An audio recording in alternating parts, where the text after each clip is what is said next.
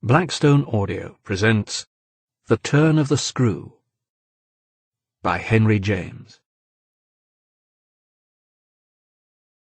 The story had held us round the fire sufficiently breathless, but except the obvious remark that it was gruesome, as on Christmas Eve in an old house a strange tale should essentially be, I remember no comment uttered till somebody happened to note it as the only case he had met in which such a visitation had fallen on a child.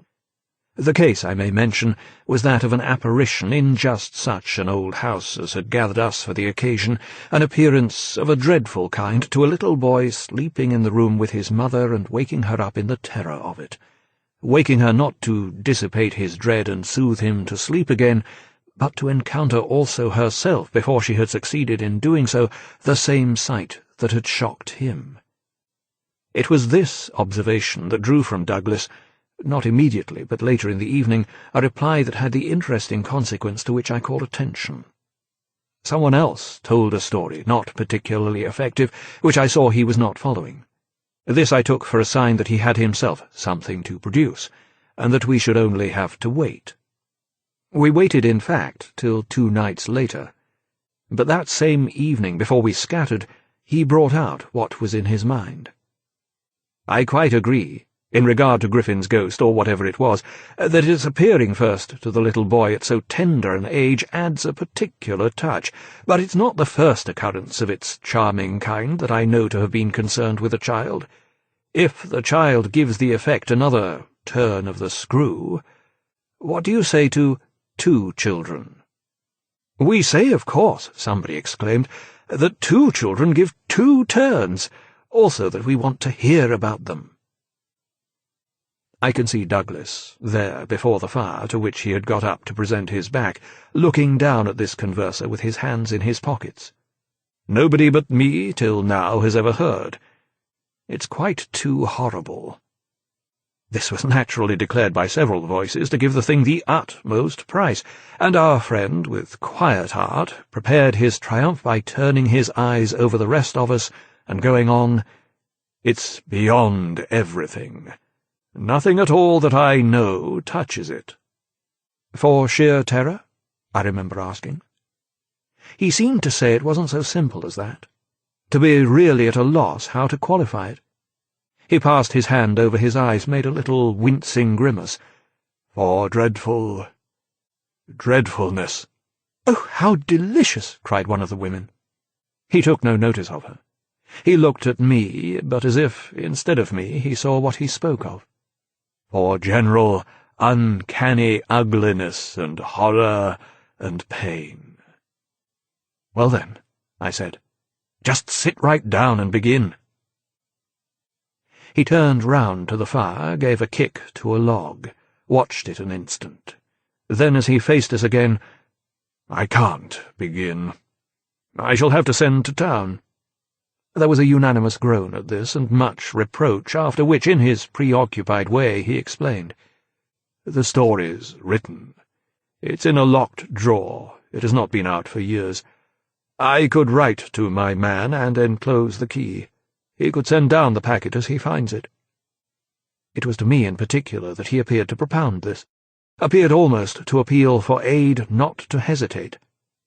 He had broken a thickness of ice, the formation of many a winter, had had his reasons for a long silence.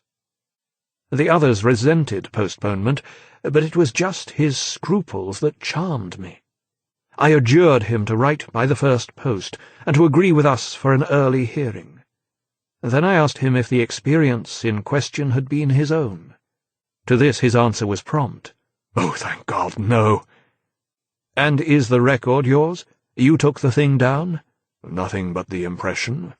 I took that here." He tapped his heart. "I've never lost it." "Then your manuscript?" "Is in old faded ink and in the most beautiful hand." He hung fire again. "A woman's. She has been dead these 20 years. She sent me the pages in question before she died." They were all listening now, and, of course, there was somebody to be arch, or at any rate to draw the inference. But if he put the inference by without a smile, it was also without irritation. She was a most charming person, but she was 10 years older than I. She was my sister's governess," he quietly said. "She was the most agreeable woman I've ever known in her position. She'd have been worthy of any whatever. It was long ago, and this episode was long before. I was at Trinity, and I found her at home on my coming down the second summer. I was much there that year. It was a beautiful one, and we had in her off-hours some strolls and talks in the garden, talks in which she struck me as awfully clever and nice. Oh, yes, don't grin. I liked her extremely, and am glad to this day to think she liked me too. If she hadn't, she wouldn't have told me. She had never told anyone. It wasn't simply that she said so, but that I knew she hadn't. I was sure. I could see. You'll easily judge why when you hear. Because the thing had been such a scare? He continued to fix me. You'll easily judge, he repeated. You will. I fixed him, too. I see. She was in love. He laughed for the first time. You are acute. Yes, she was in love. That is, she had been. That came out. She couldn't tell her story without its coming out. I saw it, and she saw I saw it, but neither of us spoke of it. I remember the time and the place, the corner of the lawn, the shade of the great beeches, and the long, hot summer afternoon. It wasn't a scene for a shudder, but oh! He quitted the fire and dropped back into his chair. "You'll receive the packet Thursday morning?" I said. "Probably not till the second post." "Well then, after dinner." "You'll all meet me here?" He looked us round again. "Isn't anybody going?" It was almost the tone of hope. "Everybody will stay." "I will, and I will," cried the ladies, whose departure had been fixed. Mrs. Griffin, however, expressed the need for a little more light. "Who was it she was in love with?" "The story will tell," I took upon myself to reply. "Oh, I can't wait for the story." "The story won't tell," said Douglas. "Not in any literal, vulgar way." "More's the pity, then. That's the only way I ever understand." "Won't you tell, Douglas?" somebody else inquired. He sprang to his feet again. "Yes. Tomorrow. Now I must go to bed. Good night." And, quickly catching up a candlestick, he left us, slightly bewildered. From our end of the great brown hall we heard his step on the stair, whereupon Mrs. Griffin spoke. "Well, if I don't know who she was in love with, I know who he was." "She was 10 years older," said her husband. "Raison de plus, at that age. But it's rather nice, his long reticence." 40 years, Griffin put in. "With this outbreak at last." "The outbreak," I returned, "will make a tremendous occasion of Thursday night." And everyone so agreed with me that in the light of it we lost all attention for everything else. The last story, however incomplete and like the mere opening of a serial, had been told. We hand-shook and candle-stuck, as somebody said, and went to bed. I knew the next day that a letter containing the key had, by the first post, gone off to his London apartments, but in spite of, or perhaps just on account of, the eventual diffusion of this knowledge, we quite let him alone till after dinner, till such an hour of the evening, in fact, as might best accord with the kind of emotion on which our hopes were fixed. Then he became as communicative as we could desire, and indeed gave us his best reason for being so. We had it from him again before the fire in the hall, as we had had our mild wonders of the previous night. It appeared that the narrative he had promised to read us really required for a proper intelligence a few words of prologue. Let me say here distinctly, to have done with it, that this narrative, from an exact transcript of my own made much later, is what I shall presently give. Poor Douglas, before his death, when it was in sight, committed to me the manuscript that reached him on the 3rd of these days, and that, on the same spot, with immense effect, he began to read to our hushed little circle on the night of the 4th. The departing ladies who had said they would stay didn't, of course, thank heaven, stay. They departed, in consequence of arrangements made, in a rage of curiosity, as they professed, produced by the touches with which he had already worked us up.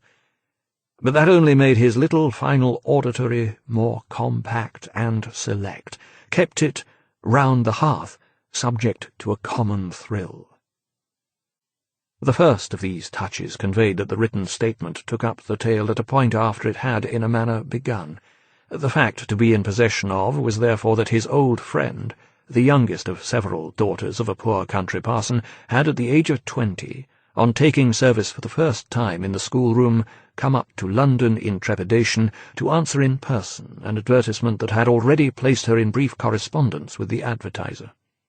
This person proved, on her presenting herself for judgment at a house in Harley Street that impressed her as vast and imposing, this prospective patron proved a gentleman, a bachelor in the prime of life, such a figure as had never risen save in a dream or an old novel before a fluttered, anxious girl out of a Hampshire vicarage.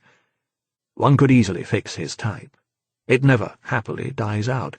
He was handsome and bold and pleasant, offhand and gay and kind.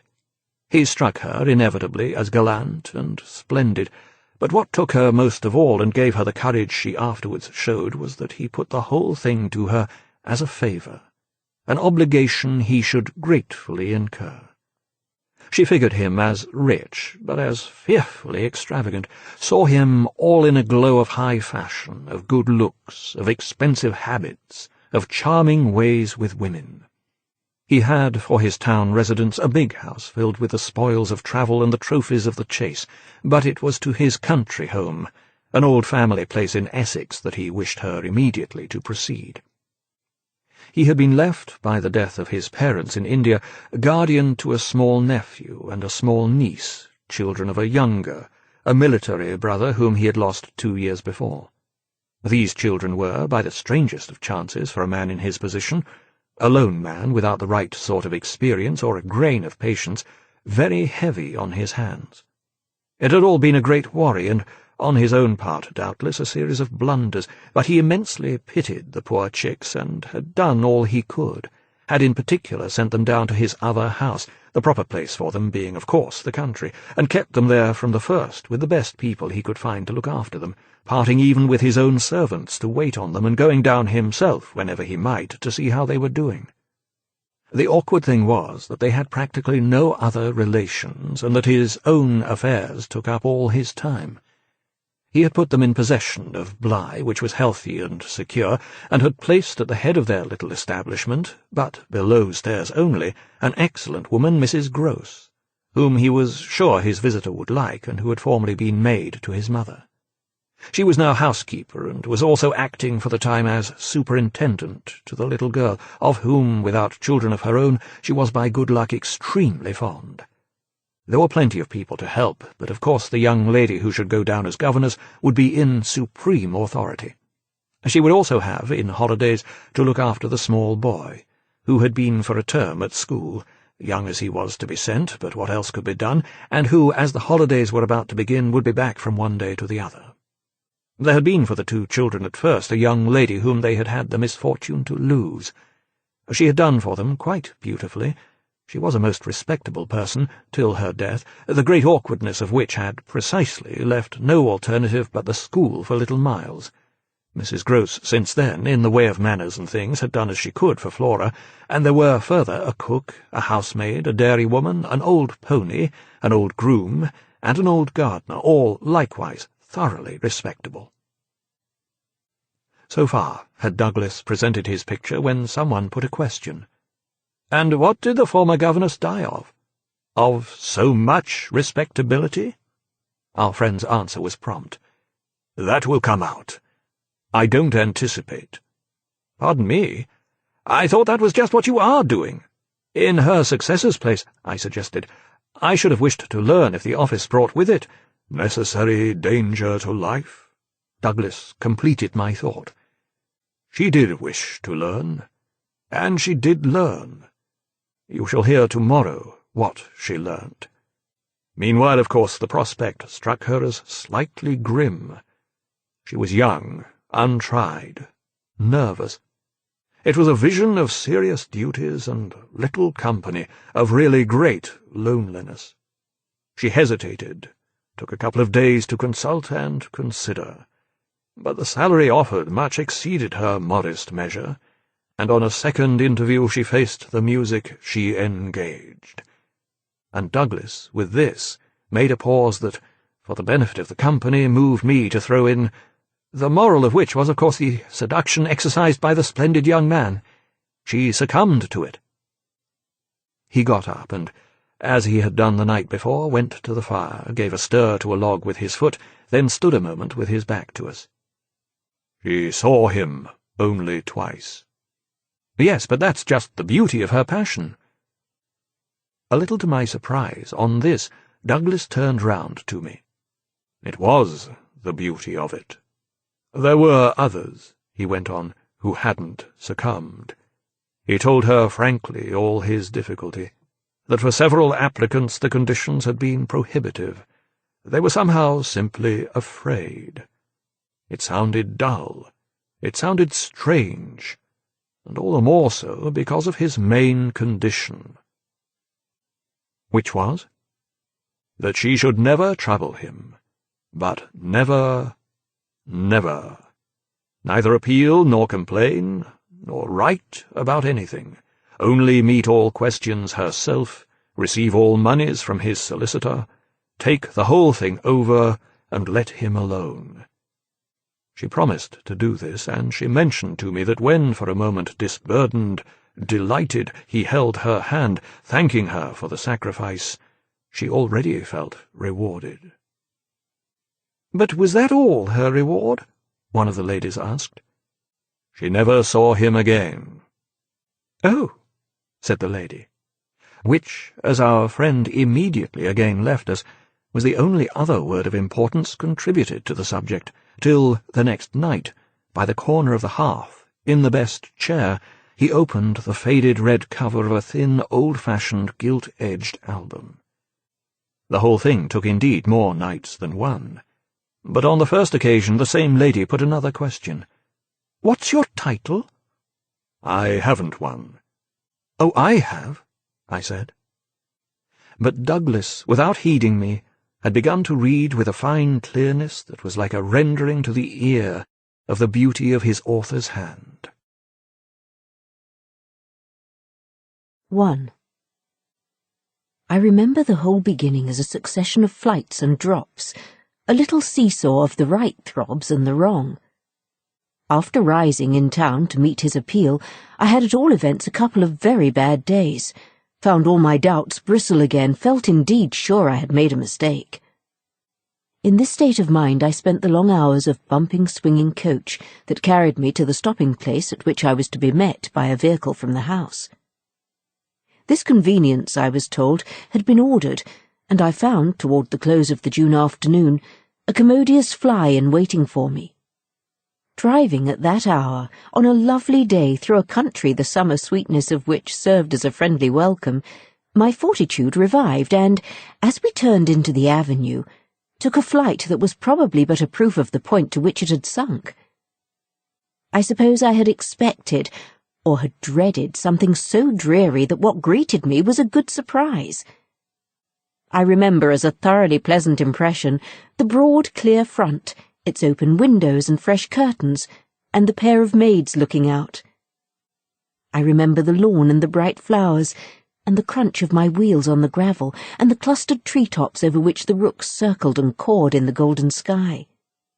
The scene had a greatness that made it a different affair from my own scant home, and there immediately appeared at the door, with a little girl in her hand, a civil person who dropped me as decent a curtsy as if I had been the mistress or a distinguished visitor.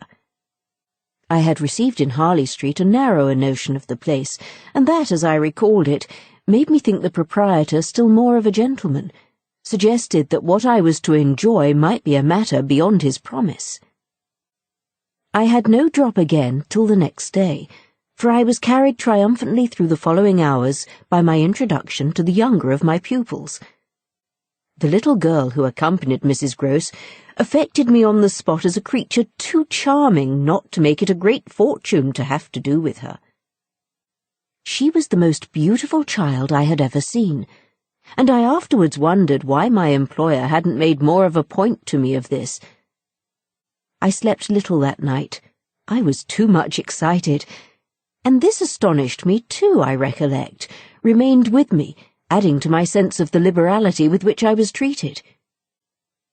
The large impressive room, one of the best in the house, the great state bed, as I almost felt it, the figured full draperies, the long glasses in which for the first time I could see myself from head to foot, all struck me, like the wonderful appeal of my small charge, as so many things thrown in. It was thrown in as well from the first moment that I should get on with Mrs. Grose in a relation over which on my way in the coach I fear I had rather brooded. The one appearance, indeed, that in this early outlook might have made me shrink again was that of her being so inordinately glad to see me. I felt within half an hour that she was so glad, stout, simple, plain, clean, wholesome woman, as to be positively on her guard against showing it too much. I wondered even then a little why she should wish not to show it, and that, with reflection, with suspicion, might of course have made me uneasy. But it was a comfort that there could be no uneasiness in a connection with anything so beatific as the radiant image of my little girl, the vision of whose angelic beauty had probably more than anything else to do with the restlessness that, before morning, made me several times rise and wander about my room to take in the whole picture and prospect. To watch from my open window the faint summer dawn, to look at such stretches of the rest of the house as I could catch, and to listen, while in the fading dusk the first birds began to twitter, for the possible recurrence of a sound or two less natural and not without but within, that I had fancied I heard. There had been a moment when I believed I recognized, faint and far, the cry of a child. There had been another when I found myself just consciously starting, as at the passage, before my door, of a light footstep. But these fancies were not marked enough not to be thrown off, and it is only in the light, or the gloom, I should rather say, of other and subsequent matters that they now come back to me.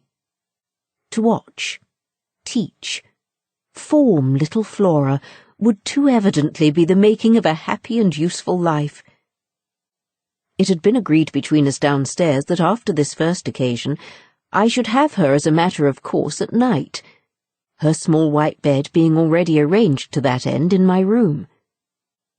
What I had undertaken was the whole care of her, and she had remained just this last time with Mrs. Grose only as an effect of our consideration for my inevitable strangeness and her natural timidity.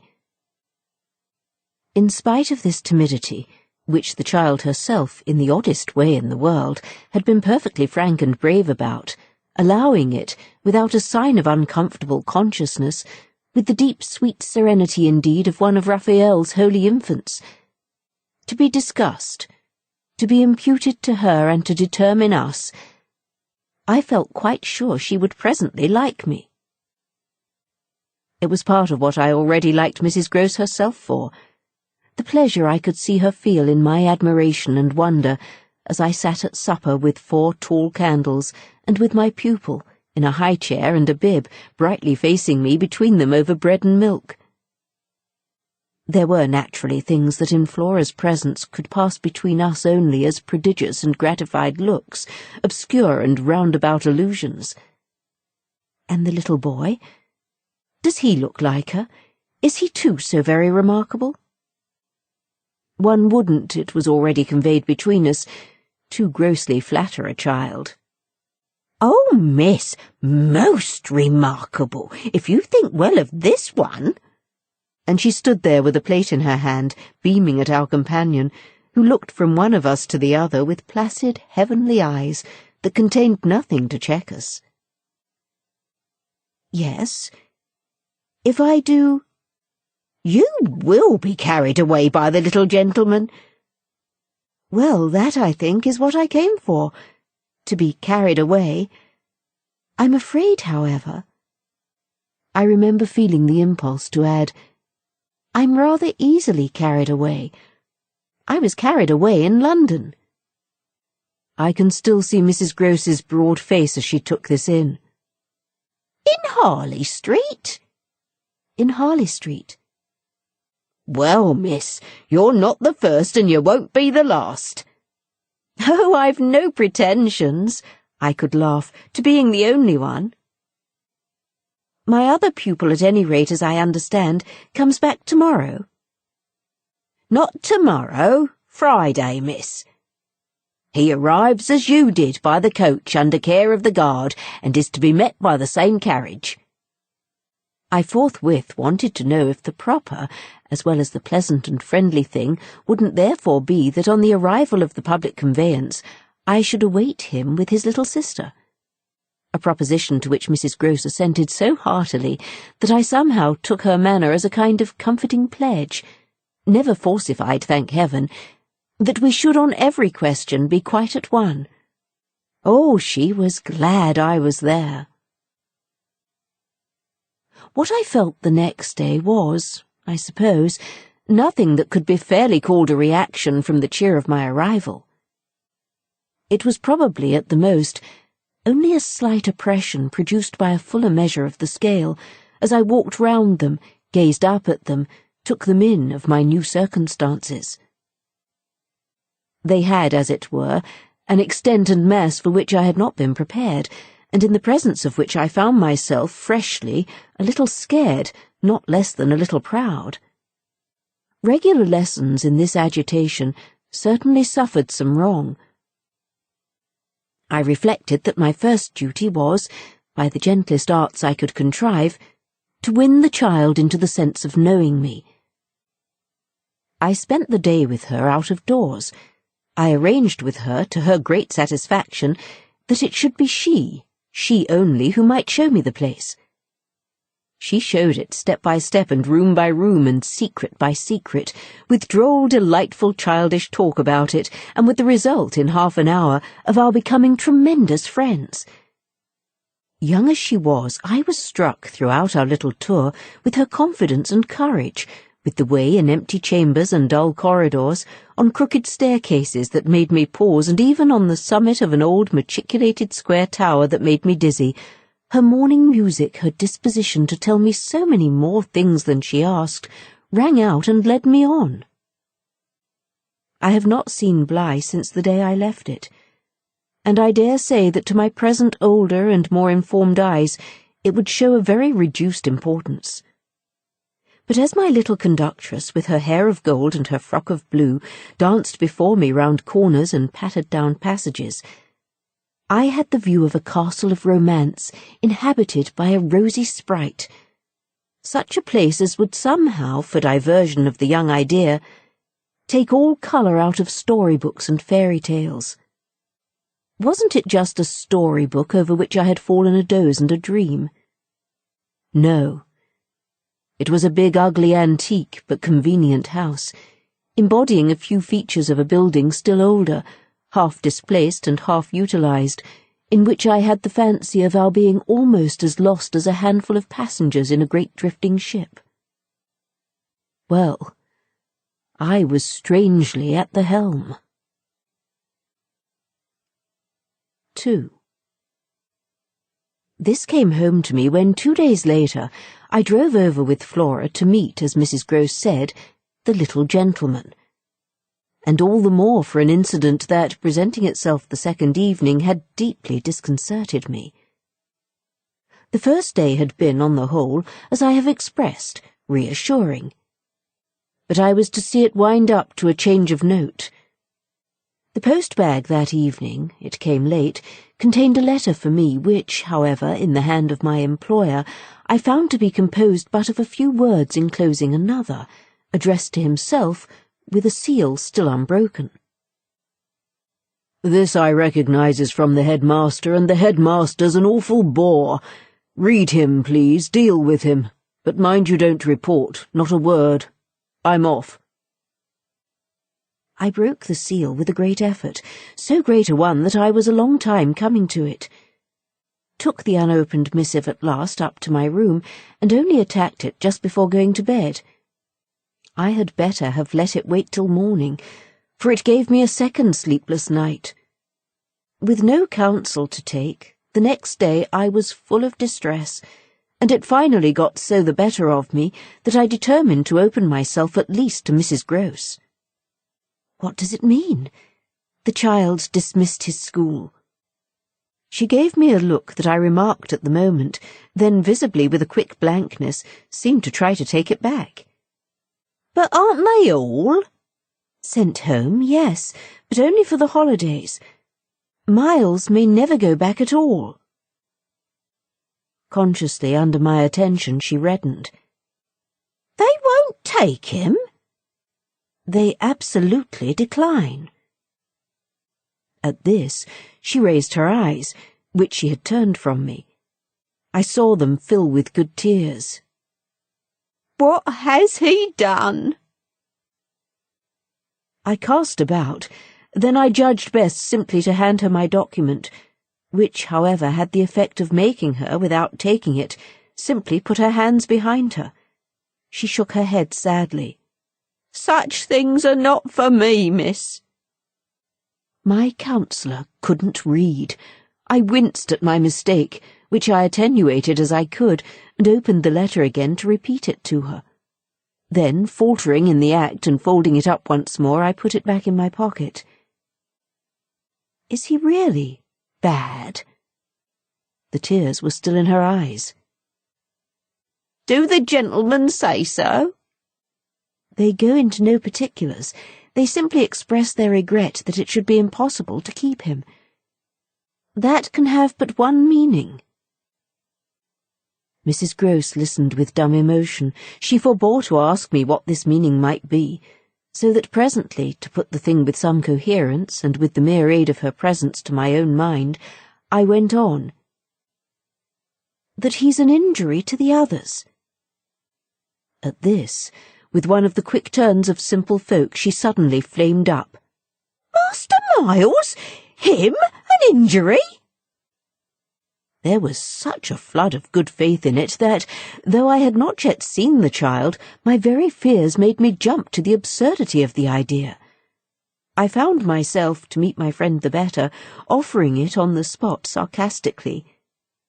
"To his poor little innocent mates." "It's too dreadful," cried Mrs. Grose. "To say such cruel things. Why, he's scarce 10 years old." Yes, it would be incredible." She was evidently grateful for such a profession. "See him, miss, first. Then believe it." I felt forthwith a new impatience to see him. It was the beginning of a curiosity that, all the next hours, was to deepen almost to pain. Mrs. Grose was aware I could judge of what she had produced in me, and she followed it up with assurance. "You might as well believe it of the little lady, bless her," she added the next moment. "Look at her." I turned and saw that Flora, whom 10 minutes before I had established in the schoolroom with a sheet of white paper, a pencil, and a copy of nice round O's, now presented herself to view at the open door. She expressed in her little way an extraordinary detachment from disagreeable duties, looking at me, however, with a great childish light that seemed to offer it as a mere result of the affection she had conceived for my person, which had rendered necessary that she should follow me. I needed nothing more than this to feel the full force of Mrs. Grose's comparison, and, catching my pupil in my arms, covered her with kisses in which there was a sob of atonement. None the less, the rest of the day, I watched for further occasion to approach my colleague, especially as toward evening I began to fancy she rather sought to avoid me. I overtook her, I remember, on the staircase. We went down together, and at the bottom I detained her, holding her there with a hand on her arm. "I take what you said to me at noon as a declaration that you've never known him to be bad?" She threw back her head. She had clearly by this time and very honestly adopted an attitude. "Oh, never known him, I don't pretend that." I was upset again. "Then you have known him?" "Yes, indeed, miss, thank God." On reflection, I accepted this.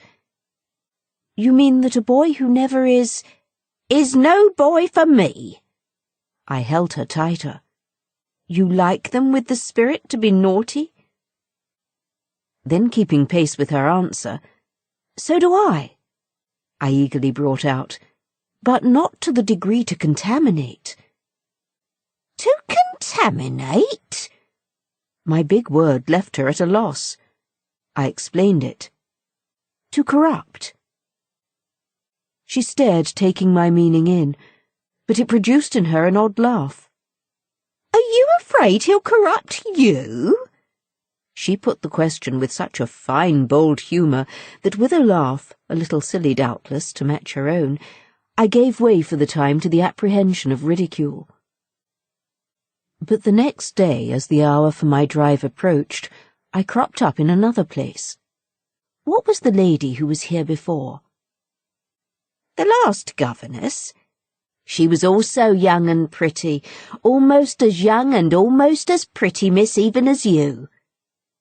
"Ah, then I hope her youth and her beauty helped her," I recollect throwing off. "He seems to like us young and pretty." "Oh, he did," Mrs. Grose assented. "It was the way he liked everyone."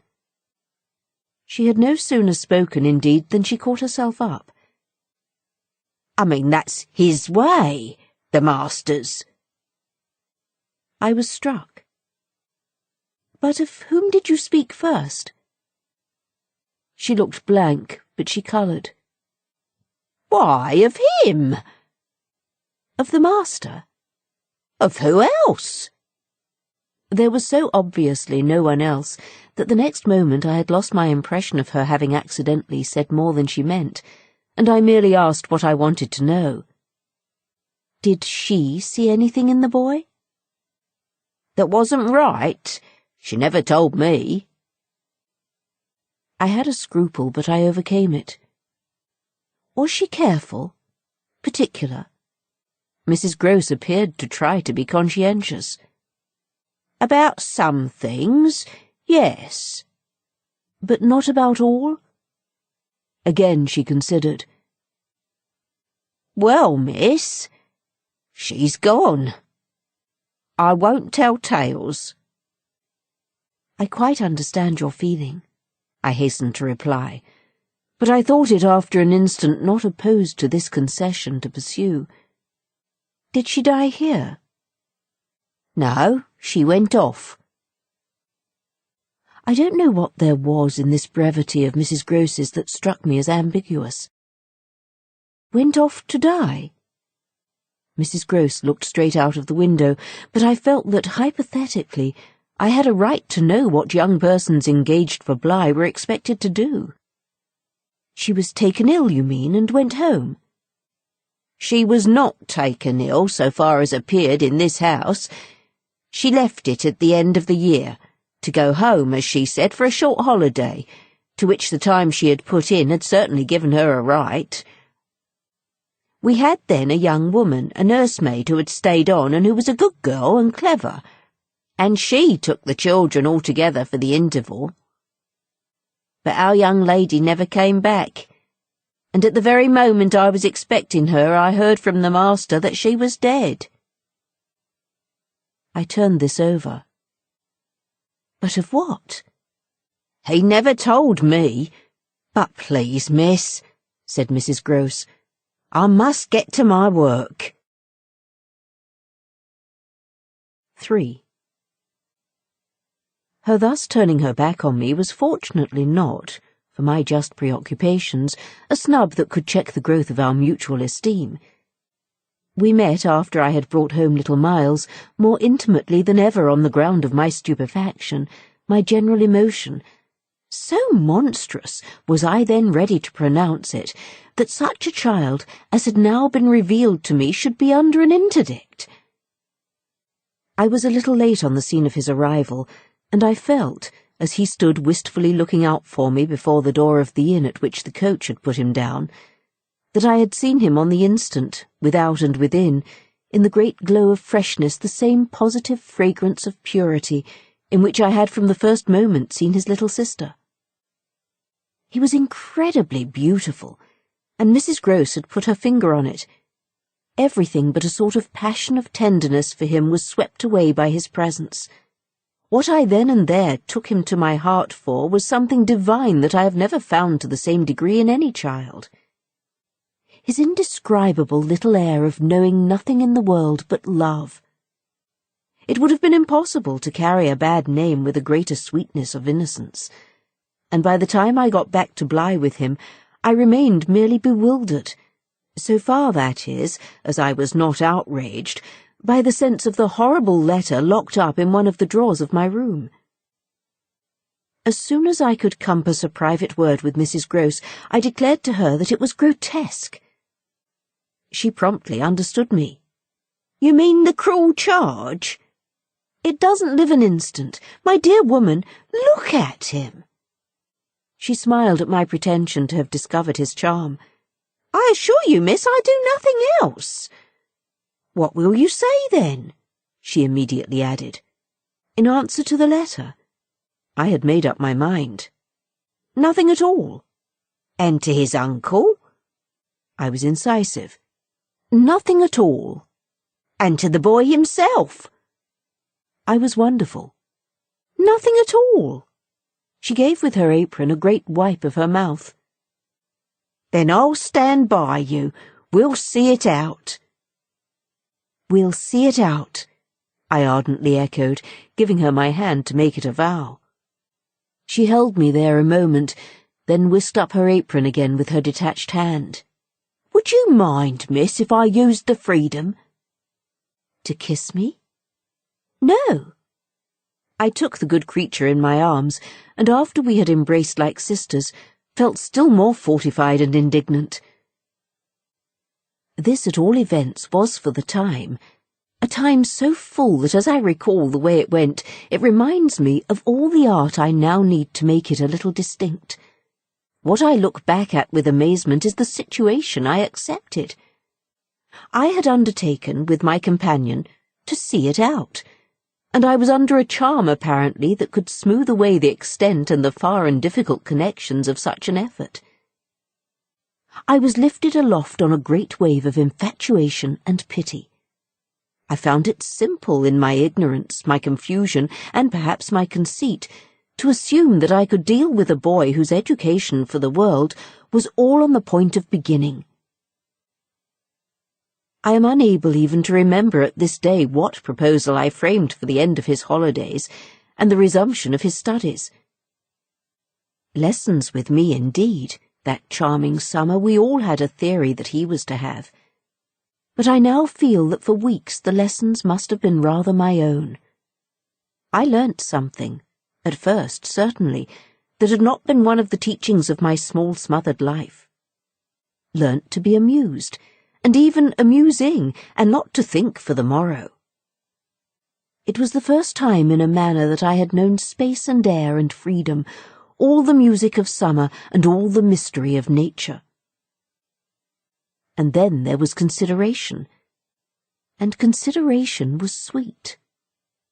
Oh, it was a trap, not designed but deep, to my imagination, to my delicacy, perhaps to my vanity, to whatever in me was most excitable. The best way to picture it all is to say that I was off my guard. They gave me so little trouble, they were of a gentleness so extraordinary. I used to speculate, but even this with a dim disconnectedness, as to how the rough future, for all futures are rough, would handle them and might bruise them. They had the bloom of health and happiness, and yet, as if I had been in charge of a pair of little grandees, of princes of the blood, for whom everything to be right would have to be fenced about and ordered and arranged, the only form that in my fancy the after-years could take for them was that of a romantic, a really royal extension of the garden and the park. It may be, of course, above all, that what suddenly broke into this gives the previous time a charm of stillness. That hush in which something gathers or crouches. The change was actually like the spring of a beast. In the first weeks, the days were long. They often, at their finest, gave me what I used to call my own hour, the hour when, for my pupils, tea-time and bedtime having come and gone, I had before my final retirement a small interval alone. Much as I liked my companions, this hour was the thing in the day I liked most, and I liked it best of all when, as the light faded, or rather, I should say, the day lingered and the last calls of the last birds sounded, in a flushed sky from the old trees, I could take a turn into the grounds and enjoy, almost with a sense of property that amused and flattered me, the beauty and dignity of the place. It was a pleasure at these moments to feel myself tranquil and justified. Doubtless, perhaps, also to reflect that by my discretion, my quiet good sense and general high propriety, I was giving pleasure, if he ever thought of it, to the person to whose pressure I had yielded. What I was doing was what he had earnestly hoped and directly asked of me, and that I could, after all, do it proved even a greater joy than I had expected. I dare say I fancied myself, in short, a remarkable young woman, and took comfort in the faith that this would more publicly appear. Well, I needed to be remarkable to offer a front to the remarkable things that presently gave their first sign. It was plump one afternoon in the middle of my very hour. The children were tucked away, and I had come out for my stroll. One of the thoughts that, as I don't in the least shrink now from noting, used to be with me in these wanderings was that it would be as charming as a charming story suddenly to meet someone. Someone would appear there at the turn of a path, and would stand before me and smile and approve. I didn't ask more than that. I only asked that he should know, and the only way to be sure he knew would be to see it, and the kind light of it in his handsome face. That was exactly present to me, by which I mean the face was, when, on the first of these occasions, at the end of a long June day, I stopped short on emerging from one of the plantations and coming into view of the house. What arrested me on the spot, and with a shock much greater than any vision had allowed for, was the sense that my imagination had, in a flash, turned real. He did stand there, but high up beyond the lawn and at the very top of the tower to which on that first morning little Flora had conducted me. This tower was one of a pair, square incongruous crenellated structures that were distinguished for some reason, though I could see little difference, as the new and the old. They flanked opposite ends of the house and were probably architectural absurdities, redeemed in a measure indeed by not being wholly disengaged, nor of a height too pretentious, dating, in their gingerbread antiquity, from a romantic revival that was already a respectable past. I admired them, had fancies about them, for we could all profit in a degree, especially when they loomed through the dusk, by the grandeur of their actual battlements. Yet it was not at such an elevation that the figure I had so often invoked seemed most in place. It produced in me, this figure, in the clear twilight, I remember, two distinct gasps of emotion, which were, sharply, the shock of my first and that of my second surprise. My second was a violent perception of the mistake of my first. The man who met my eyes was not the person I had precipitately supposed. There came to me thus a bewilderment of vision of which, after these years, there is no living view that I can hope to give. An unknown man in a lonely place is a permitted object of fear to a young woman privately bred. And the figure that faced me was, a few more seconds assured me, as little anyone else I knew, as it was the image that had been in my mind. I had not seen it in Harley Street. I had not seen it anywhere. The place, moreover, in the strangest way in the world, had on the instant and by the very fact of its appearance become a solitude. To me, at least, making my statement here with a deliberation with which I have never made it, the whole feeling of the moment returns. It was as if, while I took in what I did take in, all the rest of the scene had been stricken with death. I can hear again as I write the intense hush in which the sounds of evening dropped.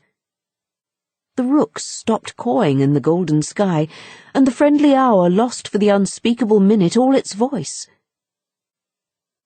But there was no other change in nature, unless indeed it were a change that I saw with a stranger sharpness. The gold was still in the sky, the clearness in the air. And the man who looked at me over the battlements was as definite as a picture in a frame. That's how I thought, with extraordinary quickness, of each person he might have been and that he wasn't.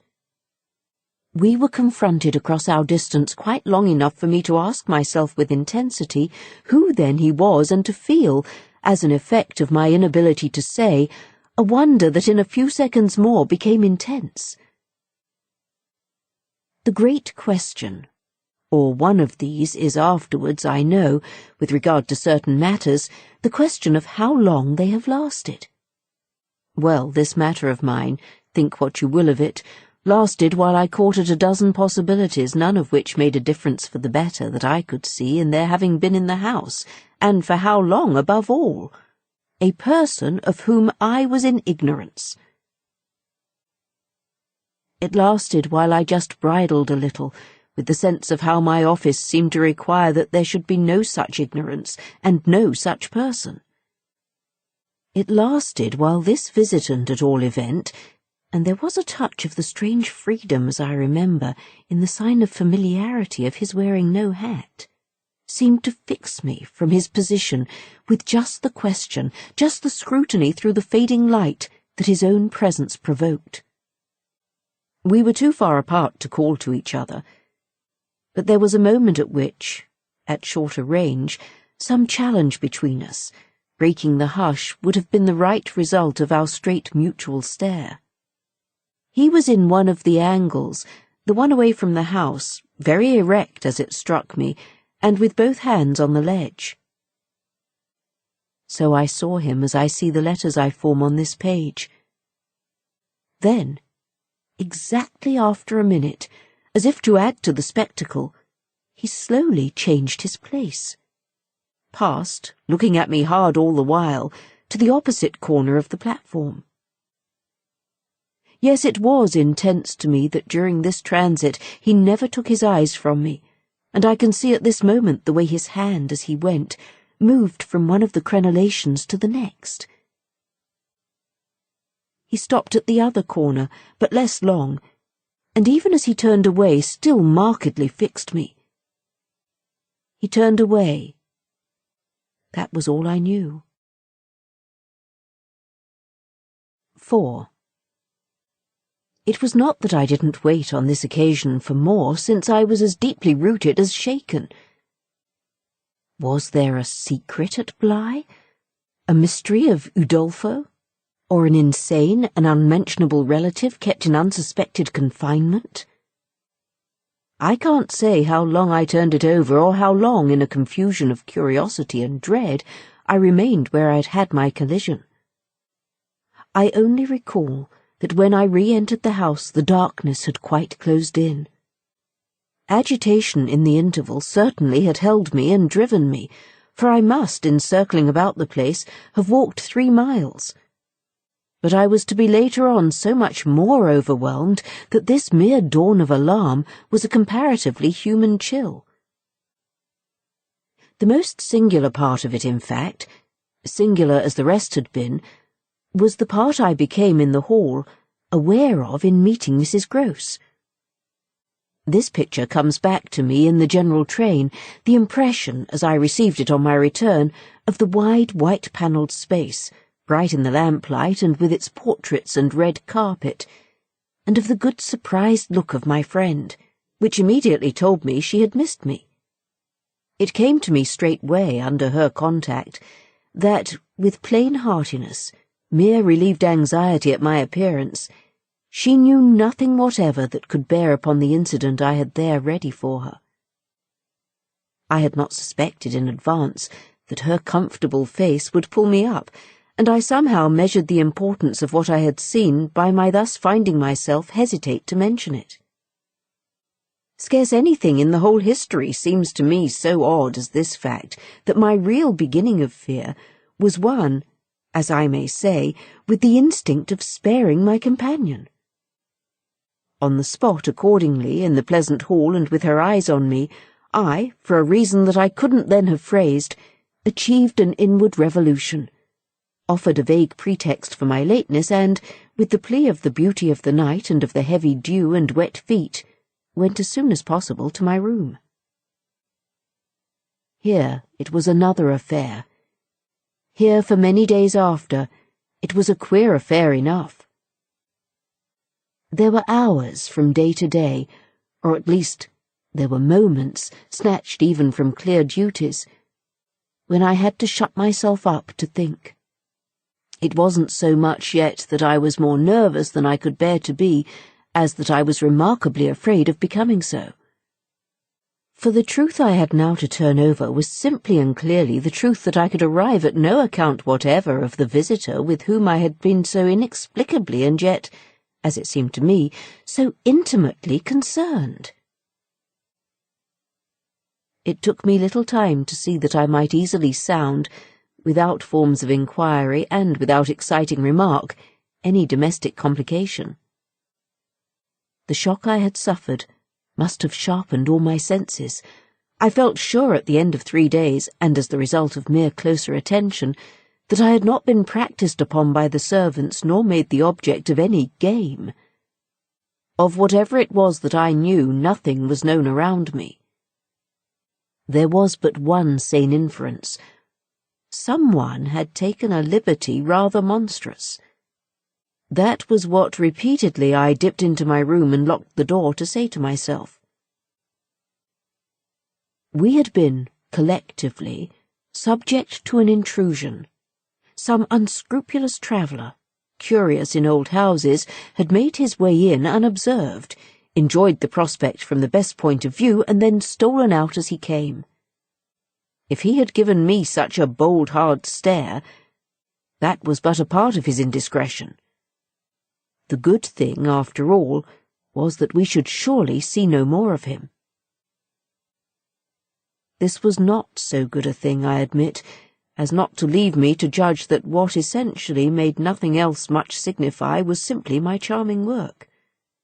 My charming work was just my life with Miles and Flora, and through nothing could I so like it as through feeling that to throw myself into it was to throw myself out of my trouble. The attraction of my small charges was a constant joy, leading me to wonder afresh at the vanity of my original fears, the distaste I had begun by entertaining for the probable grey prose of my office. There was to be no grey prose, it appeared, and no long grind. So how could work not be charming that presented itself as daily beauty? It was all the romance of the nursery and the poetry of the schoolroom. I don't mean by this, of course, that we studied only fiction and verse. I mean that I can express no otherwise the sort of interest my companions inspired. How can I describe that except by saying that instead of growing deadly used to them, and it's a marvel for a governess, I call the sisterhood to witness, I made constant fresh discoveries. There was one direction, assuredly, in which these discoveries stopped. Deep obscurity continued to cover the region of the boy's conduct at school. It had been promptly given me, I have noted, to face that mystery without a pang. Perhaps even it would be nearer the truth to say that, without a word, he himself had cleared it up. He had made the whole charge absurd. My conclusion bloomed there with the real rose flush of his innocence. He was only too fine and fair for the little horrid unclean school world, and he had paid a price for it. I reflected acutely that the sense of such individual differences, such superiorities of quality always on the part of the majority, which could include even stupid sordid headmasters, turns infallibly to the vindictive. Both the children had a gentleness, it was their only fault, and it never made Miles a muff, that kept them, how shall I express it, almost impersonal and certainly quite unpunishable. They were like those cherubs of the anecdote who had, morally at any rate, nothing to whack. I remember feeling with Miles in especial as if he had had, as it were, nothing to call even an infinitesimal history. We expect of a small child scant enough antecedents, but there was in this beautiful little boy something extraordinarily sensitive, yet extraordinarily happy that, more than in any creature of his age I have seen, struck me as beginning anew each day. He had never for a second suffered. I took this as a direct disproof of his having really been chastised. If he had been wicked, he would have caught it, and I should have caught it by the rebound. I should have found the trace, should have felt the wound and the dishonour. I could reconstitute nothing at all, and he was therefore an angel. He never spoke of his school, never mentioned a comrade or a master, and I, for my part, was quite too much disgusted to allude to them. Of course I was under the spell, and the wonderful part is that, even at the time, I perfectly knew I was. But I gave myself up to it. It was an antidote to any pain, and I had more pains than one. I was in receipt in these days of disturbing letters from home, where things were not going well. But with this joy of my children, what things in the world mattered? That was the question I used to put to my scrappy retirements. I was dazzled by their loveliness. There was a Sunday, to get on, when it rained with such force and for so many hours that there could be no procession to church, in consequence of which, as the day declined, I had arranged with Mrs. Grose that, should the evening show improvement, we would attend together the late service. The rain happily stopped, and I prepared for our walk, which, through the park and by the good road to the village, would be a matter of 20 minutes. Coming downstairs to meet my colleague in the hall, I remembered a pair of gloves that had required 3 stitches, and that had received them, with a publicity perhaps not edifying, while I sat with the children at their tea, served on Sundays, by exception, in that cold, clean temple of mahogany and brass, the grown-up dining-room. The gloves had been dropped there, and I turned in to recover them. The day was grey enough, but the afternoon light still lingered, and it enabled me, on crossing the threshold, not only to recognize, on a chair near the wide window, then closed, the articles I wanted, but to become aware of a person on the other side of the window, and looking straight in. One step into the room had sufficed. My vision was instantaneous. It was all there. The person looking straight in was the person who had already appeared to me. He appeared thus again, with I won't say greater distinctness, for that was impossible, but with a nearness that represented a forward stride in our intercourse and made me, as I met him, catch my breath and turn cold. He was the same. He was the same, and seen this time, as he had been seen before, from the waist up. The window, though the dining-room was on the ground floor, not going down to the terrace on which he stood. His face was close to the glass, yet the effect of this better view was, strangely, just to show me how intense the former had been. He remained but a few seconds, long enough to convince me he also saw and recognized. But it was as if I had been looking at him for years, and had known him always. Something, however, happened this time that had not happened before. His stare into my face, through the glass and across the room, was as deep and hard as then, but it quitted me for a moment during which I could still watch it, see it fix successively several other things. On the spot there came to me the added shock of a certitude that it was not for me he had come. He had come for someone else. The flash of this knowledge, for it was knowledge in the midst of dread, produced in me the most extraordinary effect, starting, as I stood there, a sudden vibration of duty and courage. I say courage because I was beyond all doubt already far gone. I bounded straight out of the door again, reached that of the house, got in an instant upon the drive, and, passing along the terrace as fast as I could rush, turned a corner and came full in sight. But it was in sight of nothing now. My visitor had vanished. I stopped, almost dropped, with the real relief of this. But I took in the whole scene. I gave him time to reappear. I call it time, but how long was it?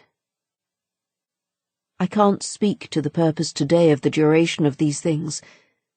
That kind of measure must have left me. They couldn't have lasted as they actually appeared to me to last. The terrace and the whole place, the lawn and the garden beyond it, all I could see of the park, were empty with a great emptiness. There were shrubberies and big trees, but I remember the clear assurance I felt that none of them concealed him. He was there or was not there. Not there if I didn't see him. I got hold of this, then instinctively, instead of returning as I had come, went to the window. It was confusedly present to me that I ought to place myself where he had stood. I did so. I applied my face to the pane and looked as he had looked into the room. As if, at this moment, to show me exactly what his range had been, Mrs. Grose, as I had done for himself just before, came in from the hall. With this, I had the full image of a repetition of what had already occurred. She saw me as I had seen my own visitant. She pulled up short as I had done. I gave her something of the shock that I had received. She turned white, and this made me ask myself if I had blanched as much. She stared, in short, and retreated just on my lines. And I knew she had then passed out and come round to me, and that I should presently meet her. I remained where I was, and while I waited I thought of more things than one. But there's only one I take space to mention. I wondered why she should be scared. 5. Oh, she let me know as soon as round the corner of the house she loomed again into view. What in the name of goodness is the matter? She was now flushed and out of breath. I said nothing till she came quite near. With me? I must have made a wonderful face. Do I show it? You're as white as a sheet. You look awful. I considered. I could meet on this without scruple any degree of innocence. My need to respect the bloom of Mrs. Grose's had dropped without a rustle from my shoulders, and if I wavered for the instant, it was not with what I kept back. I put out my hand to her, and she took it. I held her hard a little, liking to feel her close to me. There was a kind of support in the shy heave of her surprise. You came for me for church, of course, but I can't go. Has anything happened? Yes. You must know now. Did I look very queer? Through this window? Dreadful! Well, I said, I've been frightened. Mrs. Grose's eyes expressed plainly that she had no wish to be, yet also that she knew too well her place not to be ready to share with me any marked inconvenience. Oh, it was quite settled that she must share. Just what you saw from the dining-room a minute ago was the effect of that. What I saw, just before, was much worse. Her hand tightened. What was it? An extraordinary man, looking in. What extraordinary man? I haven't the least idea. Mrs. Grose gazed round us in vain. Then where is he gone? I know still less. Have you seen him before? Yes, once, on the old tower. She could only look at me harder. Do you mean he's a stranger? Oh, very much. Yet you didn't tell me. No, for reasons. But now that you've guessed... Mrs. Grose's round eyes encountered this charge. I haven't guessed, she said very simply. How can I if you don't imagine? I don't in the very least. You've seen him nowhere but on the tower. And on this spot just now. Mrs. Grose looked round again. What was he doing on the tower? Only standing there and looking down at me. She thought a minute. Was he a gentleman? I found I had no need to think. No. She gazed in deeper wonder. No. Then nobody about the place? Nobody from the village? Nobody. I didn't tell you, but I made sure. She breathed a vague relief. This was, oddly, so much to the good. It only went indeed a little way. But if he isn't a gentleman...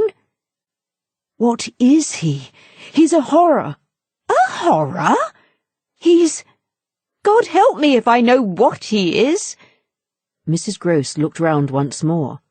She fixed her eyes on the duskier distance and then, pulling herself together, turned to me with full inconsequence. It's time we should be at church. Oh, I'm not fit for church. Won't it do you good? It won't do them. I nodded at the house. The children? I can't leave them now. You're afraid? I spoke boldly. I'm afraid of him. Mrs. Grose's large face showed me at this for the first time the far-away faint glimmer of a consciousness more acute. I somehow made out in it the delayed dawn of an idea I myself had not given her, and that was as yet quite obscure to me. It comes back to me that I thought instantly of this as something I could get from her, and I felt it to be connected with the desire she presently showed to know more. When was it? On the tower? About the middle of the month, at this same hour. Almost at dark, said Mrs. Grose. Oh, no, not nearly. I saw him as I see you. Then how did he get in? And how did he get out? I laughed. I had no opportunity to ask him. This evening, you see, I pursued, he has not been able to get in. He only peeps. I hope it will be confined to that. She had now let go my hand. She turned away a little. I waited an instant, then I brought out, Go to church. Goodbye. I must watch. Slowly she faced me again. Do you fear for them? We met in another long look. Don't you? Instead of answering, she came nearer to the window and for a minute applied her face to the glass. You see how he could see, I meanwhile went on. She didn't move. How long was he here? Till I came out. I came to meet him. Mrs. Grose at last turned round, and there was still more in her face. I couldn't have come out. Neither could I laughed again. But I did come. I've my duty. So have I mine, she replied, after which she added, What's he like? I've been dying to tell you, but he's like nobody. Nobody? She echoed. He has no hat. Then seeing in her face that she already in this, with a deeper dismay, found a touch of picture, I quickly added stroke to stroke.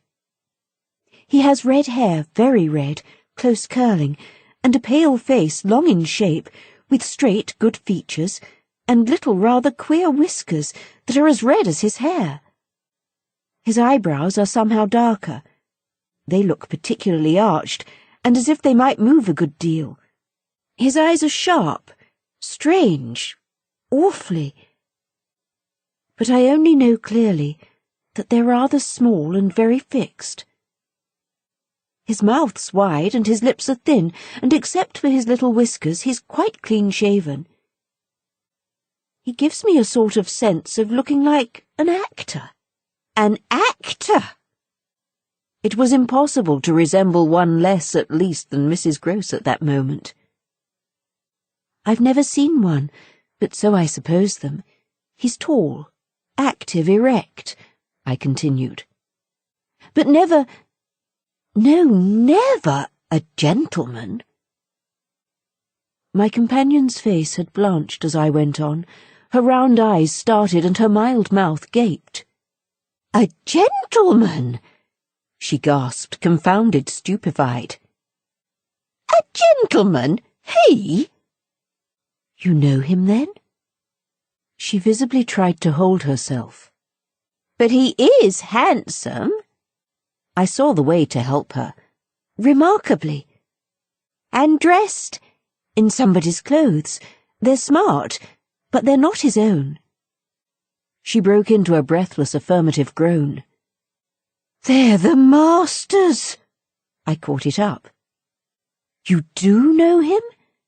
She faltered but a second. Quint, she cried. Quint? Peter Quint, his own man, his valet when he was here. When the master was? Gaping still, but meeting me, she pieced it all together. He never wore his hat, but he did wear, well, there were waistcoats missed. They were both here last year. Then the master went, and Quint was alone. I followed, but halting a little. Alone? Alone with us. Then, as from a deeper depth, in charge, she added. And what became of him? She hung fire so long that I was still more mystified. He went too, she brought out at last. Went where? Her expression at this became extraordinary. God knows where. He died. Died? I almost shrieked. She seemed fairly to square herself, plant herself more firmly to express the wonder of it. Yes, Mr. Quint's dead. 6. It took, of course, more than that particular passage to place us together in presence of what we had now to live with as we could, my dreadful liability to impressions of the order so vividly exemplified, and my companion's knowledge henceforth, a knowledge half consternation and half compassion of that liability. There had been this evening, after the revelation that left me for an hour or so prostrate, there had been for either of us no attendance on any service, but a little service of tears and vows, of prayers and promises, a climax to the series of mutual challenges and pledges that had straightway ensued on our retreating together to the schoolroom and shutting ourselves up there to have everything out. The result of our having everything out was simply to reduce our situation to the last rigour of its elements. She herself had seen nothing, not the shadow of a shadow, and nobody in the house but the governess was in the governess's plight. Yet she accepted without directly impugning my sanity the truth as I gave it to her, and ended by showing me on this ground an awe-stricken tenderness, a deference to my more than questionable privilege, of which the very breath has remained with me as that of the sweetest of human charities. What was settled between us accordingly that night was that we thought we might bear things together, and I was not even sure that in spite of her exemption it was she who had the best of the burden. I knew at this hour, I think, as well as I knew later, what I was capable of meeting to shelter my pupils. but it took me some time to be wholly sure of what my honest comrade was prepared for to keep terms with so stiff an agreement. I was queer company enough, quite as queer as the company I received. But as I trace over what we went through, I see how much common ground we must have found in the one idea that, by good fortune, could steady us. It was the idea, the second movement, that led me straight out, as I may say, of the inner chamber of my dread. I could take the air in the court at least, and there Mrs. Grose could join me. Perfectly can I recall now the particular way strength came to me before we separated for the night. We had gone over and over every feature of what I had seen. "He was looking for someone else, you say? Someone who was not you?" He was looking for little Miles. A portentous clearness now possessed me. That's whom he was looking for. "But how do you know?" I know. My exultation grew. "And you know, my dear."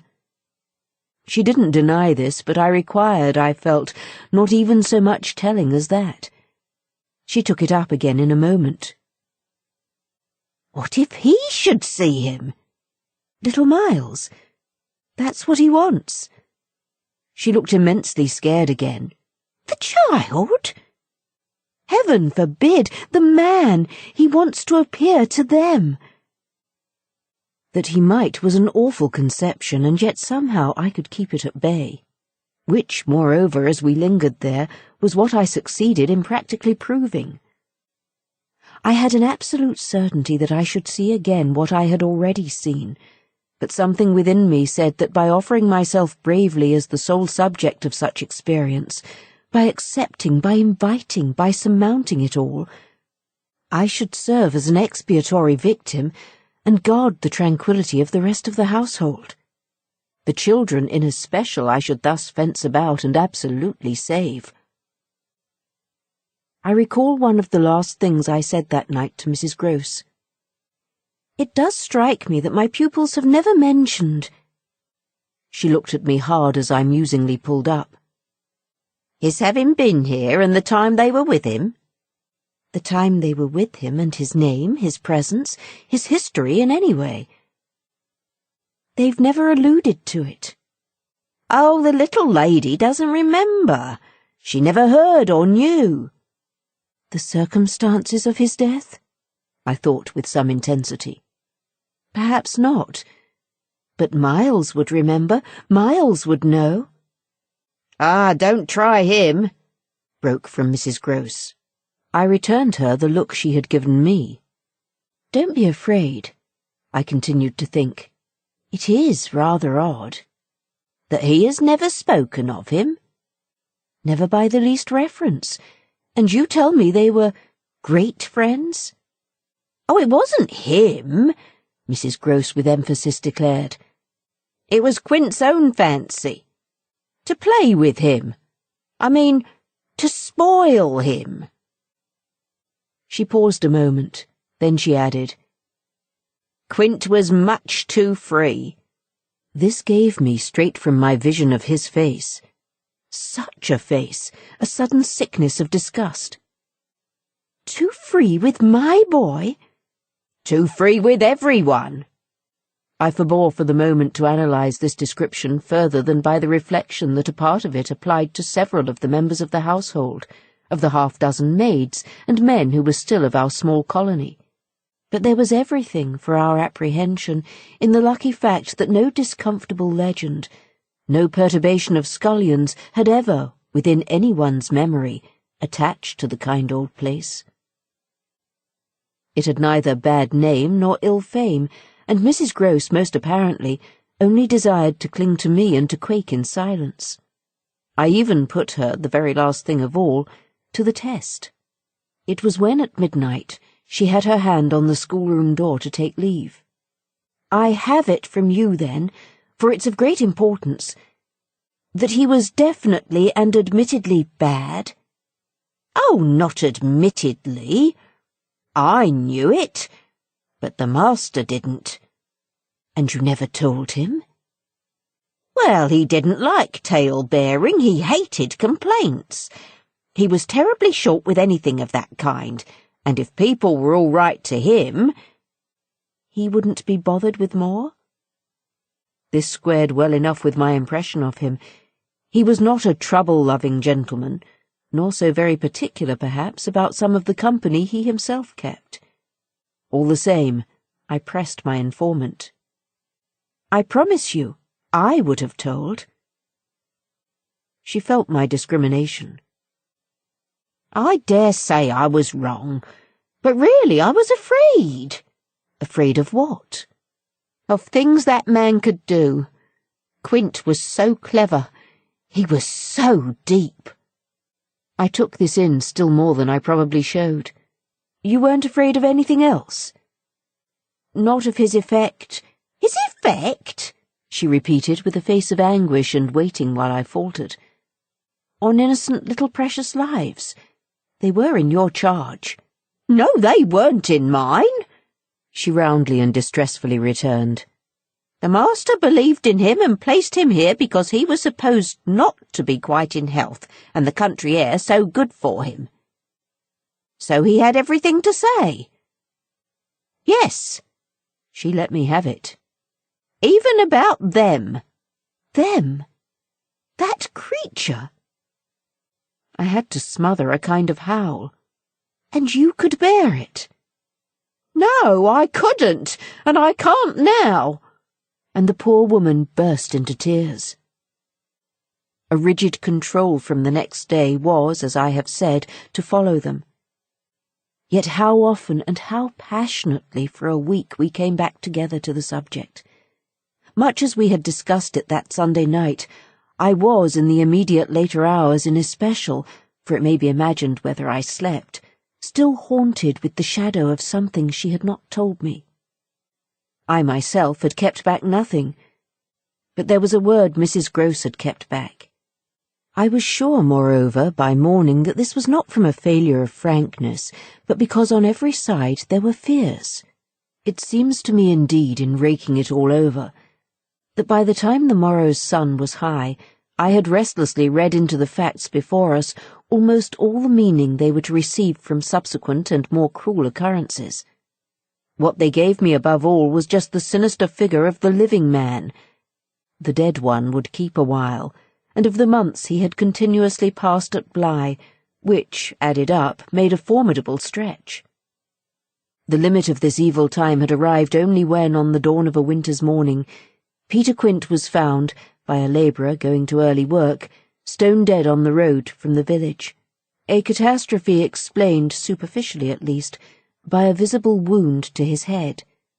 Such a wound as might have been produced, and as, on the final evidence, had been, by a fatal slip, in the dark and after leaving the public house, on the steepish icy slope, a wrong path altogether, at the bottom of which he lay. The icy slope, the turn mistaken at night and in liquor, accounted for much. Practically in the end and after the inquest and boundless chatter, for everything. But there had been matters in his life, strange passages and perils, secret disorders, vices more than suspected, that would have accounted for a good deal more. I scarce know how to put my story into words that shall be a credible picture of my state of mind. But I was in these days literally able to find a joy in the extraordinary flight of heroism the occasion demanded of me. I now saw that I had been asked for a service admirable and difficult, and there would be a greatness in letting it be seen, in the right quarter, that I could succeed where many another girl might have failed. It was an immense help to me. I confess I rather applaud myself as I look back, that I saw my response so strongly and so simply. I was there to protect and defend the little creatures in the world, the most bereaved and the most lovable, the appeal of whose helplessness had suddenly become only too explicit, a deep, constant ache of one's own engaged affection. We were cut off, really, together. We were united in our danger. They had nothing but me, and I had them. It was, in short, a magnificent chance. This chance presented itself to me in an image richly material. I was a screen. I was to stand before them. The more I saw, the less they would. I began to watch them in a stifled suspense, a disguised tension that might well, had it continued too long, have turned to something like madness. What saved me, as I now see, was that it turned to another matter altogether. It didn't last as suspense. It was superseded by horrible proofs. Proofs, I say, yes, from the moment I really took hold. This moment dated from an afternoon hour that I happened to spend in the grounds with the younger of my pupils alone. We had left Miles indoors on the red cushion of a deep window seat. He had wished to finish a book, and I had been glad to encourage a purpose so laudable in a young man whose only defect was a certain ingenuity of restlessness. His sister, on the contrary, had been alert to come out, and I strolled with her half an hour seeking the shade, for the sun was still high and the day exceptionally warm. I was aware, afresh with her as we went, of how like her brother she contrived. It was the charming thing in both children, to let me alone without appearing to drop me and to accompany me without appearing to oppress. They were never importunate, and yet never listless. My attention to them all really went to seeing them amuse themselves immensely without me. This was a spectacle they seemed actively to prepare, and that employed me as an active admirer. I walked in a world of their invention. They had no occasion whatever to draw upon mine, so that my time was taken only with being for them some remarkable person or thing that the game of the moment required, and that was merely, thanks to my superior, my exalted stamp, a happy and highly distinguished sinecure. I forget what I was on the present occasion. I only remember that I was something very important and very quiet, and that Flora was playing very hard. We were on the edge of the lake, and, as we had lately begun geography, the lake was the Sea of Azov. Suddenly, amid these elements, I became aware that on the other side of the Sea of Azov we had an interested spectator. The way this knowledge gathered in me was the strangest thing in the world, the strangest, that is, except the very much stranger in which it quickly merged itself. I had sat down with a piece of work, for I was something or other that could sit, on the old stone bench which overlooked the pond. And in this position I began to take in with certitude, and yet without direct vision, the presence, a good way off, of a third person. The old trees, the thick shrubbery, made a great and pleasant shade. But it was all suffused with the brightness of the hot, still hour. There was no ambiguity in anything, none whatever at the least in the conviction I, from one moment to another, found myself forming as to what I should see straight before me and across the lake as a consequence of raising my eyes. They were attached at this juncture to the stitching in which I was engaged, and I can feel once more the spasm of my effort not to move them till I should have so steadied myself as to be able to make up my mind what to do. There was an alien object in view, a figure whose right of presence I instantly and passionately questioned.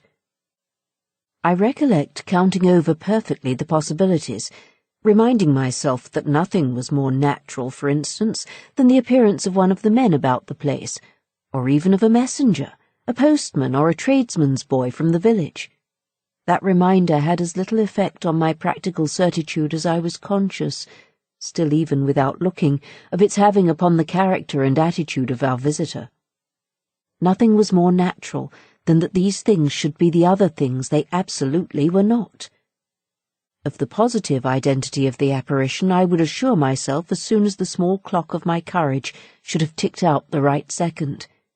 Meanwhile, with an effort that was already sharp enough, I transferred my eyes straight to little Flora, who at the moment was about 10 yards away. My heart had stood still for an instant with the wonder and terror of the question whether she too would see, and I held my breath while I waited for what a cry from her, what some sudden innocent sign either of interest or of alarm would tell me. I waited, But nothing came. Then in the first place, and there is something more dire in this, I feel, than in anything I have to relate, I was determined by a sense that within a minute all spontaneous sounds from her had dropped. And in the second, by the circumstance that also within the minute she had, in her play, turned her back to the water. This was her attitude when I at last looked at her, looked with the confirmed conviction that we were still together under direct personal notice. She had picked up a small flat piece of wood, which happened to have in it a little hole that had evidently suggested to her the idea of sticking in another fragment that might figure as a mast and make the thing a boat. This second morsel, as I watched her, she was very markedly and intently attempting to tighten in its place. My apprehension of what she was doing sustained me so that after some seconds I felt I was ready for more. Then I again shifted my eyes. I faced what I had to face. 7. I got hold of Mrs. Grose as soon after this as I could, and I can give no intelligible account of how I fought out the interval. Yet I still hear myself cry as I fairly threw myself into her arms. "They know! It's too monstrous! They know! They know!" "And what on earth?" I felt her incredulity as she held me. "Why, all that we know, and heaven knows what more besides." Then as she released me, I made it out to her, made it out perhaps only now with full coherency even to myself. 2 hours ago in the garden. I could scarce articulate. "Flora saw." Mrs. Grose took it as she might have taken a blow in the stomach. "She has told you?" she panted. "Not a word. That's the horror. She kept it to herself. The child of 8, that child." Unutterable still for me was the stupefaction of it. Mrs. Grose, of course, could only gape the wider. "Then how do you know?" "I was there. I saw with my eyes. Saw she was perfectly aware." "Do you mean aware of him?" "No, of her." I was conscious as I spoke that I looked prodigious things, for I got the slow reflection of them in my companion's face. "Another person this time, but a figure of quite as unmistakable horror and evil. A woman in black, pale and dreadful, with such an air also and such a face, on the other side of the lake.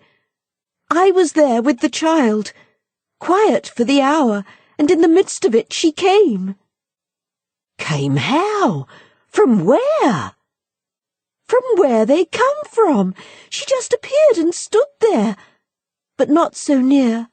"And without coming nearer?" "Oh, for the effect and the feeling, she might have been as close as you." My friend, with an odd impulse, fell back a step. "Was she someone you've never seen?" "Never. But someone the child has. Someone you have." Then, to show how I had thought it all out, "My predecessor. The one who died." "Miss Jessel?" "Miss Jessel. You don't believe me?" I pressed. She turned right and left in her distress. "How can you be sure?" This drew from me, in the state of my nerves, a flash of impatience. "Then ask Flora. She's sure." But I had no sooner spoken than I caught myself up. "No, for God's sake, don't. She'll say she isn't. She'll lie." Mrs. Grose was not too bewildered instinctively to protest. "Ah, how can you?" "Because I'm clear Flora doesn't want me to know." "It's only, then, to spare you." No, there are depths, depths. The more I go over it, the more I see in it, and the more I see in it, the more I fear. I don't know what I don't see, what I don't fear." Mrs. Grose tried to keep up with me. "You mean you're afraid of seeing her again?" "Oh, no, that's nothing now. Then I explained. It's of not seeing her. But my companion only looked wan. I don't understand. Why, it's that the child may keep it up, and that the child assuredly will, without my knowing it. At the image of this possibility, Mrs. Grose for a moment collapsed, yet presently to pull herself together again, as from the positive force of the sense of what, should we yield an inch, there would really be to give away. Dear, dear, we must keep our heads. And after all, if she doesn't mind— She even tried a grim joke. Perhaps she likes it. Like such things? A scrap of an infant? Isn't it just a proof of her blessed innocence? My friend bravely inquired. She brought me for the instant almost round. Oh, we must clutch at that. We must cling to it. If it isn't a proof of what you say, it's a proof of— God knows what, for the woman's a horror of horrors. Mrs. Grose at this fixed her eyes a minute on the ground, then at last raising them. Tell me how you know, she said. Then you admit it's what she was, I cried. Tell me how you know, my friend simply repeated. No, by seeing her, by the way she looked. At you, do you mean? So wickedly? Dear me, no. I could have borne that. She gave me never a glance. She only fixed the child. Mrs. Grose tried to see it. Fixed her? Ah, with such awful eyes. She stared at mine as if they might really have resembled them. Do you mean of dislike? God help us, no, of something much worse. Worse than dislike? This left her indeed at a loss. With a determination indescribable, with a kind of fury of intention. I made her turn pale. Intention? To get hold of her. Mrs. Grose, her eyes just lingering on mine, gave a shudder and walked to the window. And while she stood there looking out, I completed my statement. That's what Flora knows. After a little she turned round. The person was in black, you say? In mourning, rather poor, almost shabby. But yes, with extraordinary beauty. I now recognized to what I had at last, stroke by stroke, brought the victim of my confidence, for she quite visibly weighed this. Oh, handsome! Very, very, I insisted. Wonderfully handsome, but infamous. She slowly came back to me. Miss Jessel was infamous. She once more took my hand in both her own, holding it as tight as if to fortify me against the increase of alarm I might draw from this disclosure. They were both infamous, she finally said. So for a little, we faced it once more together, and I found absolutely a degree of help in seeing it now so straight. I appreciate, I said, the great decency of your not having hitherto spoken, but the time has certainly come to give me the whole thing. She appeared to assent to this, but still only in silence, seeing which I went on. I must have it now. Of what did she die? Come, there was something between them. There was everything. In spite of the difference? Oh, of their rank, their condition. She brought it woefully out. She was a lady. I turned it over. I again saw. Yes, she was a lady. And he so dreadfully below, said Mrs. Grose. I felt that I doubtless needn't press too hard in such company of the place of a servant in the scale, but there was nothing to prevent an acceptance of my companion's own measure of my predecessor's abasement. There was a way to deal with that, and I dealt. the more readily for my full vision, on the evidence of our employer's late clever, good-looking own man, impudent, assured, spoiled, depraved. The fellow was a hound. Mrs. Grose considered as if it were perhaps a little a case for a sense of shades. "I've never seen one like him. He did what he wished." With her? "With them all." It was as if now in my friend's own eyes Miss Jessel had again appeared. I seemed at any rate for an instant to trace their evocation of her as distinctly as I had seen her by the pond. And I brought out with decision, "It must have been also what she wished."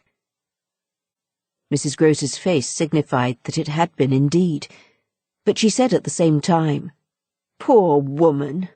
She paid for it." "Then you do know what she died of?" I asked. "No, I know nothing. I wanted not to know. I was glad enough I didn't, and I thanked heaven she was well out of this." "Yet you had, then, your idea?" "Of her real reason for leaving? Oh, yes, as to that. She couldn't have stayed. Fancy it here, for a governess. And afterwards I imagined, and I still imagine, and what I imagine is dreadful." "Not so dreadful as what I do," I replied, on which I must have shown her, as I was indeed but too conscious, a front of miserable defeat. It brought out again all her compassion for me, and at the renewed touch of her kindness my power to resist broke down. I burst, as I had the other time made her burst, into tears. She took me to her motherly breast where my lamentation overflowed. "I don't do it," I sobbed in despair. "I don't save or shield them. It's far worse than I dreamed. They're lost." 8. What I had said to Mrs. Grose was true enough. There were in the matter I had put before her depths and possibilities that I lacked resolution to sound. So that when we met once more in the wonder of it, we were of a common mind about the duty of resistance to extravagant fancies. We were to keep our heads if we should keep nothing else, difficult indeed as that might be in the face of all that, in our prodigious experience, seemed least to be questioned. Late that night, while the house slept, we had another talk in my room, when she went all the way with me as to its being beyond doubt that I had seen exactly what I had seen. I found that to keep her thoroughly in the grip of this, I had only to ask her how, if I had made it up, I came to be able to give, of each of the persons appearing to me, a picture disclosing to the last detail their special marks. A portrait on the exhibition of which she had instantly recognized and named them. She wished, of course, small blame to her, to sink the whole subject, and I was quick to assure her that my own interest in it had now violently taken the form of a search for the way to escape from it. I closed with her cordially on the article of the likelihood that with recurrence, for recurrence we took for granted, I should get used to my danger, distinctly professing that my personal exposure had suddenly become the least of my discomforts.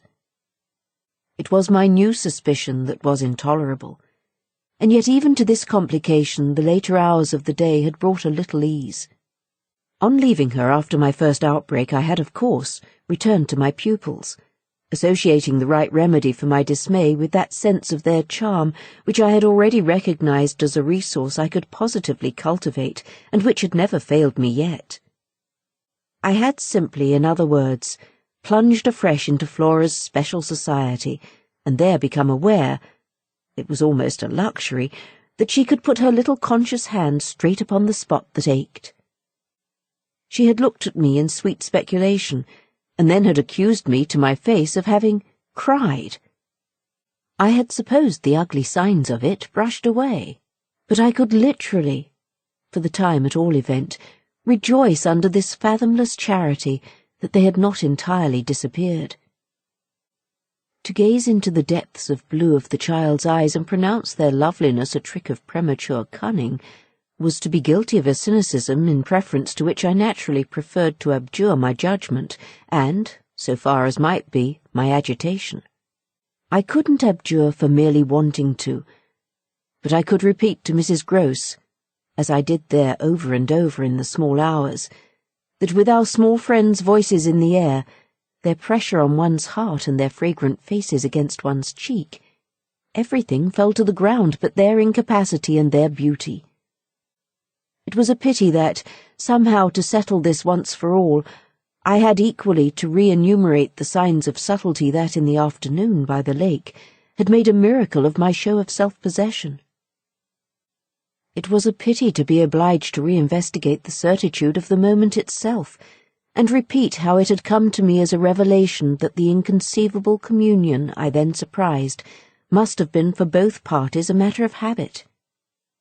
It was a pity I should have had to quaver out again the reasons for my not having, in my delusion, so much as questioned that the little girl saw our visitant, even as I actually saw Mrs. Grose herself, and that she wanted, by just so much as she did thus see, to make me suppose she didn't, and at the same time, without showing anything, arrive at a guess as to whether I myself did.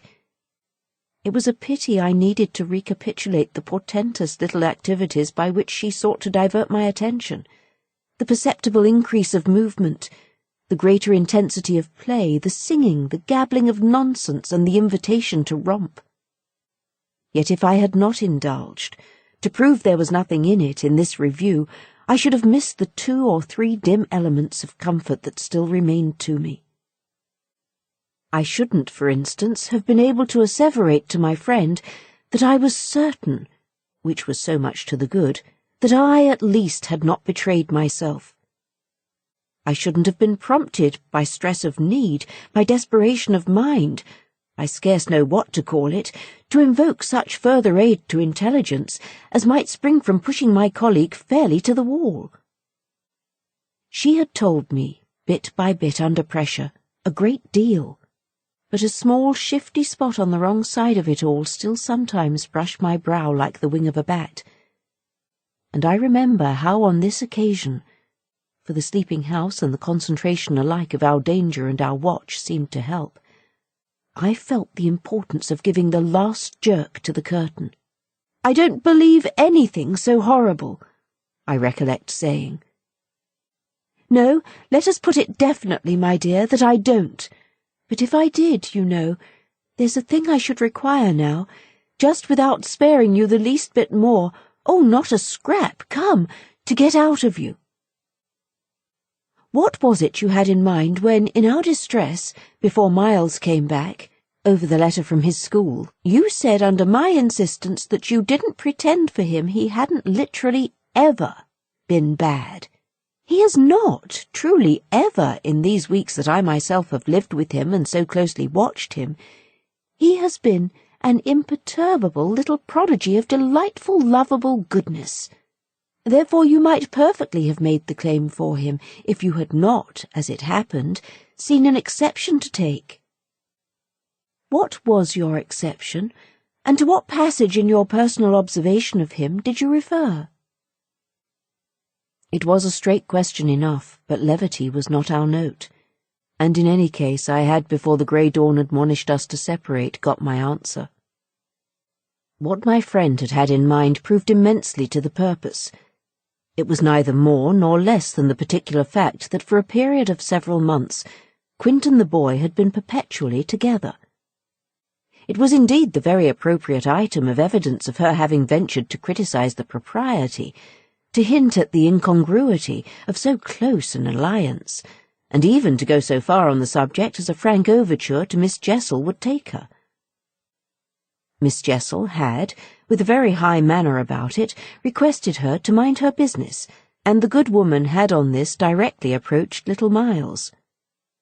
What she had said to him, since I pressed, was that she liked to see young gentlemen not forget their station. I pressed again, of course, the closer for that. You reminded him that Quint was only a base menial? As you might say, and it was his answer for one thing that was bad. And for another thing? I waited. He repeated your words to Quint? No, not that. It's just what he wouldn't. She could still impress on me. I was sure at any rate, she added, that he didn't. But he denied certain occasions. What occasions? When they had been about together quite as if Quint were his tutor, and a very grand one, and Miss Jessel only for the little lady. When he had gone off with the fellow, I mean, and spent hours with him. He then prevaricated about it. He said he hadn't? Her assent was clear enough to cause me to add in a moment, I see. He lied. Oh! Mrs. Grose mumbled.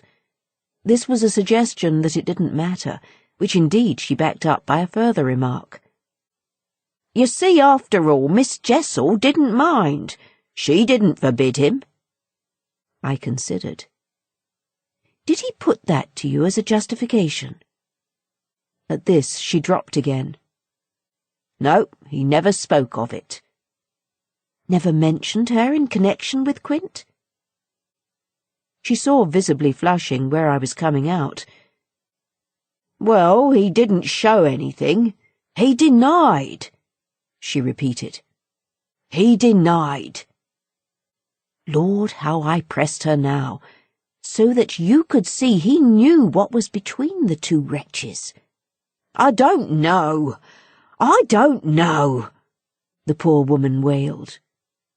You do know, you dear thing, I replied. Only you haven't my dreadful boldness of mind, and you keep back, out of timidity and modesty and delicacy, even the impression that in the past, when you had, without my aid, to flounder about in silence, most of all made you miserable. But I shall get it out of you yet. There was something in the boy that suggested to you, I continued, his covering and concealing their relation. Oh, he couldn't prevent. You're learning the truth, I dare say, but heavens! I fell with vehemence a-thinking. What it shows that they must, to that extent, have succeeded in making of him. Ah, nothing that's not nice now, Mrs. Grose lugubriously pleaded.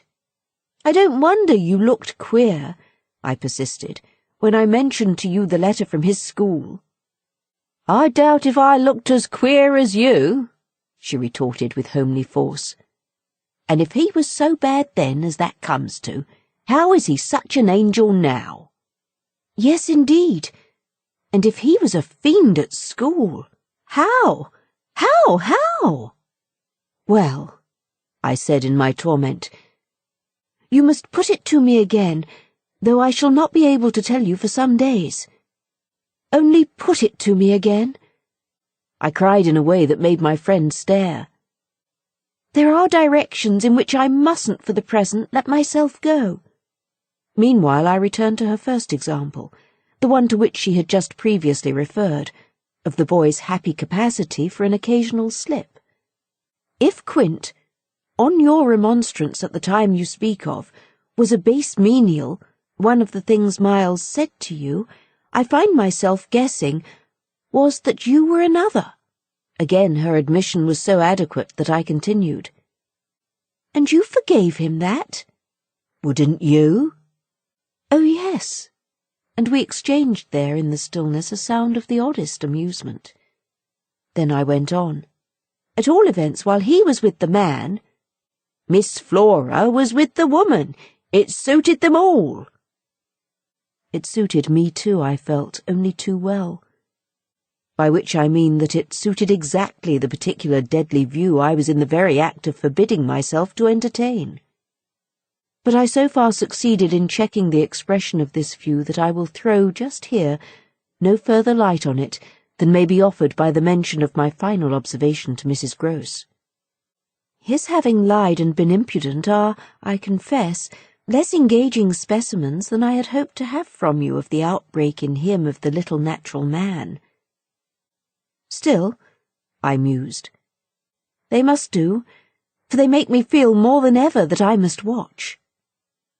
It made me blush the next minute to see in my friend's face how much more unreservedly she had forgiven him than her anecdote struck me as pointing out to my own tenderness any way to do. This was marked when at the schoolroom door she quitted me. "Surely you don't accuse him?" Of carrying on an intercourse that he conceals from me? Ah, remember that until further evidence, I now accuse nobody. Then before shutting her out to go by another passage to her own place, "I must just wait," I wound up. 9. I waited and waited, and the days took as they elapsed something from my consternation.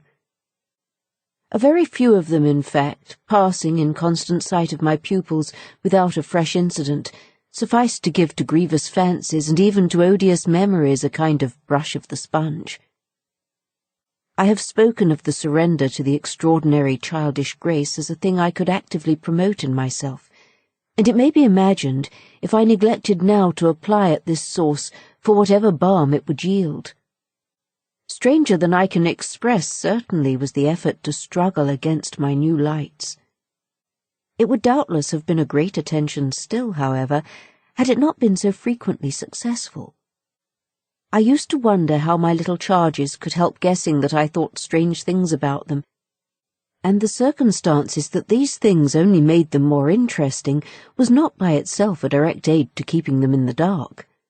I trembled lest they should see that they were so immensely more interesting. Putting things at the worst, at all events, as in meditation I so often did, any clouding of their innocence could only be, blameless and foredoomed as they were, a reason the more for taking risks. There were moments when I knew myself to catch them up by an irresistible impulse and press them to my heart. As soon as I had done so, I used to wonder, what will they think of that? Doesn't it betray too much? It would have been easy to get into a sad, wild tangle about how much I might betray. But the real account I feel of the hours of peace I could still enjoy was that the immediate charm of my companions was a beguilement still effective even under the shadow of the possibility that it was studied. For if it occurred to me that I might occasionally excite suspicion by the little outbreaks of my sharper passion for them, so too I remember asking if I mightn't see a queerness in the traceable increase of their own demonstrations. They were at this period extravagantly and preternaturally fond of me, which, after all, I could reflect, was no more than a graceful response in children perpetually bowed down over and hugged. The homage of which they were so lavish succeeded in truth for my nerves quite as well as if I never appeared to myself, as I may say, literally to catch them at a purpose in it. They had never, I think, wanted to do so many things for their poor protectress. I mean, though they got their lessons better and better, which was naturally what would please her most, in the way of diverting, entertaining, surprising her, reading her passages, telling her stories, acting her charades, pouncing out at her, in disguises as animals and historical characters, and above all astonishing her by the pieces they had secretly got by heart and could interminably recite. I should never get to the bottom, were I to let myself go even now, of the prodigious private commentary, all under still more private correction, with which I in these days overscored their full hours. They had shown me from the first a facility for everything, a general faculty which, taking a fresh start, achieved remarkable flights. They got their little tasks as if they loved them. They indulged, from the mere exuberance of the gift, in the most unimposed little miracles of memory. They not only popped out at me as tigers, and as Romans, but as Shakespeareans, astronomers, and navigators. This was so singularly the case that it had presumably much to do with the fact as to which, at the present day, I am at a loss for a different explanation. I allude to my unnatural composure on the subject of another school for Miles. What I remember is that I was content for the time not to open the question, and that contentment must have sprung from the sense of his perpetually striking show of cleverness. He was too clever for a bad governess, for a parson's daughter to spoil.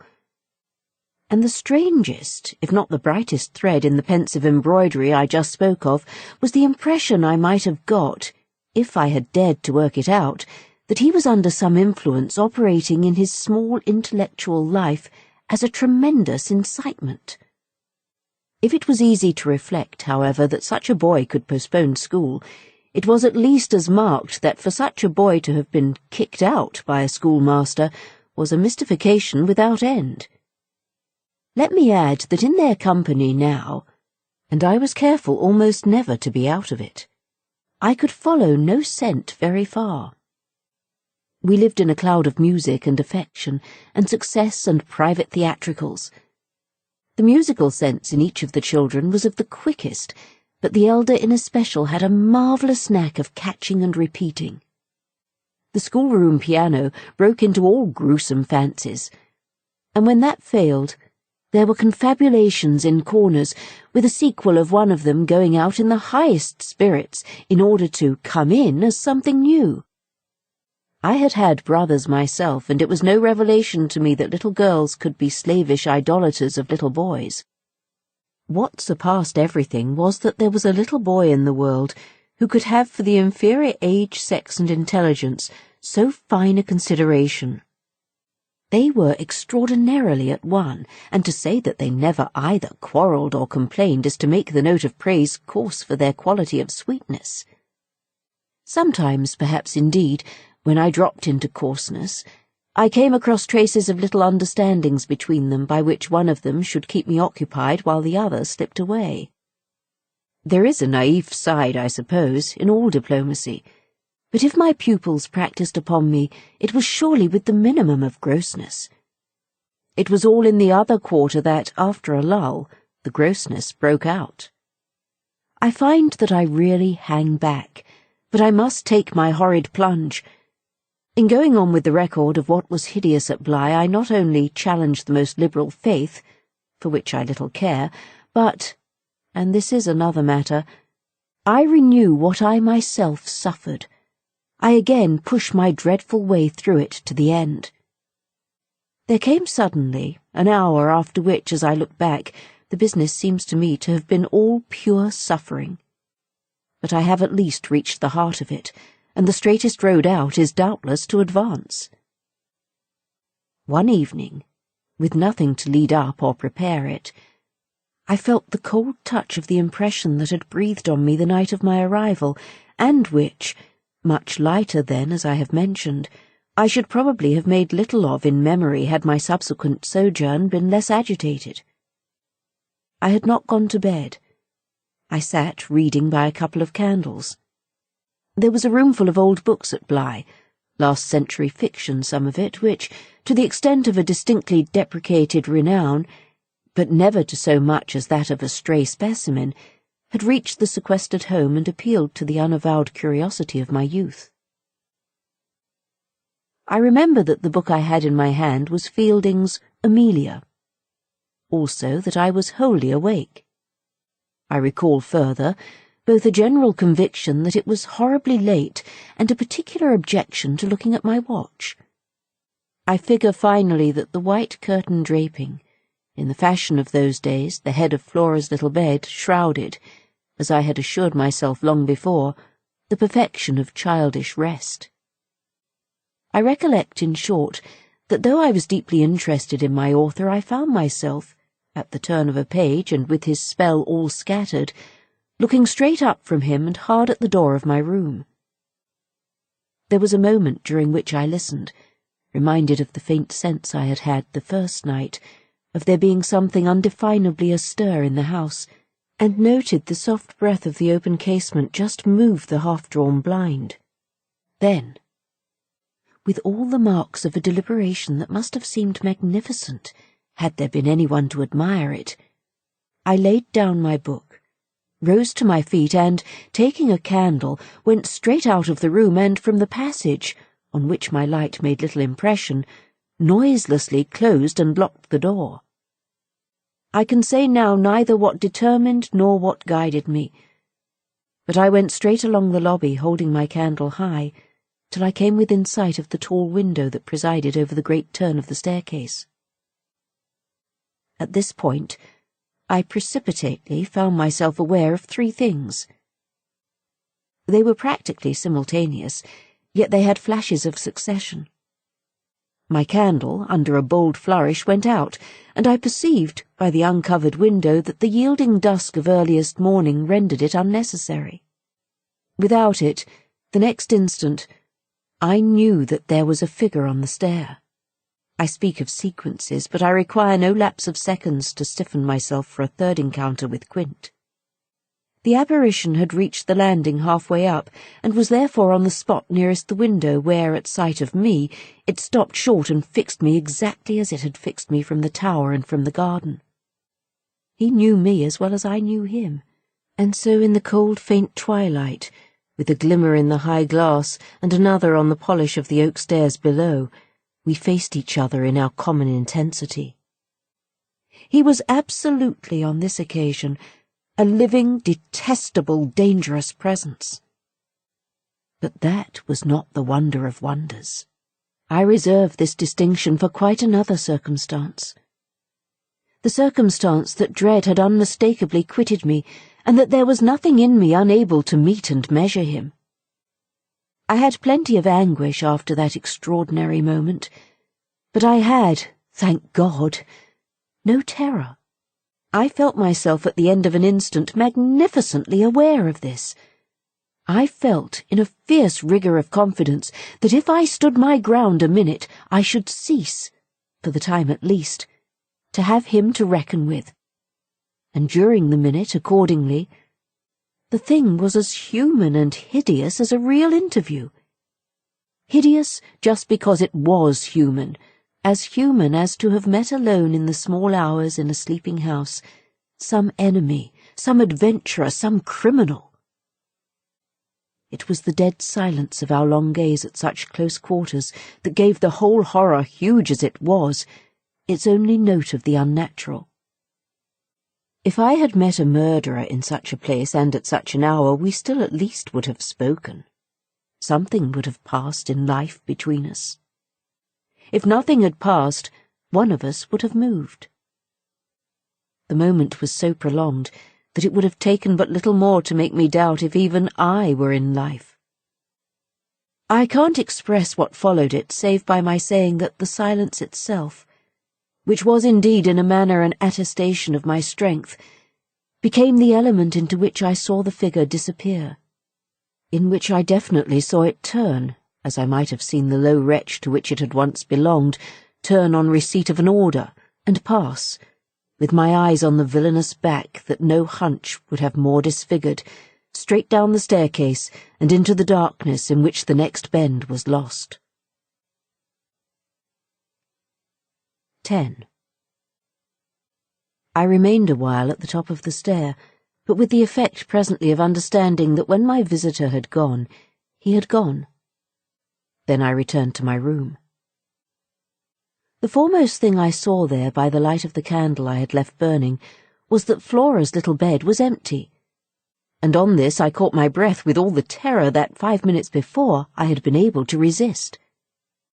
I dashed at the place in which I had left her lying and over which, for the small silk counterpane and the sheets were disarranged, the white curtains had been deceivingly pulled forward. Then my step, to my unutterable relief, produced an answering sound. I noticed an agitation of the window blind, and the child, ducking down, emerged rosily from the other side of it. She stood there in so much of her candour and so little of her nightgown, with her pink bare feet and the golden glow of her curls.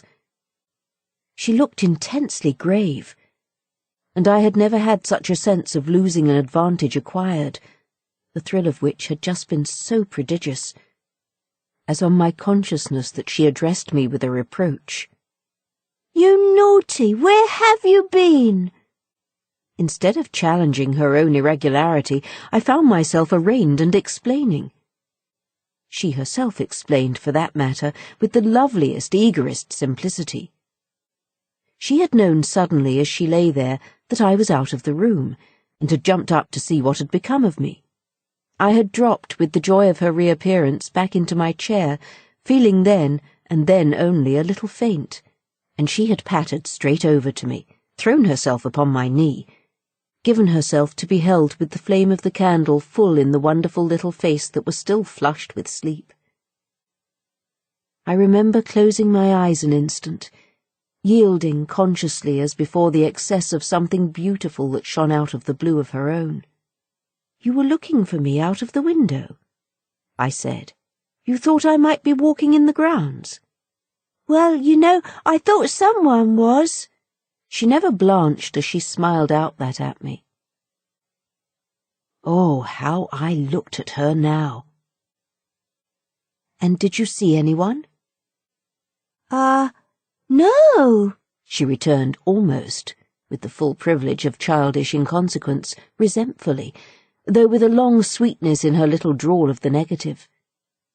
At that moment, in the state of my nerves, I absolutely believed she lied, and if I once more closed my eyes it was before the dazzle of the 3 or 4 possible ways in which I might take this up. One of these, for a moment, tempted me with such singular force that, to resist it, I must have gripped my little girl with a spasm that, wonderfully, she submitted to without a cry or a sign of fright. Why not break out at her on the spot and have it all over? Give it to her straight in her lovely little lighted face. You see, you know that you do, and that you already quite suspect I believe it. Therefore, why not frankly confess it to me, so that we may at least live with it together and learn, perhaps, in the strangeness of our fate, where we are and what it means? This solicitation dropped, alas, as it came. If I could immediately have succumbed to it, I might have spared myself. Well, you'll see what. Instead of succumbing, I sprang again to my feet, looked at her bed, and took a helpless middle way. "Why did you pull the curtain over the place to make me think you were still there?" Flora luminously considered, after which, with her little divine smile, "Because I don't like to frighten you." "But if I had, by your idea, gone out—" She absolutely declined to be puzzled. She turned her eyes to the flame of the candle as if the question were as irrelevant, or at any rate as impersonal, as Mrs. Marset, or 9 times 9. "Oh, but you know," she quite adequately answered, "that you might come back, you dear, and that you have." And after a little, when she had gone into bed, I had a long time, by almost sitting on her for the retention of her hand, to show how I recognized the pertinence of my return. You may imagine the general complexion from that moment of my nights. I repeatedly sat up till I didn't know when. I selected moments when my roommate unmistakably slept and, stealing out, took noiseless turns in the passage. I even pushed as far as to where I had last met Quint. But I never met him there again, and I may as well say at once that I on no other occasion saw him in the house. I just missed on the staircase, nevertheless, a different adventure. Looking down it from the top, I once recognized the presence of a woman seated on one of the lower steps with her back presented to me, her body half bowed and her head in an attitude of woe in her hands. I had been there but an instant, however, when she vanished without looking round at me. I knew for all that exactly what dreadful face she had to show, and I wondered whether, if instead of being above I had been below, I should have had the same nerve for going up that I had lately shown Quint. Well, there continued to be plenty of call for nerve. On the 11th night after my latest encounter with that gentleman, they were all numbered now, I had an alarm that perilously skirted it, and that indeed, from the particular quality of its unexpectedness, proved quite my sharpest shock. It was precisely the first night during this series that, weary with vigils, I had conceived I might again without laxity lay myself down at my old hour. I slept immediately and, as I afterwards knew, till about 1 o'clock. but when I woke it was to sit straight up, as completely roused as if a hand had shaken me.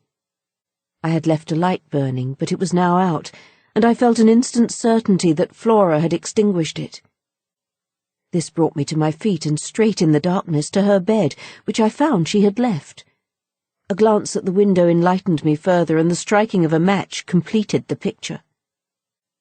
The child had again got up, this time blowing out the taper, and had again, for some purpose of observation or response, squeezed in behind the blind and was peering out into the night. That she now saw, as she had not, I had satisfied myself the previous time, was proved to me by the fact that she was disturbed neither by my re-illumination nor by the haste I made to get into slippers and into a wrap. Hidden, protected, absorbed, she evidently rested on the sill, the casement opened forward, and gave herself up. There was a great still moon to help her, and this fact had counted in my quick decision. She was face to face with the apparition we had met at the lake, and could now communicate with it as she had not then been able to do. What I on my side had to care for was, without disturbing her, to reach from the corridor some other window turned to the same quarter. I got to the door without her hearing me. I got out of it, closed it, and listened from the other side for some sound from her. While I stood in the passage, I had my eyes on her brother's door, which was but 10 steps off, and which, indescribably, produced in me a renewal of the strange impulse that I lately spoke of as my temptation. What if I should go straight in and march to his window? What if, by risking to his boyish bewilderment a revelation of my motive, I should throw across the rest of the mystery the long halter of my boldness? This thought held me sufficiently to make me cross to his threshold and pause again. I preternaturally listened. I figured to myself what might portentously be.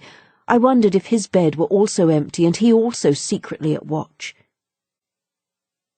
It was a deep, soundless minute at the end of which my impulse failed. He was quiet. He might be innocent.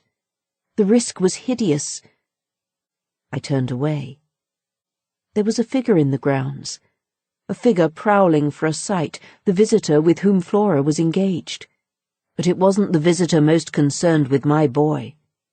I hesitated afresh, but on other grounds, and only a few seconds. Then I had made my choice. There were empty rooms enough at Bly, and it was only a question of choosing the right one. The right one suddenly presented itself to me as the lower one, though high above the gardens, in the solid corner of the house that I have spoken of as the old tower. This was a large square chamber, arranged with some state as a bedroom, the extravagant size of which made it so inconvenient that it had not for years, though kept by Mrs. Grose in exemplary order, been occupied. I had often admired it, and I knew my way about in it. I had only, after just faltering at the first chill gloom of its disuse, to pass across it and unbolt in all quietness one of the shutters. Achieving this transit, I uncovered the glass without a sound and, applying my face to the pane, was able, in the darkness, without being much less than within, to see that I commanded the right direction. Then I saw something more. The moon made the night extraordinarily penetrable, and showed me on the lawn a person, diminished by distance, who stood there motionless, and as if fascinated, looking up to where I had appeared, looking, that is, not so much straight at me as at something that was apparently above me. There was clearly another person above me. There was a person on the tower, but the presence on the lawn was not in the least what I had conceived and had confidently hurried to meet. The presence on the lawn, I felt sick as I made it out, was poor little Miles himself. 11. It was not till late next day that I spoke to Mrs. Grose, the rigour with which I kept my pupils in sight, making it often difficult to meet her privately. The more as we each felt the importance of not provoking, on the part of the servants quite as much as on that of the children, any suspicion of a secret flurry or of a discussion of mysteries. I drew a great security in this particular from her mere smooth aspect. There was nothing in her fresh face to pass on to others the least of my horrible confidences. She believed me. I was sure absolutely. If she hadn't, I don't know what would have become of me, for I couldn't have borne the strain alone. But she was a magnificent monument to the blessing of a want of imagination, and if she could see in our little charges nothing but their beauty and amiability, their happiness and cleverness, she had no direct communication with the sources of my trouble. If they had been at all visibly blighted or battered, she would doubtless have grown, on tracing it back, haggard enough to match them. As matters stood, however, I could feel her when she surveyed them with her large white arms folded, and the habit of serenity in all her look. Thank the Lord's mercy that if they were ruined the pieces would still serve. Flights of fancy gave place in her mind to a steady fireside glow, and I had already begun to perceive how, with the development of the conviction that, as time went on without a public accident, our young things could, after all, look out for themselves, she addressed her greatest solicitude to the sad case presented by the deputy guardian. That, for myself, was a sound simplification. I could engage that, to the world, my face should tell no tales. But it would have been, in the conditions, an immense added worry to find myself anxious about hers. At the hour I now speak of, she had joined me, under pressure, on the terrace where, with the lapse of the season, the afternoon sun was now agreeable. And we sat there together while before us and at a distance, yet within call if we wished, the children strolled to and fro in one of their most manageable moods. They moved slowly, in unison below us over the lawn, the boy as they went, reading aloud from a storybook and passing his arm round his sister to keep her quite in touch. Mrs. Grose watched them with positive placidity. Then I caught the suppressed intellectual creak with which she conscientiously turned to take from me a view of the back of the tapestry. I had made her a receptacle of lurid things, but there was an odd recognition of my superiority, my accomplishments and my function in her patience under my pain. She offered her mind to my disclosures as, had I wished to mix a witch's broth and proposed it with assurance, she would have held out a large clean saucepan. This had become thoroughly her attitude by the time that, in my recital of the events of the night, I reached the point of what Miles had said to me when, after seeing him at such a monstrous hour, almost on the very spot where he happened now to be, I had gone down to bring him in, choosing then, at the window, with a concentrated need of not alarming the house, rather that method than any noisier process. I had left her, meanwhile, in little doubt of my small hope of representing with success, even to her actual sympathy, my sense of the real splendour of the little inspiration with which, after I had got him into the house, the boy met my final articulate challenge. As soon as I appeared in the moonlight on the terrace, he had come to me as straight as possible, on which I had taken his hand without a word and led him, through the dark spaces, up the staircase where Quint had so hungrily hovered for him, along the lobby where I had listened and trembled, and so to his forsaken room. Not a sound on the way had passed between us. And I had wondered, oh, how I had wondered, if he were groping about in his dreadful little mind for something plausible and not too grotesque. It would tax his invention, certainly, and I felt, this time, over his real embarrassment, a curious thrill of triumph. It was a sharp trap for any game hitherto successful. He could play no longer at perfect propriety, nor could he pretend to it. So how the deuce would he get out of the scrape? There beat in me, indeed, with the passionate throb of this question, an equal dumb appeal as to how the deuce I should. I was confronted at last, as never yet, with all the risk attached even now to sounding my own horrid note. I remember, in fact, that as we pushed into his little chamber, where the bed had not been slept in at all, and the window, uncovered to the moonlight, made the place so clear that there was no need of striking a match, I remember how I suddenly dropped, sank upon the edge of the bed from the force of the idea that he must know how he really, as they say, had me. He could do what he liked, with all his cleverness to help him, so long as I should continue to defer to the old tradition of the criminality of those caretakers of the young who minister to superstitions and fears. He had me indeed, and in a cleft stick. For who would ever absolve me?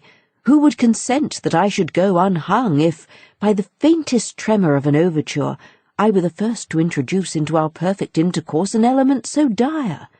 No, it was useless to attempt to convey to Mrs. Grose, just as it is scarcely less so to attempt to suggest here how, during our short stiff brush there in the dark, he fairly shook me with admiration. I was, of course, thoroughly kind and merciful. Never yet had I placed on his small shoulders hands of such tenderness as those with which, while I rested against the bed, I held him there well under fire. I had no alternative but, in form at least, to put it to him. You must tell me now, and all the truth. What did you go out for? What were you doing there? I can still see his wonderful smile. The whites of his beautiful eyes and the uncovering of his clear teeth shine to me in the dusk. If I tell you why, will you understand? My heart at this leaped into my mouth. Would he tell me why?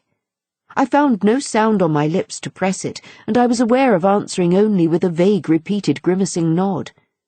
He was gentleness itself, and while I wagged my head at him, he stood there more than ever a little fairy prince. It was his brightness indeed that gave me a respite. Would it be so great if he were really going to tell me? Well, he said at last, just exactly in order that you should do this. Do what? Think me, for a change, bad. I shall never forget the sweetness and gaiety with which he brought out the word, nor how, on top of it, he bent forward and kissed me. It was practically the end of everything. I met his kiss, and I had to make, while I folded him for a minute in my arms, the most stupendous effort not to cry. He had given exactly the account of himself that permitted least my going behind it, and it was only with the effect of confirming my acceptance of it that, as I presently glanced about the room, I could say, "Then you didn't undress at all?" He fairly glittered in the gloom. "Not at all. I sat up and read." "And when did you go down?" "At midnight. When I'm bad, I am bad." I see. It's charming. But how could you be sure I should know it?" "Oh, I arranged that with Flora." His answers rang out with a readiness. "She was to get up and look out." "Which is what she did do." It was I who fell into the trap. "So she disturbed you, and, to see what she was looking at, you also looked. You saw." "While you," I concurred, "caught your death in the night air." He literally bloomed so from this exploit that he could afford radiantly to assent. "How otherwise should I have been bad enough?" he asked. Then, after another embrace, the incident and our interview closed on my recognition of all the reserves of goodness that, for his joke, he had been able to draw upon. 12. The particular impression I had received proved in the morning light, I repeat, not quite successfully presentable to Mrs. Grose, though I reinforced it with the mention of still another remark that he had made before we separated. "It all lies in half a dozen words," I said to her, "words that really settle the matter. Think you know what I might do?" He threw that off to show me how good he is. He knows down to the ground what he might do. That's what he gave them a taste of at school." "Lord, you do change," cried my friend. "I don't change, I simply make it out. The 4, depend upon it, perpetually meet. If on either of these last nights you had been with either child, you'd clearly have understood. The more I've watched and waited, the more I've felt that if there were nothing else to make it sure, it would be made so by the systematic silence of each. Never, by a slip of the tongue, have they so much as alluded to either of their old friends, any more than Miles has alluded to his expulsion. Oh yes, we may sit here and look at them, and they may show off to us there to their fill, but even while they pretend to be lost in their fairy tale, they're steeped in the vision of the dead restored to them. He's not reading to her, I declared. They're talking of them. They're talking horrors. I go on, I know, as if I were crazy, and it's a wonder I'm not. What I've seen would have made you so, but it has only made me more lucid, made me get hold of still other things. My lucidity must have seemed awful, but the charming creatures who were victims of it, passing and repassing in their interlocked sweetness, gave my colleague something to hold on by. And I felt how tight she held as, without stirring in the breath of my passion, she covered them still with her eyes. "Of what other things have you got hold?" "Why, of the very things they have delighted, fascinated, and yet at bottom, as I now so strangely see, mystified and troubled me. They're more than earthly beauty, they're absolutely unnatural goodness. It's a game," I went on. "It's a policy and a fraud. On the part of little darlings? As yet mere lovely babies? Yes, mad as that seems." The very act of bringing it out really helped me to trace it, follow it all up and piece it all together. They haven't been good. They've only been absent. It has been easy to live with them because they're simply leading a life of their own. They're not mine. They're not ours. They're his and they're hers. Quince and that woman's. Quince and that woman's. They want to get to them. Oh, how at this poor Mrs. Grose appeared to study them. But for what? For the love of all the evil that in those dreadful days the pair put into them. And to ply them with that evil still, to keep up the work of demons, is what brings the others back. "Laws," said my friend under her breath.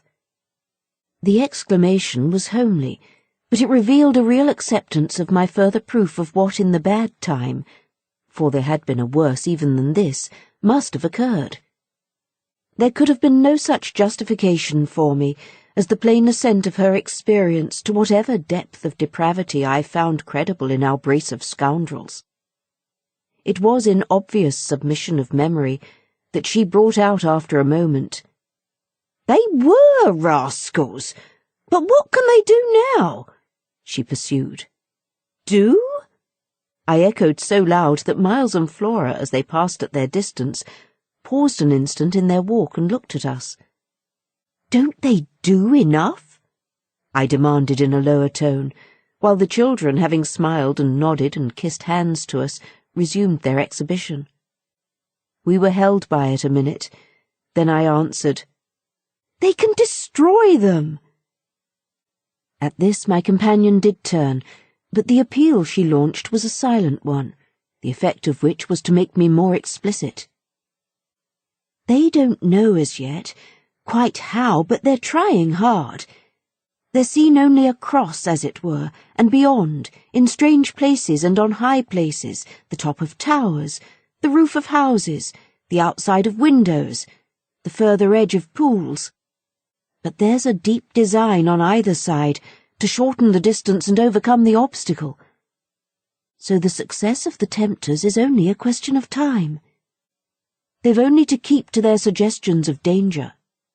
For the children to come and perish in the attempt." Mrs. Grose slowly got up, and I scrupulously added, "Unless, of course, we can prevent it." Standing there before me while I kept my seat, she visibly turned things over. "Their uncle must do the preventing. He must take them away." "And who's to make him?" She had been scanning the distance, but she now dropped on me a foolish face. "You, miss?" "By writing to him that his house is poisoned and his little nephew and niece mad." "But if they are, miss?" "And if I am myself, you mean? That's charming news to be sent him by a person enjoying his confidence, and whose prime undertaking was to give him no worry." Mrs. Grose considered following the children again.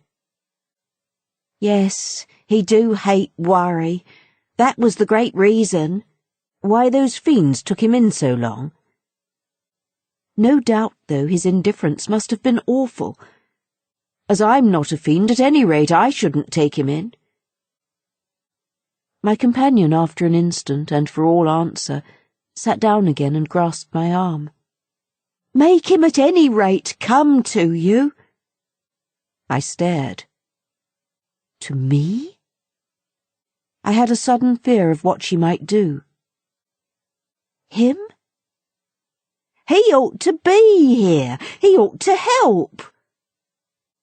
I quickly rose, and I think I must have shown her a queerer face than ever yet.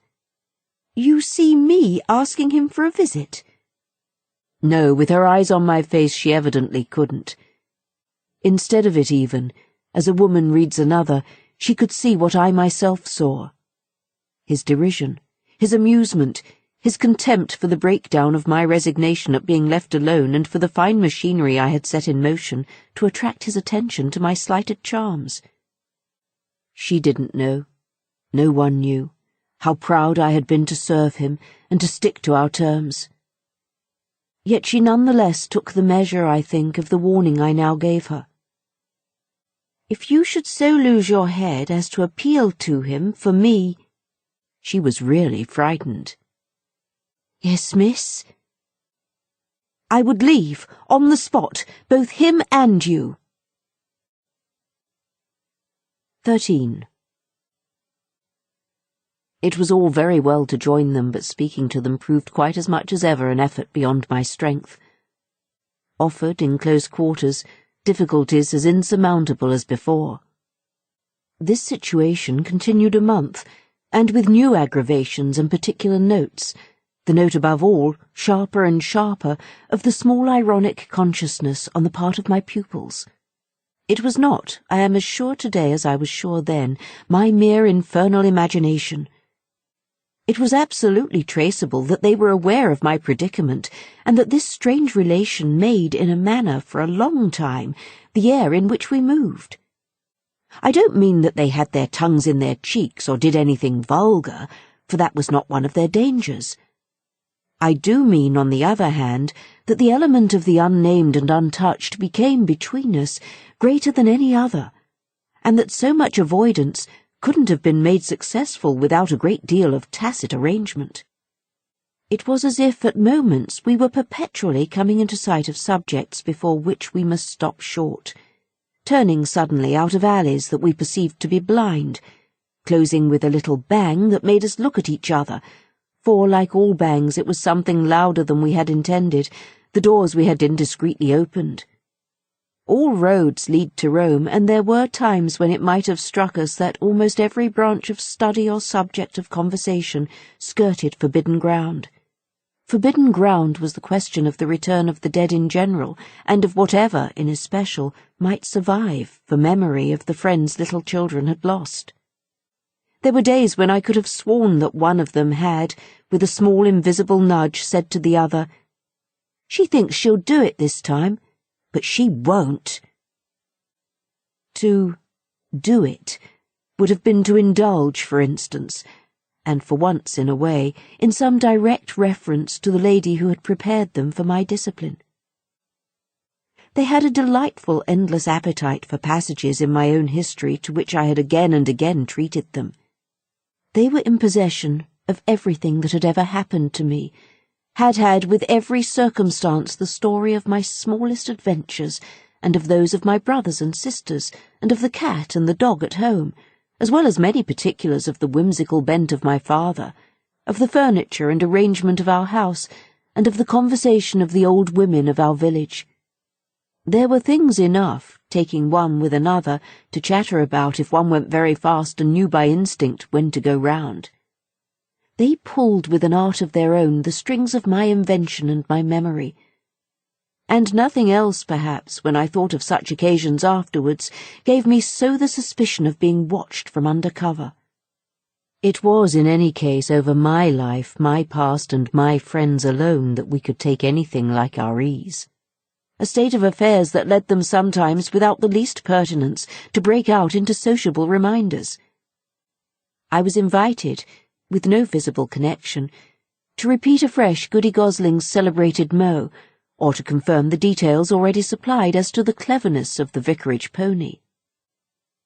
It was partly at such junctures as these, and partly at quite different ones, that, with the turn my matters had now taken, my predicament, as I have called it, grew most sensible.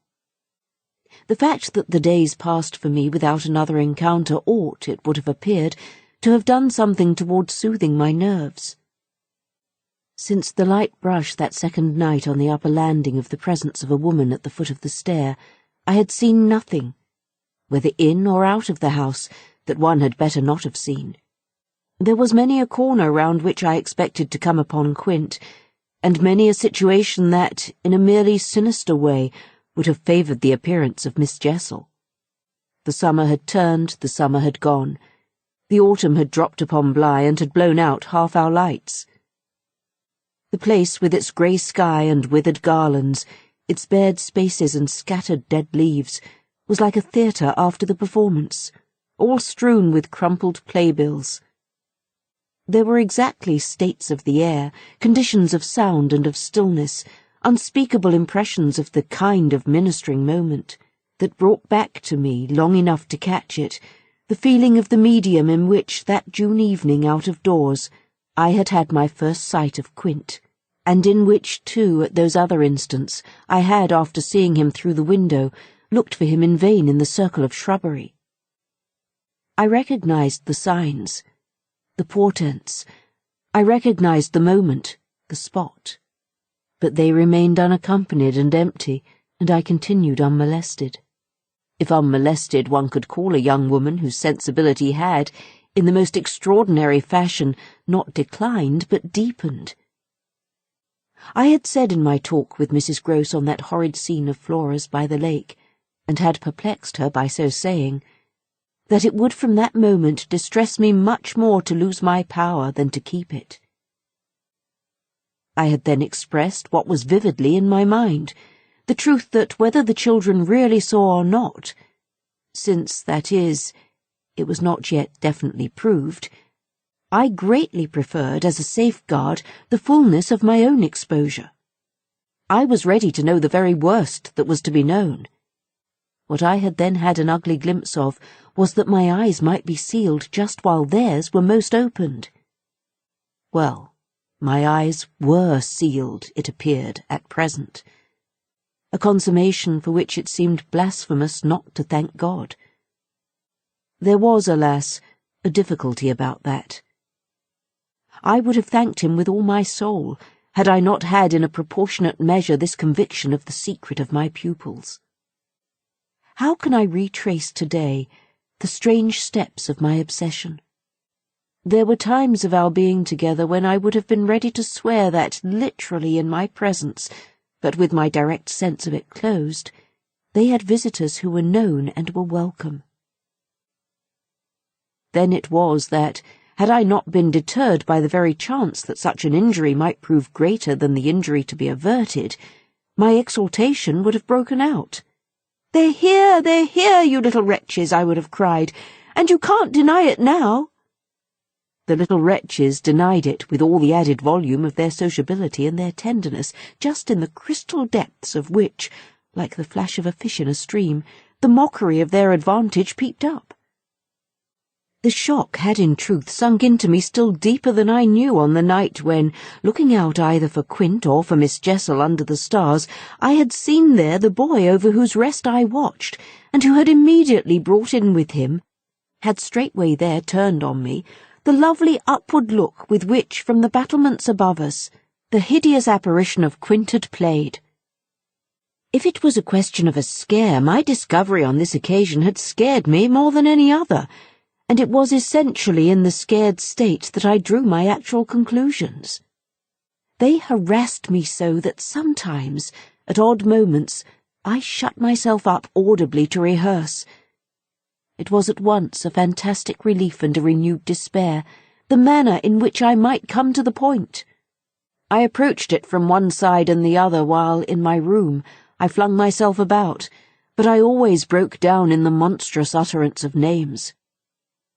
As they died away on my lips, I said to myself that I should indeed help them to represent something infamous, if by pronouncing them I should violate as rare a little case of instinctive delicacy as any schoolroom probably had ever known. When I said to myself, "They have the manners to be silent, and you, trusted as you are, the baseness to speak," I felt myself crimson and covered my face with my hands. After these secret scenes, I chattered more than ever, going on volubly enough, till one of our prodigious palpable hushes occurred. I can call them nothing else.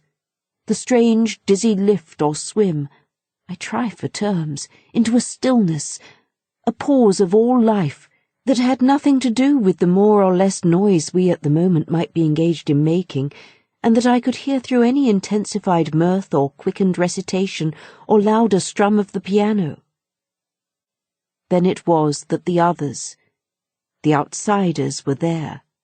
Though they were not angels, they passed, as the French say, causing me, while they stayed, to tremble with the fear of their addressing to their younger victims some yet more infernal message or more vivid image than they had thought good enough for myself.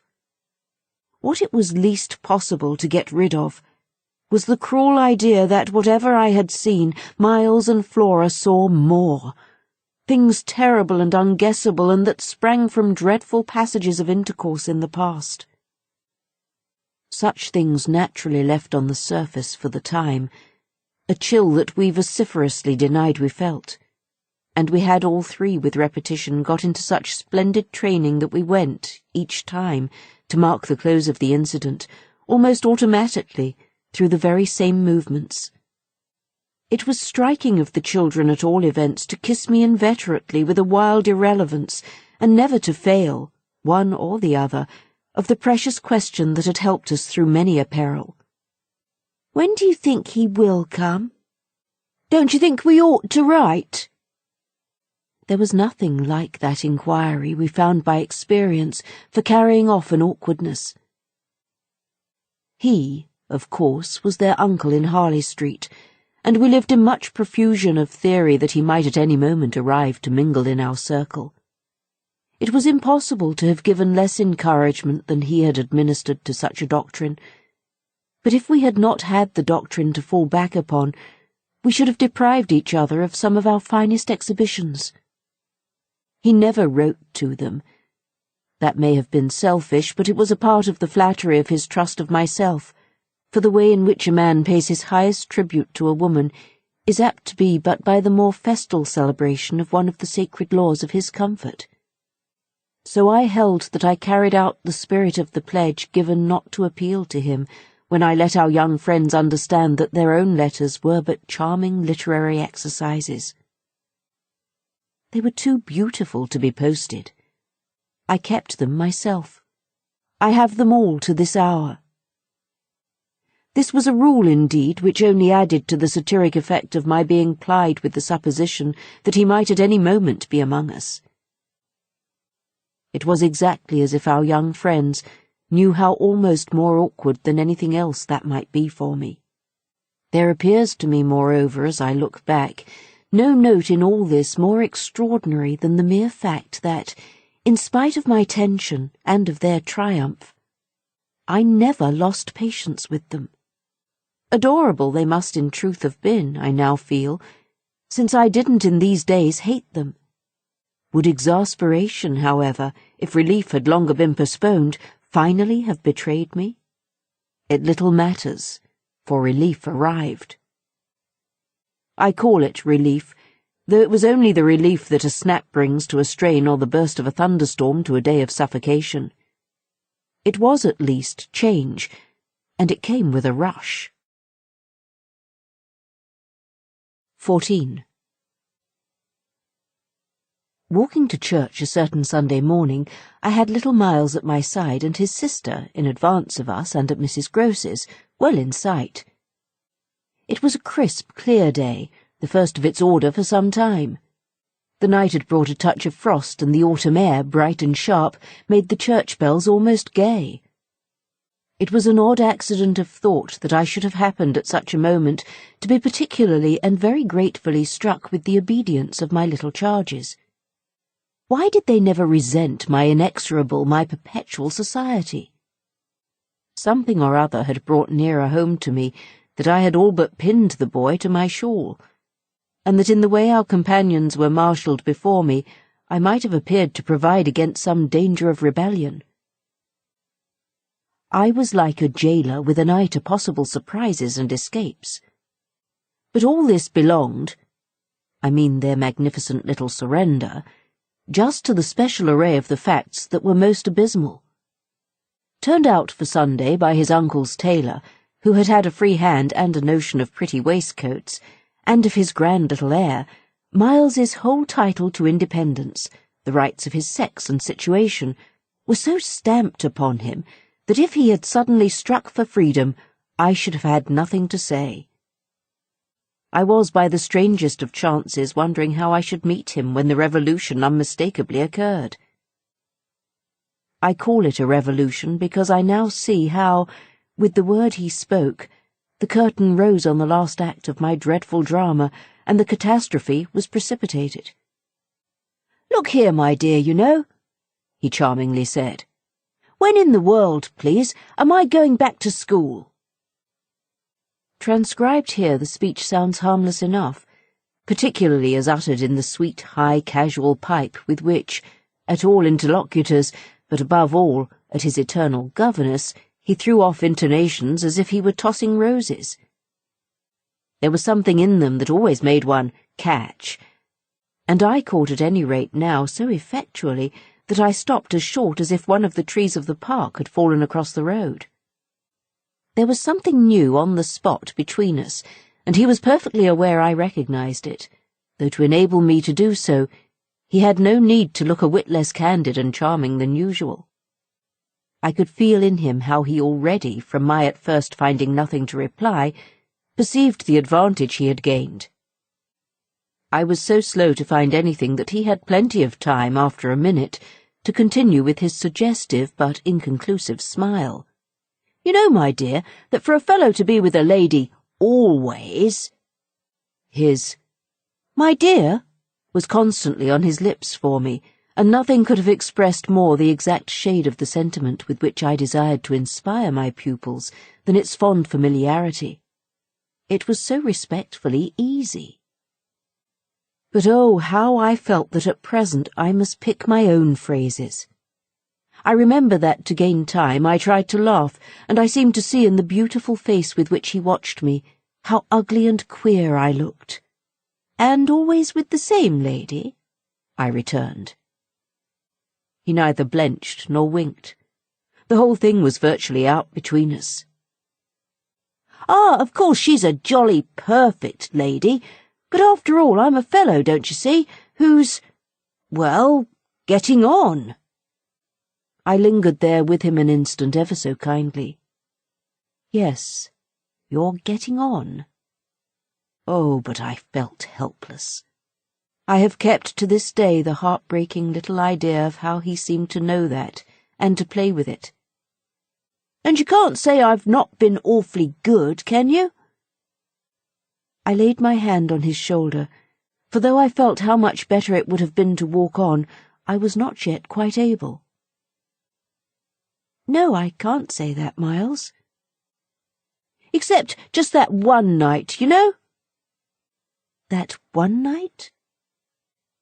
I couldn't look as straight as he. Why, when I went out of the house. Oh, yes. But I forget what you did it for. You forget? He spoke with the sweet extravagance of childish reproach. Why, it was just to show you I could. Oh, yes. You could. And I can again. I felt I might perhaps after all succeed in keeping my wits about me. Certainly. But you won't. No, not that again. It was nothing. It was nothing, I said. But we must go on. He resumed our walk with me, passing his hand into my arm. Then when am I going back? I wore, in turning it over, my most responsible air. Were you very happy at school? He just considered. Oh, I'm happy enough anywhere. Well then, I quavered. If you're just as happy here... Oh, but that isn't everything. Of course, you know a lot. But you hint that you know almost as much. I risked as he paused. Not half I want to, Miles honestly professed. But it isn't so much that. What is it then? Well, I want to see more life. I see. We had arrived within sight of the church and of various persons, including several of the household of Bligh, on their way to it and clustered about the door to see us go in. I quickened our step. I wanted to get there before the question between us opened up much further. I reflected hungrily that he would have for more than an hour to be silent, and I thought with envy of the comparative dusk of the pew, and of the almost spiritual help of the hassock on which I might bend my knees. I seemed literally to be running a race with some confusion to which he was about to reduce me, but I felt he had got in first when, before we had even entered the churchyard, he threw out, I want my own sort. It literally made me bound forward. There aren't many of your own sort, Miles. I laughed. Unless perhaps dear little Flora. You really compare me to a baby girl? This found me singularly weak. Don't you, then, love our sweet Flora? If I didn't, and you too, if I didn't, he repeated as if retreating for a jump, yet leaving his thought so unfinished that, after we had come into the gate, another stop, which he imposed on me by the pressure of his arm, had become inevitable. Mrs. Grose and Flora had passed into the church. The other worshippers had followed, and we were, for the minute, alone among the old, thick graves. We had paused on the path from the gate, by a low oblong table-like tomb. Yes, if you didn't... He looked, while I waited, about at the graves. Well, you know what? But he didn't move, and he presently produced something that made me drop straight down on the stone slab as if suddenly to rest. Does my uncle think what you think? I markedly rested. How do you know what I think? Ah, well, of course I don't, for it strikes me you never tell me. But I mean, does he know? Know what, Miles? Why, the way I'm going on. I recognized quickly enough that I could make to this inquiry no answer that wouldn't involve something of a sacrifice of my employer. Yet it struck me that we were all at Bligh sufficiently sacrificed to make that venial. I don't think your uncle much cares. Miles on this stood looking at me. Then don't you think he can be made to? In what way? Why, by his coming down. But who'll get him to come down? I will, the boy said with extraordinary brightness and emphasis. He gave me another look charged with that expression, and then marched off alone into church. 15. The business was practically settled from the moment I never followed him. It was a pitiful surrender to agitation, but my being aware of this had somehow no power to restore me. I only sat there on my tomb and read into what our young friend had said to me the fullness of its meaning. By the time I had grasped the whole of which I had also embraced, for absence, the pretext that I was ashamed to offer my pupils and the rest of the congregation such an example of delay. What I said to myself above all was that Miles had got something out of me, and that the gauge of it for him would be just this awkward collapse. He had got out of me that there was something I was much afraid of, and that he should probably be able to make use of my fear to gain, for his own purpose, more freedom. My fear was of having to deal with the intolerable question of the grounds of his dismissal from school, since that was really but the question of the horrors gathered behind. That his uncle should arrive to treat with me of these things was a solution that, strictly speaking, I ought now to have desired to bring on. But I could so little face the ugliness and the pain of it that I simply procrastinated and lived from hand to mouth.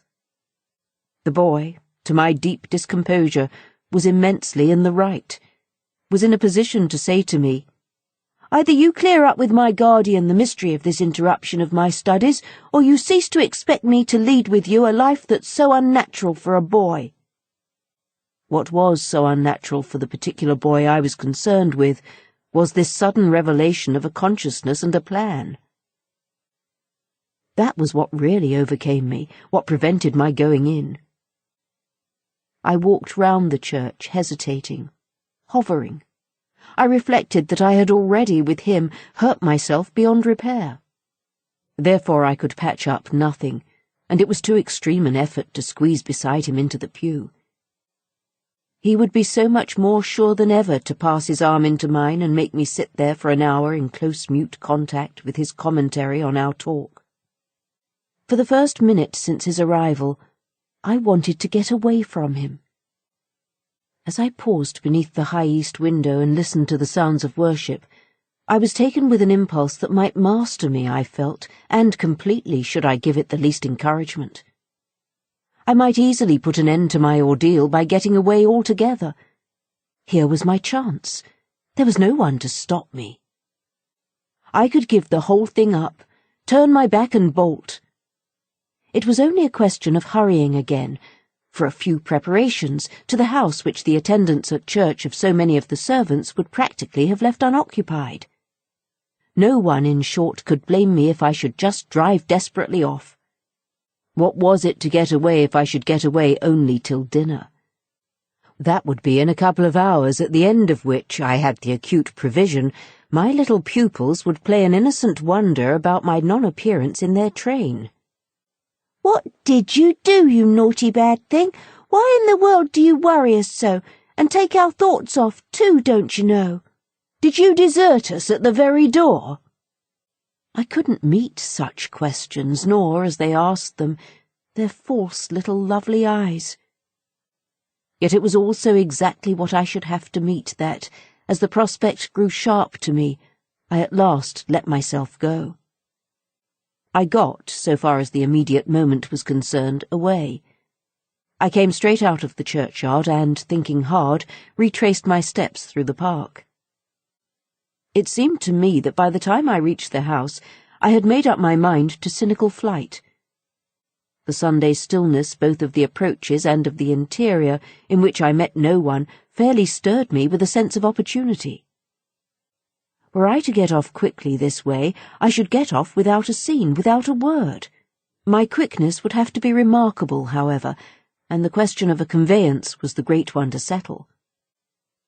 Tormented, in the hall, with difficulties and obstacles, I remember sinking down at the foot of the staircase, suddenly collapsing there on the lowest step, and then, with a revulsion, recalling that it was exactly where, more than a month before, in the darkness of night, and just so bowed with evil things, I had seen the spectre of the most horrible of women.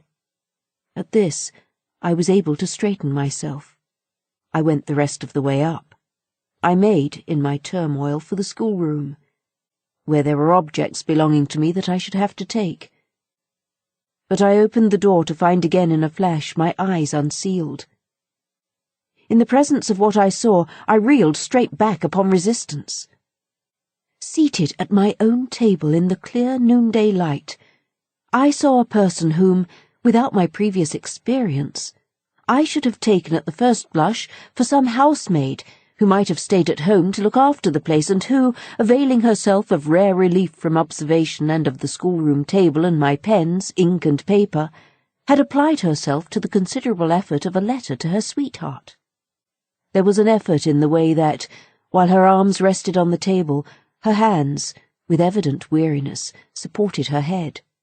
But at the moment I took this in, I had already become aware that, in spite of my entrance, her attitude strangely persisted. Then it was, with the very act of its announcing itself, that her identity flared up in a change of posture. She rose, not as if she had heard me, but with an indescribable grand melancholy of indifference and detachment, and, within a dozen feet of me, stood there as my vile predecessor. Dishonoured and tragic, she was all before me. But even as I fixed, and for memory secured it, the awful image passed away. Dark as midnight in her black dress, her haggard beauty and her unutterable woe, she had looked at me long enough to appear to say that her right to sit at my table was as good as mine to sit at hers. While these instants lasted, indeed, I had the extraordinary chill of a feeling that it was I who was the intruder. It was as a wild protest against it that, actually addressing her, "You terrible, miserable woman!" I heard myself break into a sound that, by the open door, rang through the long passage and the empty house. She looked at me as if she heard me, but I had recovered myself and cleared the air. There was nothing in the room the next minute but the sunshine and the sense that I must stay. 16. I had so perfectly expected the return of the others to be marked by a demonstration that I was freshly upset at having to find them merely dumb and discreet about my desertion. Instead of gaily denouncing and caressing me, they made no allusion to my having failed them, and I was left for the time, on perceiving that she too said nothing, to study Mrs. Groce's odd face. I did this to such purpose that I made sure they had in some way bribed her to silence. A silence that, however, I would engage to break down on the first private opportunity. This opportunity came before tea. I secured 5 minutes with her in the housekeeper's room, where in the twilight, amid a smell of lately baked bread, but with the place all swept and garnished, I found her sitting in pained placidity before the fire. So I see her still.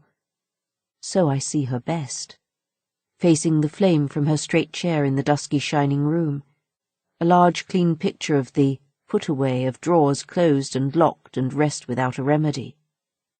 Oh, yes, they asked me to say nothing, and to please them, so long as they were there, of course, I promised. But what had happened to you? I only went with you for the walk, I said. I had then to come back to meet a friend. She showed her surprise. A friend? You? Oh, yes, I've a couple, I laughed. But did the children give you a reason? For not alluding to your leaving us, yes. They said you'd like it better. Do you like it better? My face had made her rueful. No, I like it worse. But after an instant I added, Did they say why I should like it better? No, Master Miles only said, we must do nothing but what she likes. I wish indeed he would. And what did Flora say? Miss Flora was too sweet. She said, Oh, of course, and I said the same. I thought a moment. You were too sweet, too. I can hear you all. But nonetheless, between Miles and me, it's now all out. All out? My companion stared. But what, miss? Everything. It doesn't matter. I've made up my mind. "I came home, my dear," I went on, "for a talk with Miss Jessel." I had by this time formed the habit of having Mrs. Grose literally well in hand in advance of my sounding that note, so that even now, as she bravely blinked under the signal of my word, I could keep her comparatively firm. A talk? Do you mean she spoke? It came to that. I found her on my return in the schoolroom. And what did she say? I can hear the good woman still, and the candour of her stupefaction. That she suffers the torments. It was this, of a truth, that made her, as she filled out my picture, gape. "Do you mean," she faltered, "of the lost?" "Of the lost, of the damned, and that's why, to share them—" I faltered myself with the horror of it. But my companion, with less imagination, kept me up. "To share them?" "She wants Flora." Mrs. Grose might, as I gave it to her, fairly have fallen away from me had I not been prepared. I still held her there to show I was. As I've told you, however, it doesn't matter. "Because you've made up your mind? But to what?" "To everything." "And what do you call everything?" "Why, to sending for their uncle." "Oh, miss, in pity, do!" my friend broke out. "Ah, but I will! I see it's the only way. What's out, as I told you, with Miles, is that if he thinks I'm afraid to, and has ideas of what he gains by that, he shall see he's mistaken. Yes, his uncle shall have it here from me on the spot, and before the boy himself, if necessary, that if I'm to be reproached with having done nothing again more about school—" "Yes, miss?" my companion pressed me. "Well, there's that awful reason." There were now clearly so many of these for my poor colleague that she was excusable for being vague. "But, which?" "Why, the letter from his old place." "You'll show it to the master?" "I ought to have done so on the instant." "Oh, no," said Mrs. Grose with decision. "I'll put it before him," I went on inexorably, "that I can't undertake to work the question on behalf of a child who has been expelled." "For we've never in the least known what," Mrs. Grose declared. "For wickedness. For what else, when he's so clever and beautiful and perfect? Is he stupid? Is he untidy? Is he infirm? Is he ill-natured? He's exquisite. So it can be only that, and that would open up the whole thing. After all, I said, it's their uncle's fault. If he left here such people, he didn't really in the least know them. The fault's mine." She had turned quite pale. "Well, you shan't suffer," I answered. "The children shan't," she emphatically returned. I was silent a while. We looked at each other. "Then what am I to tell him?" "You needn't tell him anything. I'll tell him." I measured this. "Do you mean you'll write?" Remembering she couldn't, I caught myself up. "How do you communicate?"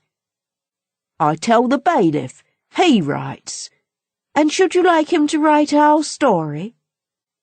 My question had a sarcastic force that I had not fully intended, and it made her after a moment inconsequently break down. The tears were again in her eyes.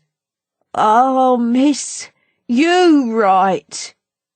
"Well, tonight," I at last returned, and on this we separated. 17. I went so far in the evening as to make a beginning. The weather had changed back, a great wind was abroad, and beneath the lamp in my room, with Flora at peace beside me, I sat for a long time before a blank sheet of paper and listened to the lash of the rain and the batter of the gusts. Finally, I went out, taking a candle. I crossed the passage and listened a minute at Miles's door. What under my endless obsession I had been impelled to listen for was some betrayal of his not being at rest, and I presently caught one, but not in the form I had expected. His voice tinkled out. "I say, you there! Come in!" It was gaiety in the gloom. I went in with my light and found him in bed, very wide awake, but very much at his ease. "Well, what are you up to?" he asked with a grace of sociability in which it occurred to me that Mrs. Grose, had she been present, might have looked in vain for proof that anything was out. I stood over him with my candle. "How did you know I was there?" "Why, of course I heard you. Did you fancy you made no noise? You're like a troop of cavalry." He beautifully laughed. "Then you weren't asleep?"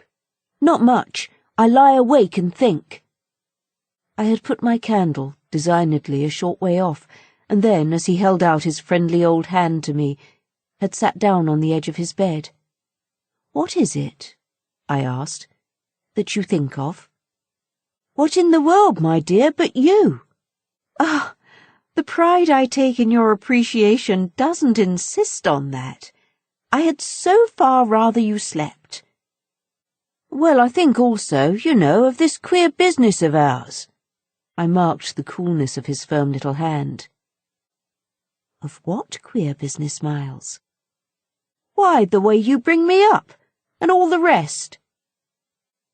I fairly held my breath a minute, and even from my glimmering taper there was light enough to show how he smiled up at me from his pillow. "What do you mean by all the rest?" "Oh, you know. I could say nothing for a minute, though I felt as I held his hand, and our eyes continued to meet, that my silence had all the air of admitting his charge, and that nothing in the whole world of reality was perhaps at that moment so fabulous as our actual relation. "Certainly you shall go back to school," I said, "if it be that troubles you. But not to the old place. We must find another, a better." "How could I know it did trouble you, this question, when you never told me so, never spoke of it at all?" His clear listening face, framed in its smooth whiteness, made him for the minute as appealing as some wistful patient in a children's hospital. And I would have given, as the resemblance came to me, all I possessed on earth, really to be the nurse or the sister of charity who might have helped to cure him. Well, even as it was, I perhaps might help. "Do you know you never said a word to me about your school? I mean the old one. Never mentioned it in any way?" He seemed to wonder. He smiled with the same loveliness. But he clearly gained time. He waited. He called for guidance. "Haven't I?" It wasn't for me to help him. It was for the thing I had met. Something in his tone and the expression of his face, as I got this from him, set my heart aching with such a pang as it had never yet known. So unutterably touching was it to see his little brain puzzled, and his little resources taxed to play, under the spell laid on him, a part of innocence and consistency. "No, never from the hour you came back. You never mentioned to me one of your masters, one of your comrades, nor the least little thing that ever happened to you at school. Never, little Miles. No, never have you given me an inkling of anything that may have happened there. Therefore you can fancy how much I'm in the dark. Until you came out that way this morning, you had since the first hour I saw you scarce even made a reference to anything in your previous life. You seemed so perfectly to accept the present." It was extraordinary how my absolute conviction of his secret precocity, or whatever I might call the poison of an influence that I dared but half phrase, made him, in spite of the faint breath of his inward trouble, appear as accessible as an older person, forced me to treat him as an intelligent equal. I thought you wanted to go on as you are." It struck me that at this he just faintly coloured. He gave, at any rate, like a convalescent slightly fatigued, a languid shake of his head. I don't. I want to get away." "You're tired of Bly?" "Oh, no, I like Bly." "Well, then?" "Oh, you know what a boy wants." I felt I didn't know so well as Miles, and I took temporary refuge. "You want to go to your uncle?" Again at this, with his sweet ironic face, he made a movement on the pillow. "Ah, you can't get off with that." I was silent a little, and it was I now, I think, who changed colour. "My dear, I don't want to get off." "You can't, even if you do. You can't." He lay beautifully staring. "My uncle must come down and you must completely settle things." "If we do," I returned with some spirit, "you may be sure it will be to take you quite away." "Well, don't you understand that that's exactly what I'm working for? You'll have to tell him about the way you've let it all drop. You'll have to tell him a tremendous lot." The exultation with which he uttered this helped me somehow for the instant to meet him rather more. "And how much will you, Miles, have to tell him? There are things he'll ask you." He turned it over.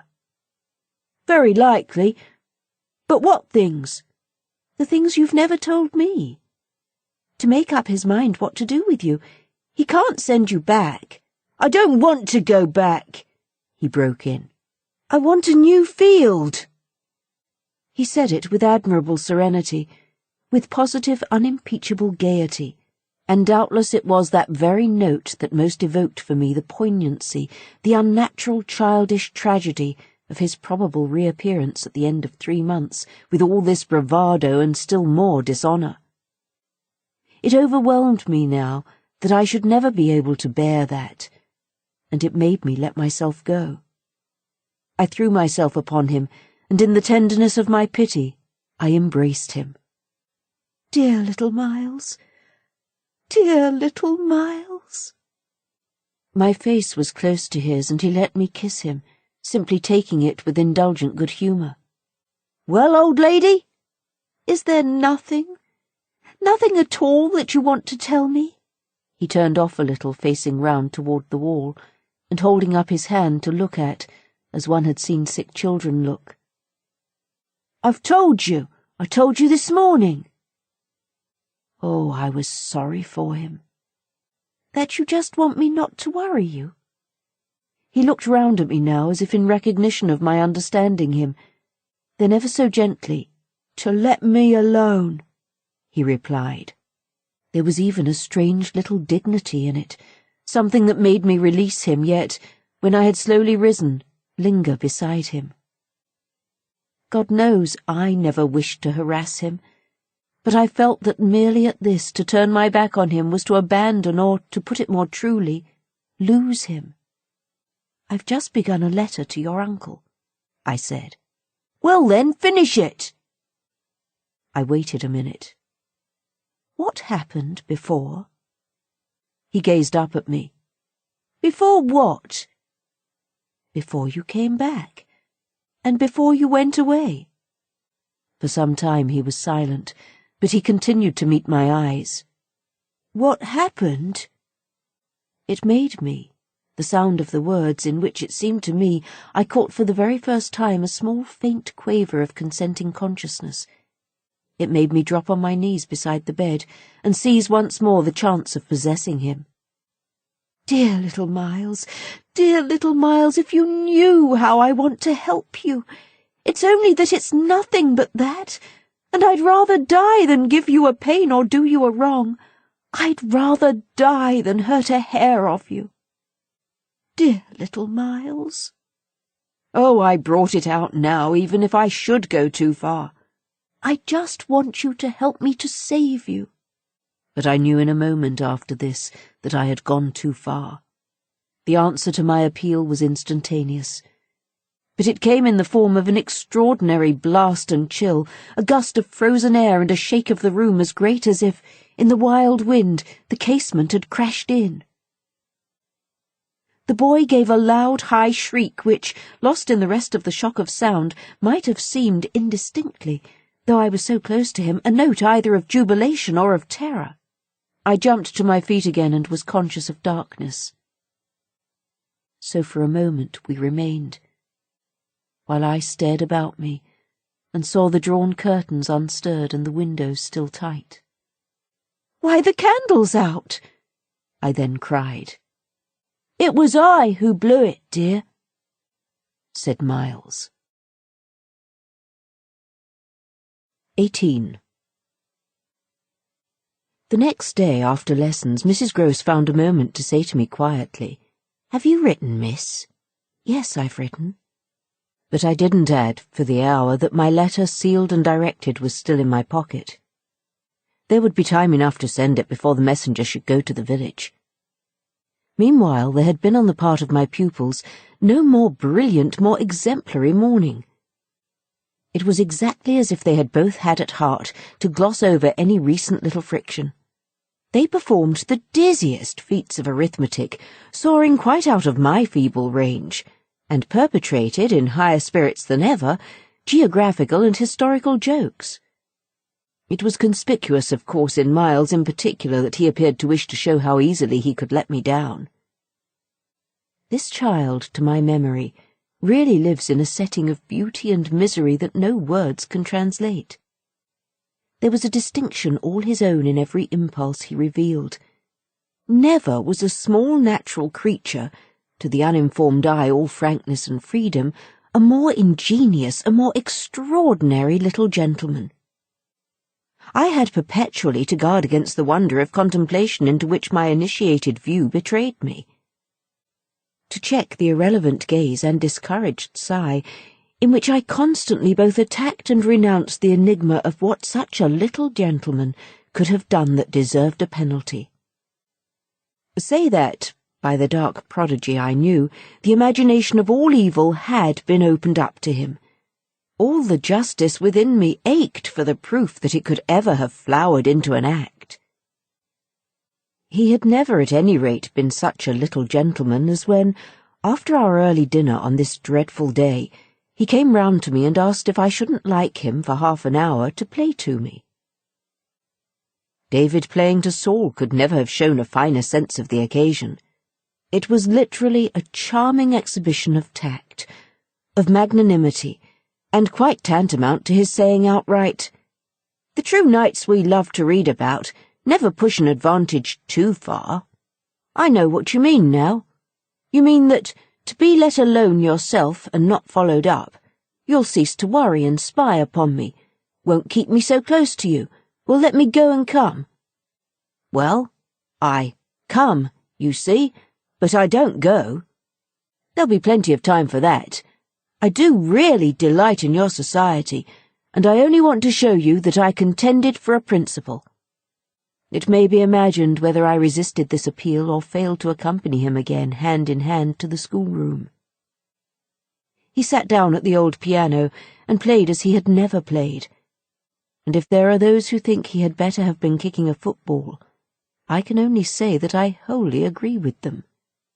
For at the end of a time that under his influence I had quite ceased to measure, I started up with a strange sense of having literally slept at my post.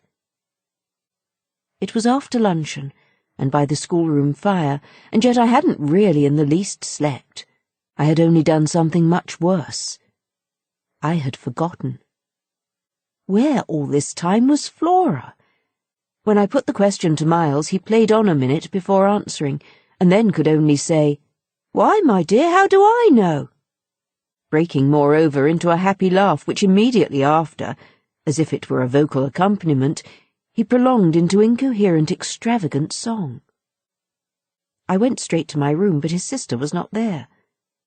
Then, before going downstairs, I looked into several others. As she was nowhere about, she would surely be with Mrs. Grose, whom in the comfort of that theory I accordingly proceeded in quest of. I found her where I had found her the evening before. but she met my quick challenge with blank, scared ignorance. She had only supposed that, after the repast, I had carried off both the children, as to which she was quite in her right, for it was the very first time I had allowed the little girl out of my sight without some special provision.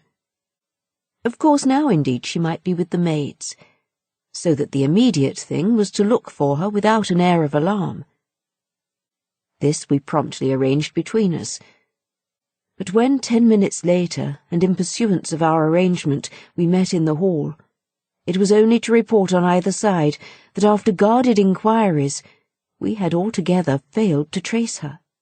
For a minute there, apart from observation, we exchanged mute alarms, and I could feel with what high interest my friend returned me all those I had from the first given her.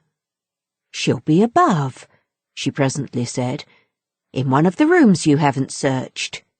No, she's at a distance. I had made up my mind. She has gone out. Mrs. Grose stared. "Without a hat?" I naturally also looked volumes. Isn't that woman always without one? "She's with her?" She's with her, I declared. We must find them. My hand was on my friend's arm, but she failed for the moment, confronted with such an account of the matter, to respond to my pressure. She communed, on the contrary, where she stood with her uneasiness. "And where's Master Miles?" Oh, he's with Quint. They'll be in the schoolroom. "Lord, miss!" My view, I was myself aware, and therefore, I suppose my tone, had never yet reached so calm an assurance. The trick's played, I went on. They've successfully worked their plan. He found the most divine little way to keep me quiet while she went off. "Divine?" Mrs. Grose bewilderedly echoed. Infernal, then, I almost cheerfully rejoined. He has provided for himself as well. But come. She had helplessly gloomed at the upper regions. "You leave him?" So long with Quint? Yes. I don't mind that now. She always ended at these moments by getting possession of my hand, and in this manner she could at present still stay me. But after gasping an instant at my sudden resignation, "Because of your letter?" she eagerly brought out. I quickly, by way of answer, felt for my letter, drew it forth, held it up, and then, freeing myself, went and laid it on the great hall table. "Luke will take it," I said as I came back. I reached the house door and opened it. I was already on the steps. My companion still demurred. The storm of the night and the early morning had dropped, but the afternoon was damp and grey. I came down to the drive while she stood in the doorway. "You go with nothing on? What do I care when the child has nothing? I can't wait to dress," I cried, "and if you must do so, I leave you. Try meanwhile yourself upstairs." "With them?" Oh, on this, the poor woman promptly joined me. 19. We went straight to the lake, as it was called at Bly, and I dare say rightly called, though it may have been a sheet of water less remarkable than my untravelled eyes supposed it. My acquaintance with sheets of water was small, and the pool of Bly, at all events on the few occasions of my consenting, under the protection of my pupils, to affront its surface in the old flat-bottomed boat moored there for our use, had impressed me both with its extent and its agitation. The usual place of embarkation was 1/2 mile from the house, but I had an intimate conviction that, wherever Flora might be, she was not near home.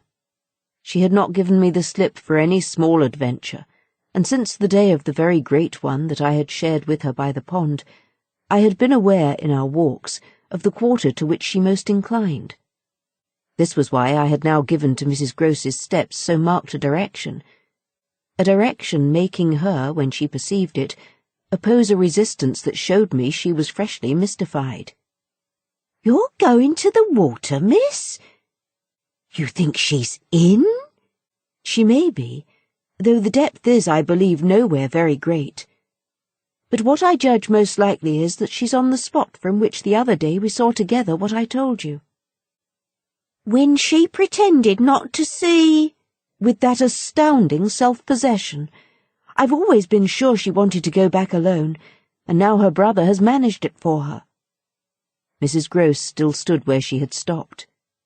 You suppose they really talk of them? I could meet this with an assurance. They say things that, if we heard them, would simply appall us. And if she is there? Yes. Then Miss Jessel is? Beyond a doubt. You shall see. Oh, thank you, my friend cried, planted so firm that, taking it in, I went straight on without her. By the time I reached the pool, however, she was close behind me, and I knew that, whatever, to her apprehension, might befall me, the exposure of sticking to me struck her as her least danger. She exhaled a moan of relief as we at last came in sight of the greater part of the water without a sight of the child. There was no trace of Flora on that nearer side of the bank where my observation of her had been most startling, and none on the opposite edge where, save for a margin of some 20 yards, a thick copse came down to the pond. This expanse, oblong in shape, was so narrow compared to its length that, with its ends out of view, it might have been taken for a scant river. We looked at the empty stretch, and then I felt the suggestion in my friend's eyes. I knew what she meant, and I replied with a negative headshake. No, wait! She has taken the boat! My companion stared at the vacant mooring place, and then again across the lake. Then where is it? Our not seeing it is the strongest of proofs. She has used it to go over, and then has managed to hide it. All alone? That child? She's not alone, and at such times she's not a child. She's an old woman. I scanned all the visible shore while Mrs. Grose took again, into the queer element I offered her, one of her plunges of submission. Then I pointed out that the boat might perfectly be in a small refuge formed by one of the recesses of the pool, an indentation masked for the hither side by a projection of the bank and by a clump of trees growing close to the water. But if the boat's there, where on earth's she? My colleague anxiously asked. That's exactly what we must learn. And I started to walk further. By going all the way round? Certainly, far as it is. It will take us but 10 minutes, yet it's far enough to have made the child prefer not to walk. She went straight over. Laws! Cried my friend again. The chain of my logic was ever too strong for her.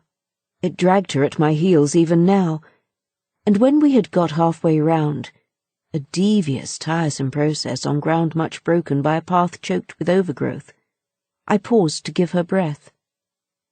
I sustained her with a grateful arm, assuring her that she might hugely help me, and this started us afresh, so that in the course of but few minutes more we reached a point from which we found the boat to be where I had supposed it. It had been intentionally left as much as possible out of sight, and was tied to one of the stakes of a fence that came just there down to the brink, and that had been an assistance to disembarking. I recognized, as I looked at the pair of short, thick oars, quite safely drawn up, the prodigious character of the feat for a little girl, but I had by this time lived too long among wonders, and had panted to too many livelier measures. There was a gate in the fence through which we passed, and that brought us, after a trifling interval, more into the open. Then, "There she is!" we both exclaimed at once. Flora, a short way off, stood before us on the grass, and smiled as if her performance had now become complete. The next thing she did, however, was to stoop straight down and pluck, quite as if it were all she was there for, a big ugly spray of withered fern. I at once felt sure she had just come out of the copse. She waited for us, not herself taking a step, and I was conscious of the rare solemnity with which we presently approached her. She smiled and smiled, and we met. But it was all done in a silence by this time flagrantly ominous. Mrs. Grose was the first to break the spell. She threw herself on her knees and, drawing the child to her breast, clasped in a long embrace the little tender, yielding body. While this dumb convulsion lasted, I could only watch it, which I did the more intently when I saw Flora's face peep at me over our companion's shoulder. It was serious now. The flicker had left it, but it strengthened the pang with which I at that moment envied Mrs. Grose the simplicity of her relation. Still, all this while, nothing more passed between us, save that Flora had let her foolish fern again drop to the ground. What she and I had virtually said to each other was that pretexts were useless now. When Mrs. Grose finally got up, she kept the child's hand, so that the two were still before me. And the singular reticence of our communion was even more marked in the frank look she addressed me. "I'll be hanged," it said, "if I'll speak." It was Flora who, gazing all over me in candid wonder, was the first. She was struck with our bareheaded aspect. "Why, where are your things?" "Where yours are, my dear," I promptly returned. She had already got back her gaiety and appeared to take this as an answer quite sufficient. "And where's Miles?" she went on. There was something in the small valour of it that quite finished me. These 3 words from her were in a flash like the glitter of a drawn blade, the jostle of the cup that my hand for weeks and weeks had held high and full to the brim, and that now, even before speaking, I felt overflow in a deluge. "I'll tell you, if you tell me," I heard myself say, then heard the tremor in which it broke. "Well, what?" Mrs. Grose's suspense blazed at me, but it was too late now, and I brought the thing out handsomely. "Where, my pet, is Miss Jessel?" 20. Just as in the churchyard with Miles, the whole thing was upon us. Much as I had made of the fact that this name had never once between us been sounded, the quick-smitten glare with which the child's face now received it fairly likened my breach of the silence to the smash of a pane of glass. It added to the interposing cry, as if to stay the blow that Mrs. Grose at the same instant uttered over my violence, the shriek of a creature scared or rather wounded, which in turn, within a few seconds, was completed by a gasp of my own. I seized my colleague's arm. "She's there! She's there!" Miss Jessel stood before us on the opposite bank, exactly as she had stood the other time, and I remember strangely, as the first feeling now produced in me, my thrill of joy at having brought on a proof. She was there, so I was justified. She was there, so I was neither cruel nor mad. She was there for poor, scared Mrs. Grose, but she was there most for Flora. And no moment of my monstrous time was perhaps so extraordinary as that in which I consciously threw out to her, with the sense that, pale and ravenous demon as she was, she would catch and understand it, an inarticulate message of gratitude. She rose erect on the spot my friend and I had lately quitted, and there wasn't in all the long reach of her desire an inch of her evil that fell short. This first vividness of vision and emotion were things of a few seconds, during which Mrs. Grose's dazed blink across to where I pointed struck me as showing that she too at last saw, just as it carried my own eyes precipitately to the child. The revelation, then, of the manner in which Flora was affected startled me in truth far more than it would have done to find her also merely agitated, for direct dismay was, of course, not what I had expected. Prepared and on her guard as our pursuit had actually made her, she would repress every betrayal, and I was therefore at once shaken by my first glimpse of the particular one for which I had not allowed. To see her, without a convulsion of her small pink face, not even feign to glance in the direction of the prodigy I announced, but only, instead of that, turn at me an expression of hard, still gravity, an expression absolutely new and unprecedented, and that appeared to read and accuse and judge me. This was a stroke that somehow converted the little girl herself into a figure portentous. I gaped at her coolness, even though my certitude of her thoroughly seeing was never greater than at that instant.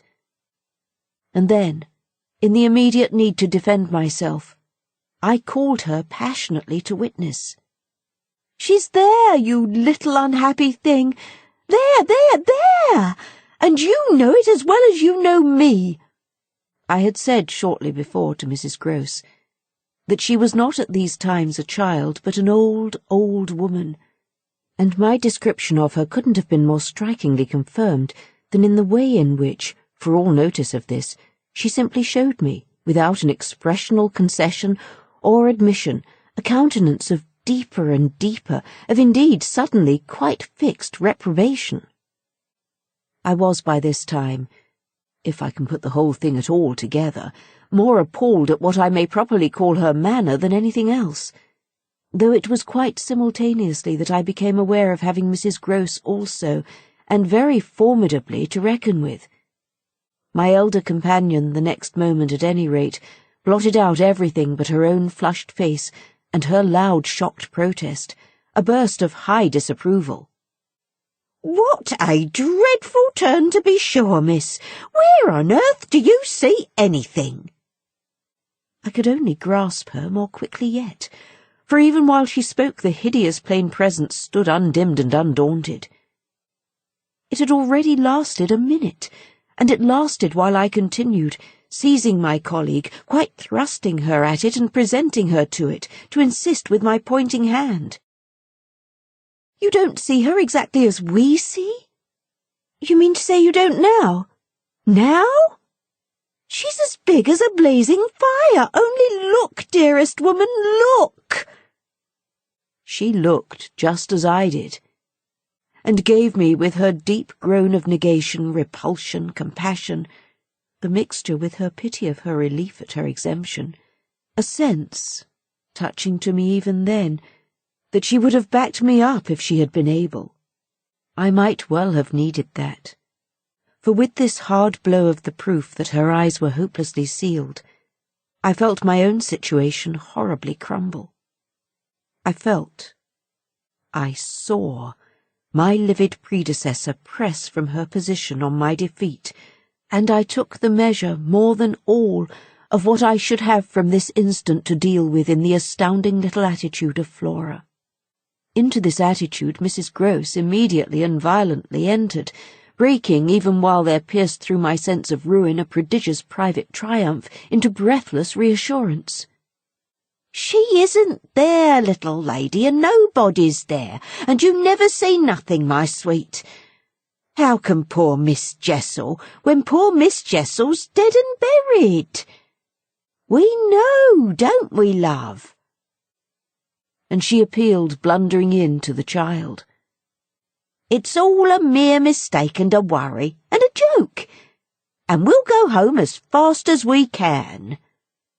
Our companion on this had responded with a strange quick primness of propriety, and they were again, with Mrs. Grose on her feet, united, as it were, in shocked opposition to me. Flora continued to fix me with her small mask of disaffection, and even at that minute I prayed God to forgive me for seeming to see that, as she stood there holding tight to our friend's dress, her incomparable childish beauty had suddenly failed, had quite vanished. I've said it already. She was hideously hard. She had turned common and almost ugly. "I don't know what you mean. I see nobody. I see nothing. I never have. I think you're cruel. I don't like you." Then, after this deliverance, which might have been that of a vulgarly pert little girl in the street, she hugged Mrs. Grose more closely, and buried in her skirts the dreadful little face. In this position, she launched an almost furious wail. "Take me away! Take me away! Oh, take me away from her!" "From me? I panted. "From you! From you!" she cried. Even Mrs. Grose looked across at me dismayed. While I had nothing to do but communicate again with the figure that, on the opposite bank, without a movement, as rigidly still as if catching, beyond the interval, our voices, was as vividly there for my disaster as it was not there for my service. The wretched child had spoken exactly as if she had got from some outside source each of her stabbing little words, and I could therefore, in the full despair of all I had to accept, but sadly shake my head at her. If I had ever doubted, all my doubt would at present have gone. I've been living with the miserable truth, and now it is only too much closed round me. Of course I've lost you. I've interfered. And you've seen under her dictation, with which I faced over the pool again, our infernal witness, the easy and perfect way to meet it. I've done my best, but I've lost you. Goodbye. For Mrs. Grose I had an imperative, an almost frantic, "Go, go!" before which, in infinite distress but mutely possessed of the little girl, and clearly convinced, in spite of her blindness, that something awful had occurred and some collapse engulfed us, she retreated by the way we had come as fast as she could move. Of what first happened when I was left alone I had no subsequent memory. I only knew that at the end of, I suppose, a quarter of an hour, an odorous dampness and roughness, chilling and piercing my trouble, had made me understand that I must have thrown myself on my face to the ground and given way to a wildness of grief. I must have lain there long and cried and wailed, for when I raised my head the day was almost done. I got up and looked a moment through the twilight at the grey pool and its blank haunted edge, and then I took, back to the house, my dreary and difficult course. When I reached the gate in the fence, the boat, to my surprise, was gone, so that I had a fresh reflection to make on Flora's extraordinary command of the situation. She passed that night, by the most tacit and, I should add, were not the word so grotesque a false note, the happiest of arrangements with Mrs. Grose.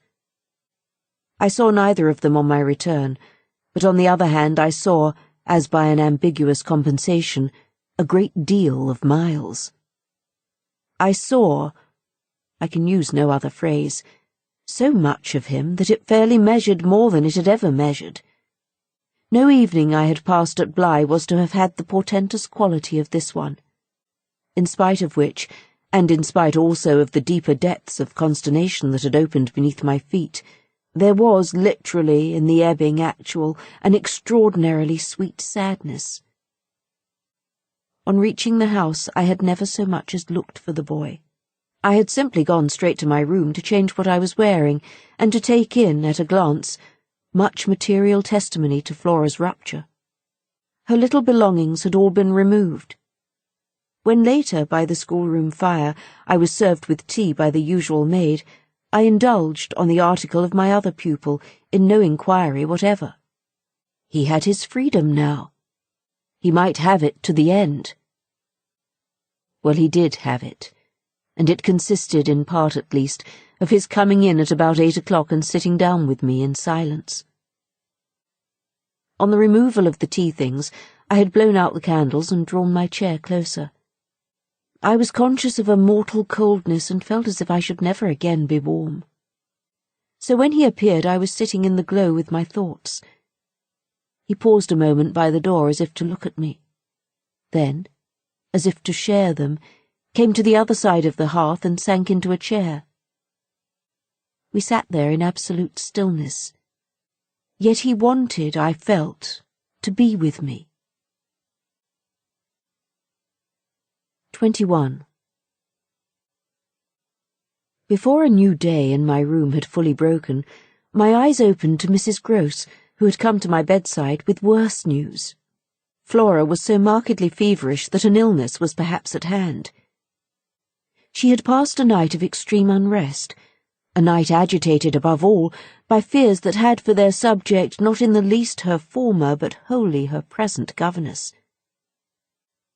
It was not against the possible re-entrance of Miss Jessel on the scene that she protested. It was conspicuously and passionately against mine. I was at once on my feet and with an immense deal to ask, the more that my friend had discernibly now girded her loins to meet me afresh. This I felt as soon as I had put to her the question of her sense of the child's sincerity as against my own. She persists in denying to you that she saw, or has ever seen, anything? My visitor's trouble truly was great. Oh, miss, it isn't a matter on which I can push her. Yet it isn't either, I must say, as if I much needed to. It has made her, every inch of her, quite old. Oh, I see her perfectly from here. She resents for all the world, like some high little personage, the imputation on her truthfulness and, as it were, her respectability. Miss Jessel, indeed, she... she's respectable, the chit. The impression she gave me there yesterday was, I assure you, the very strangest of all.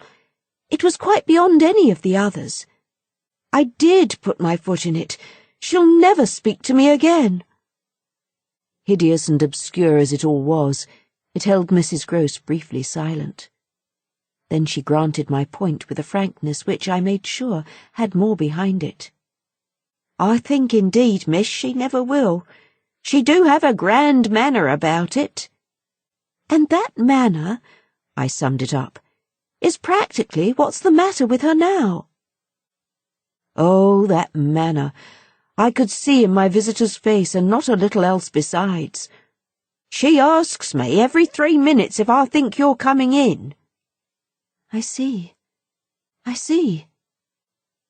too, on my side, had so much more than worked it out. Has she said to you since yesterday, except to repudiate her familiarity with anything so dreadful, a single other word about Miss Jessel? Not one, miss. And of course, you know, my friend added, I took it from her by the lake that just then and there at least there was nobody. Rather, and naturally you take it from her still. I don't contradict her. What else can I do? Nothing in the world. You've the cleverest little person to deal with. They've made them, their two friends, I mean, still cleverer even than nature did. For it was wondrous material to play on.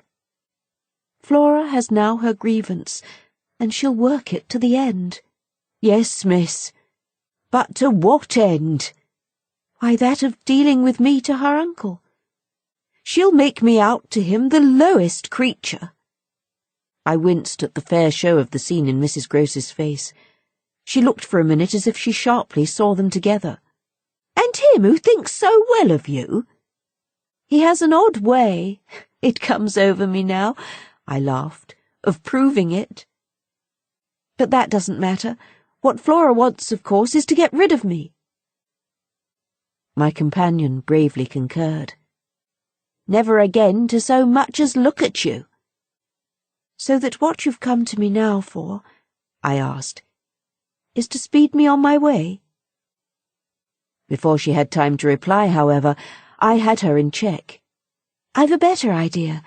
The result of my reflections, my going would seem the right thing, and on Sunday I was terribly near it. Yet that won't do. It's you who must go. You must take Flora. My visitor at this did speculate. But where in the world? Away from here, away from them, away even most of all now from me, straight to her uncle. Only to tell on you? No, not only. To leave me in addition with my remedy.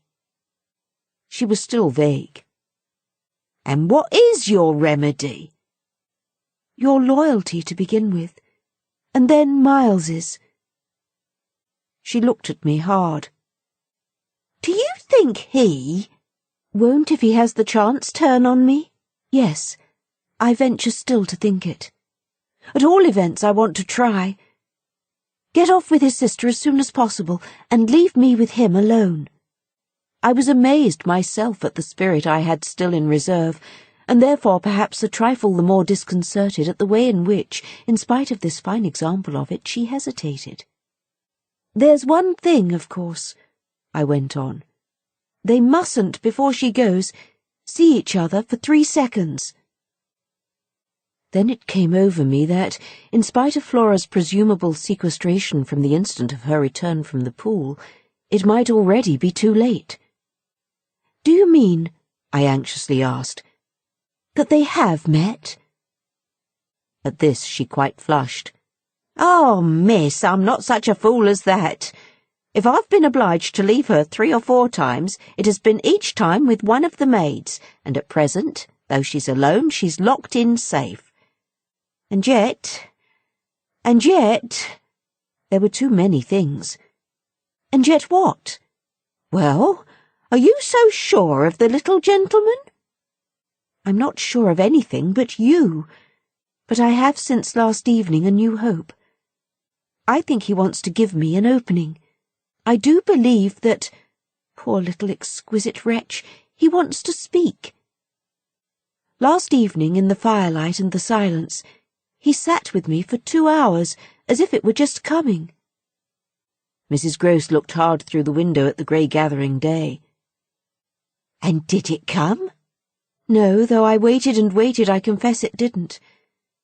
And it was without a breach of the silence, or so much as a faint allusion to his sister's condition and absence, that we at last kissed for good night. All the same," I continued, "I can't, if her uncle sees her, consent to his seeing her brother without my having given the boy, and most of all because things have got so bad, a little more time." My friend appeared on this ground more reluctant than I could quite understand. "What do you mean by more time?" "Well, a day or 2, really, to bring it out. He'll then be on my side, of which you see the importance. If nothing comes, I shall only fail, and you at the worst have helped me by doing on your arrival in town whatever you may have found possible." So I put it before her, but she continued for a little so lost in other reasons that I came again to her aid. "Unless indeed," I wound up, "you really want not to go." I could see it in her face at last clear itself. She put out her hand to me as a pledge. "I'll go. I'll go this morning." I wanted to be very just. "If you should wish still to wait, I'd engage she shouldn't see me." No, it's the place itself. She must leave it." She held me a moment with heavy eyes, then brought out the rest. "Your idea's the right one. I myself, miss—" "Well?" "I can't stay." The look she gave me with it made me jump at possibilities. "You mean that, since yesterday, you have seen?" She shook her head with dignity. "I've heard." "Heard?" "From that child. Horrors. There." She sighed with tragic relief. "On my honour, miss, she says things." But at this evocation she broke down.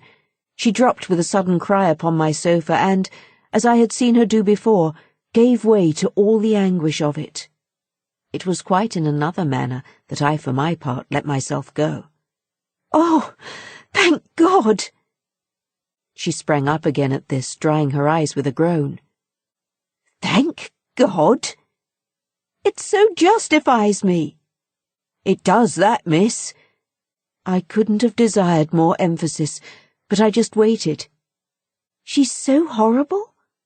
I saw my colleague scarce knew how to put it. "Really shocking." "And about me?" "About you, miss, since you must have it. It's beyond everything for a young lady, and I can't think wherever she must have picked up—" "The appalling language she applies to me? I can, then." I broke in with a laugh that was doubtless significant enough. It only in truth left my friend still more grave. "Well, perhaps I ought to also, since I've heard some of it before. Yet I can't bear it." the poor woman went on, while with the same movement she glanced on my dressing table at the face of my watch. But I must go back. I kept her, however. If you can't bear it— How can I stop with her, you mean? Why, just for that. To get her away, far from this, she pursued. Far from them. She may be different. She may be free. I seized her arm with joy. Then in spite of yesterday, you believe? In such doings? Her simple description of them required, in the light of her expression, to be carried no farther, and she gave me the whole thing as she had never done. I believe. Yes, it was a joy, and we were still shoulder to shoulder. If I might continue sure of that, I should care but little what else happened.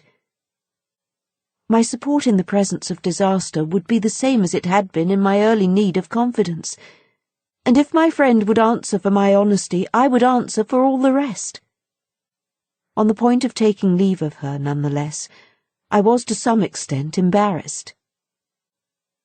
There's one thing, of course, it occurs to me to remember. My letter giving the alarm will have reached town before you. I now felt still more how she had been beating about the bush, and how weary at last it had made her. Your letter won't have got there. Your letter never went. What then became of it? Goodness knows. Master Miles? Do you mean he took it? I gasped. She hung fire, but she overcame her reluctance. I mean that I saw yesterday, when I came back with Miss Flora, that it wasn't where you had put it. Later in the evening I had the chance to question Luke, and he declared that he had neither noticed nor touched it. We could only exchange on this one of our deeper mutual soundings, and it was Mrs. Grose who first brought up the plum with an almost elate, "You see?" "Yes, I see that if Miles took it instead, he probably will have read it and destroyed it."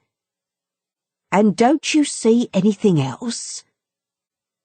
I faced her a moment with a sad smile.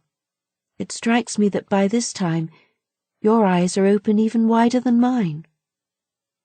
They proved to be so indeed, but she could still almost blush to show it. "I make out now what he must have done at school." And she gave, in her simple sharpness, an almost droll, disillusioned nod. "He stole." I turned it over. I tried to be more judicial. "Well, perhaps." She looked as if she found me unexpectedly calm. "He stole letters." She couldn't know my reasons for a calmness after all pretty shallow. So I showed them off as I might. I hope, then, it was to more purpose than in this case.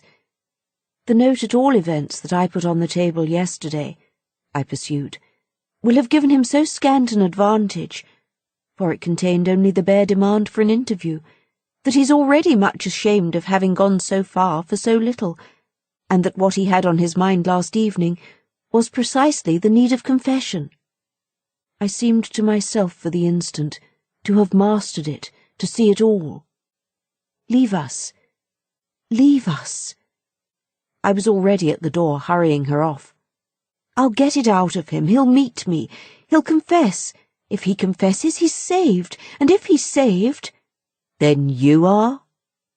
The dear woman kissed me on this, and I took her farewell. "I'll save you without him," she cried as she went. 22. Yet it was when she had got off, and I missed her on the spot, that the great pinch really came. If I had counted on what it would give me to find myself alone with Miles, I quickly recognized that it would give me at least a measure. No hour of my stay, in fact, was so assailed with apprehensions as that of my coming down to learn that the carriage containing Mrs. Grose and my younger pupil had already rolled out of the gates. Now I was, I said to myself, face to face with the elements, and for much of the rest of the day, while I fought my weakness, I could consider that I had been supremely rash. It was a tighter place still than I had yet turned round in. All the more that, for the first time, I could see in the aspect of others a confused reflection of the crisis. What had happened naturally caused them all to stare. There was too little of the explained throw out whatever we might in the suddenness of my colleague's act. The maids and the men looked blank, the effect of which on my nerves was an aggravation until I saw the necessity of making it a positive aid. It was, in short, by just clutching the helm that I avoided total wreck. And I dare say that, to bear up at all, I became that morning very grand and very dry. I welcomed the consciousness that I was charged with much to do, and I caused it to be known as well that, left thus to myself, I was quite remarkably firm. I wandered with that manner for the next hour or two all over the place, and looked, I have no doubt, as if I were ready for any onset. So, for the benefit of whom it might concern, I paraded with a sick heart. The person it appeared least to concern proved to be, till dinner, little Miles himself. My perambulations had given me meanwhile no glimpse of him, but they had tended to make more public the change taking place in our relation as a consequence of his having at the piano the day before kept me in Flora's interest so beguiled and befooled. The stamp of publicity had of course been fully given by her confinement and departure, and the change itself was now ushered in by our non-observance of the regular custom of the schoolroom.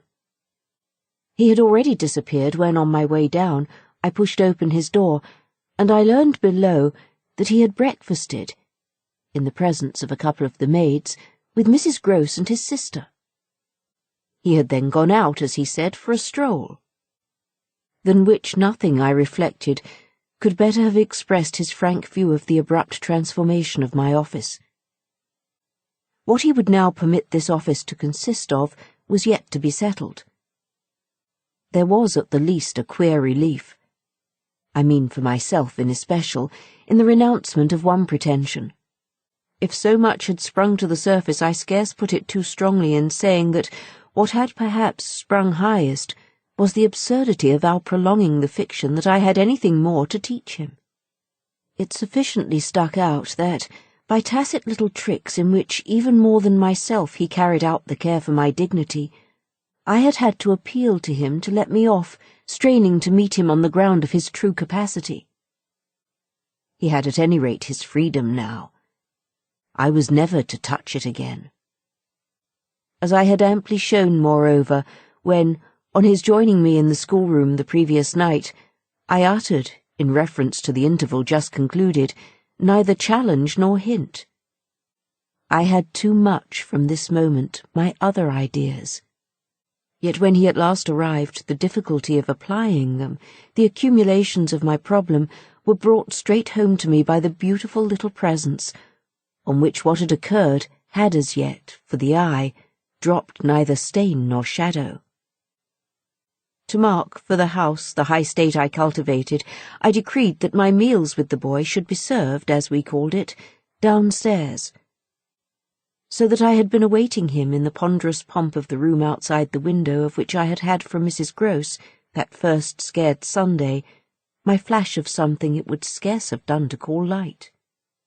Here at present I felt afresh, for I had felt it again and again, how my equilibrium depended on the success of rigid will, the will to shut my eyes as tight as possible to the truth that what I had to deal with was, revoltingly, against nature. I could only get on at all by taking nature into my confidence and my account, by treating my monstrous ordeal as a push in a direction unusual, of course, and unpleasant, but demanding, after all, for a fair front, only another turn of the screw of ordinary human virtue. No attempt, none the less, could well require more tact than just this attempt to supply oneself all the nature. How could I put even a little of that article into a suppression of reference to what had occurred? How, on the other hand, could I make a reference without a new plunge into the hideous obscure? Well, a sort of answer after a time had come to me, and it was so far confirmed as that I was met, incontestably, by the quickened vision of what was rare in my little companion. It was indeed as if he had found even now, as he had so often found at lessons, still some other delicate way to ease me off. Wasn't there light in the fact which, as we shared our solitude, broke out with a specious glitter it had never yet quite worn? The fact that, opportunity aiding precious opportunity which had now come, it would be preposterous, with a child so endowed, to forego the help one might wrest from absolute intelligence? What had his intelligence been given him for but to save him? Mightn't one, to reach his mind, risk the stretch of a stiff arm across his character? It was as if, when we were face to face in the dining room, he had literally shown me the way. The roast mutton was on the table and I had dispensed with attendance. Miles, before he sat down, stood a moment with his hands in his pockets and looked at the joint on which he seemed on the point of passing some humorous judgment. But what he presently produced was, "I say, my dear, is she really very awfully ill?" "Little Flora? Not so bad but that she'll presently be better. London will set her up. Bligh had ceased to agree with her. Come here and take your mutton." He alertly obeyed me, carried the plate carefully to his seat, and when he was established went on. "Did Bligh disagree with her so terribly all at once?" "Not so suddenly as you might think. One had seen it coming on." "Then why didn't you get her off before?" "Before what?" "Before she became too ill to travel." I found myself prompt. "She's not too ill to travel.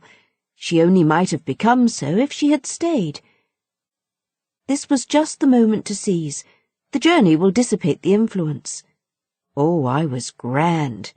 And carry it off. I see. Miles, for that matter, was grand too. He settled to his repast with the charming little table manner that, from the day of his arrival, had relieved me of all grossness of admonition. Whatever he had been expelled from school for, it wasn't for ugly feeding. He was irreproachable as always today, but was unmistakably more conscious. He was discernibly trying to take for granted more things than he found, without assistance, quite easy, and he dropped into peaceful silence while he felt his situation. Our meal was of the briefest, mine a vain pretense, and I had the things immediately removed. While this was done, Miles stood again with his hands in his little pockets and his back to me, stood and looked out of the wide window through which, that other day, I had seen what pulled me up. We continued silent while the maid was with us, as silent, it whimsically occurred to me, as some young couple who, on their wedding journey at the inn, feel shy in the presence of the waiter. He turned round only when the waiter had left us. "Well, so we're alone." 23. "Oh, more or less." I imagine my smile was pale. "Not absolutely. We shouldn't like that," I went on. "No, I suppose we shouldn't. Of course we've the others." "We've the others. We've indeed the others," I concurred. "Yet even though we have them," he returned, still with his hands in his pockets and planted there in front of me, "they don't much count, do they?" I made the best of it, but I felt wan. "It depends on what you call much." "Yes, with all accommodation. Everything depends." On this, however, he faced to the window again and presently reached it with his vague, restless, cogitating step. He remained there a while with his forehead against the glass, in contemplation of the stupid shrubs I knew and the dull things of November. I had always my hypocrisy of work, behind which I now gained the sofa. Steadying myself with it there, as I had repeatedly done at those moments of torment that I have described as the moments of my knowing the children to be given to something from which I was barred, I sufficiently obeyed my habit of being prepared for the worst. But an extraordinary impression dropped on me as I extracted a meaning from the boy's embarrassed back. None other than the impression that I was not barred now. This inference grew in a few minutes to sharp intensity, and seemed bound up with the direct perception that it was positively he who was. The frames and squares of the great window were a kind of image for him, of a kind of failure. I felt that I saw him in any case, shut in or shut out. He was admirable, but not comfortable. I took it in with a throb of hope. Wasn't he looking through the haunted pane for something he couldn't see? And wasn't it the first time in the whole business that he had known such a lapse? The first? The very first? I found it a splendid portent. It made him anxious, though he watched himself. He had been anxious all day, and even while in his usual sweet little manner he sat at table, had needed all his small strange genius to give it a gloss. When he at last turned round to meet me, it was almost as if this genius had succumbed. "Well, I think I'm glad Bligh agrees with me." "You'd certainly seem to have seen these 24 hours a good deal more of it than for some time before.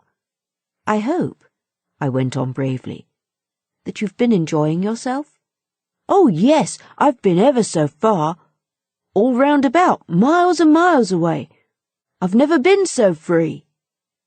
He had really a manner of his own, and I could only try to keep up with him. "Well, do you like it?" He stood there smiling. Then at last he put into 2 words, "Do you?" More discrimination than I had ever heard 2 words contain. Before I had time to deal with that, however, he continued as if with the sense that this was an impertinence to be softened.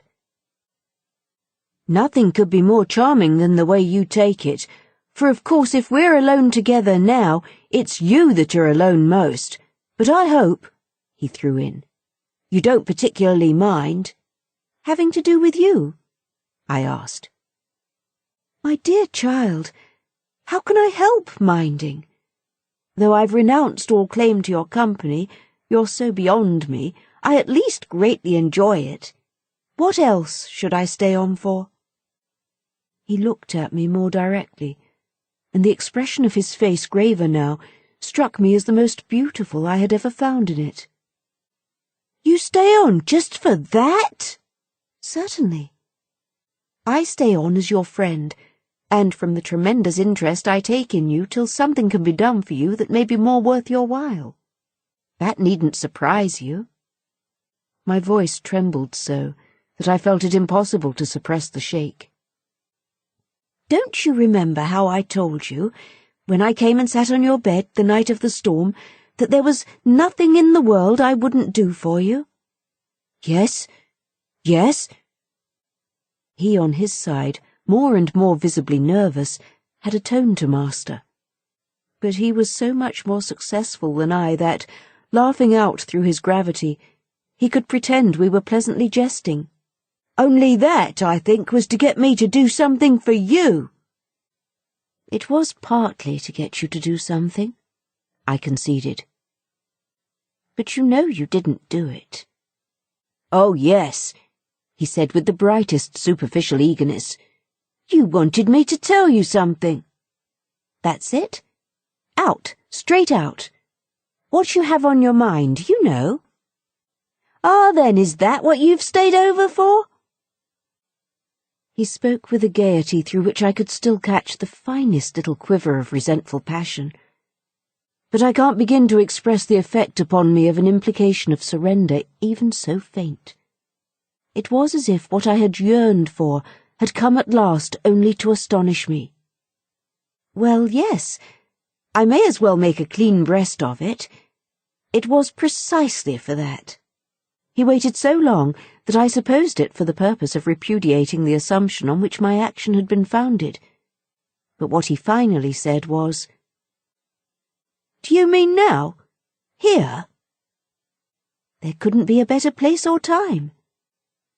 He looked round him uneasily, and I had the the queer impression of the very first symptom I had seen in him of the approach of immediate fear. It was as if he was suddenly afraid of me, which struck me indeed as perhaps the best thing to make him. Yet in the very pang of the effort, I felt it vain to try sternness, and I heard myself the next instant so gentle as to be almost grotesque. "You want so to go out again?" "Awfully." He smiled at me heroically, and the touching little bravery of it was enhanced by his actually flushing with pain. He had picked up his hat, which he had brought in, and stood twirling it in a way that gave me, even as I was just nearly reaching port, a perverse horror of what I was doing. To do it in any way was an act of violence. For what did it consist of but the obtrusion of the idea of grossness and guilt on a small, helpless creature who had been for me a revelation of the possibilities of beautiful intercourse? Wasn't it base to create for a being so exquisite a mere alien awkwardness? I suppose I now read into our situation a clearness it couldn't have had at the time, for I seemed to see our poor eyes already lighted with some spark of a prevision of the anguish that was to come. So we circled about with terrors and scruples, fighters not daring to close. But it was for each other we feared. That kept us a little longer suspended and unbruised. "I'll tell you everything," Miles said. I'll tell you anything you like. You'll stay on with me and we shall both be all right, and I will tell you. I will. But not now." "Why not now?" My insistence turned him from me, and kept him once more at his window in a silence during which, between us, you might have heard a pin drop. Then he was before me again with the air of a person for whom, outside, someone who had frankly to be reckoned with was waiting. "I have to see Luke." I had not yet reduced him to quite so vulgar a lie, and I felt proportionately ashamed. But, horrible as it was, his lies made up my truth. I achieved thoughtfully a few loops of my knitting. "Well then, go to Luke, and I'll wait for what you promise. Only in return for that, satisfy, before you leave me, one very much smaller request." He looked as if he felt he had succeeded enough to be able still a little to bargain. "Very much smaller?" "Yes, a mere fraction of the whole." "Tell me." Oh, my work preoccupied me, and I was off-hand. "If yesterday afternoon from the table in the hall you took, my letter." 24. My grasp of how he received this suffered for a minute from something that I can describe only as a fierce split of my attention, a stroke that at first, as I sprang straight up, reduced me to the mere blind movement of getting hold of him, drawing him close, and, while I just fell for support against the nearest piece of furniture, instinctively keeping him with his back to the window. The appearance was full upon us that I had already had to deal with here. Peter Quint had come into view like a sentinel before a prison. The next thing I saw was that from outside he had reached the window, and then I knew that, close to the glass and glaring in through it, he offered once more to the room his white face of damnation. It represents but grossly what took place within me at the sight, to say that on the second my decision was made. Yet I believe that no woman so overwhelmed ever in so short a time recovered her command of the act. It came to me in the very horror of the immediate presence that the act would be, seeing and facing what I saw unfaced, to keep the boy himself unaware. The inspiration, I can call it by no other name, was that I felt how voluntarily, how transcendently I might. It was like fighting with a demon for a human soul, and when I had fairly so appraised it, I saw how the human soul, held out in the tremor of my hands at arm's length, had a perfect dew of sweat on a lovely, childish forehead. The face that was close to mine was as white as the face against the glass, and out of it presently came a sound, not low nor weak, but as if from much farther away, that I drank like a waft of fragrance. Yes, I took it. At this, with a moan of joy, I drew him close, and while I held him to my breast, where I could feel in the sudden fever of his little body the tremendous pulse of his little heart, I kept my eyes on the thing at the window, and saw it move and shift its posture. I have likened it to a sentinel, but its slow wheel, for a moment, was rather the prowl of a baffled beast. My present quickened courage, however, was such that, not too much to let it through, I had to shade, as it were, my flame. Meanwhile, the glare of the face was again at the window, the scoundrel fixed as if to watch and wait. It was the very confidence that I might now defy him, as well as the positive certitude by this time of the child's unconsciousness, that made me go on. "What did you take it for?" "To see what you said about me." "You opened the letter?" "I opened it." My eyes were now, as I held him off a little again, on Miles's own face, in which the collapse of mockery showed me how complete was the ravage of uneasiness. What was prodigious was that at last, by my success, his sense was sealed and his communication stopped. He knew that he was in presence, but knew not of what, and knew still less that I also was and that I did know. And what did this strain of trouble matter when my eyes went back to the window, only to see that the air was clear again and, by my personal triumph, the influence quenched? There was nothing there. I felt that the cause was mine, and that I should surely get all. "And you found nothing?" I let my elation out. He gave the most mournful, thoughtful little headshake. "Nothing, nothing, nothing!" I almost shouted in my joy. "Nothing, nothing," he sadly repeated. I kissed his forehead. It was drenched. "So what have you done with it?" "I've burnt it." "Burnt it?" It was now or never. "Is that what you did at school?" Oh, what this brought up! "At school? Did you take letters? Or other things?" "Other things?" He appeared now to be thinking of something far off, and that reached him only through the pressure of his anxiety. Yet it did reach him. "Did I steal?" I felt myself redden to the roots of my hair, as well as wonder if it were more strange to put to a gentleman such a question, or to see him take it with allowances that gave the very distance of his fall in the world.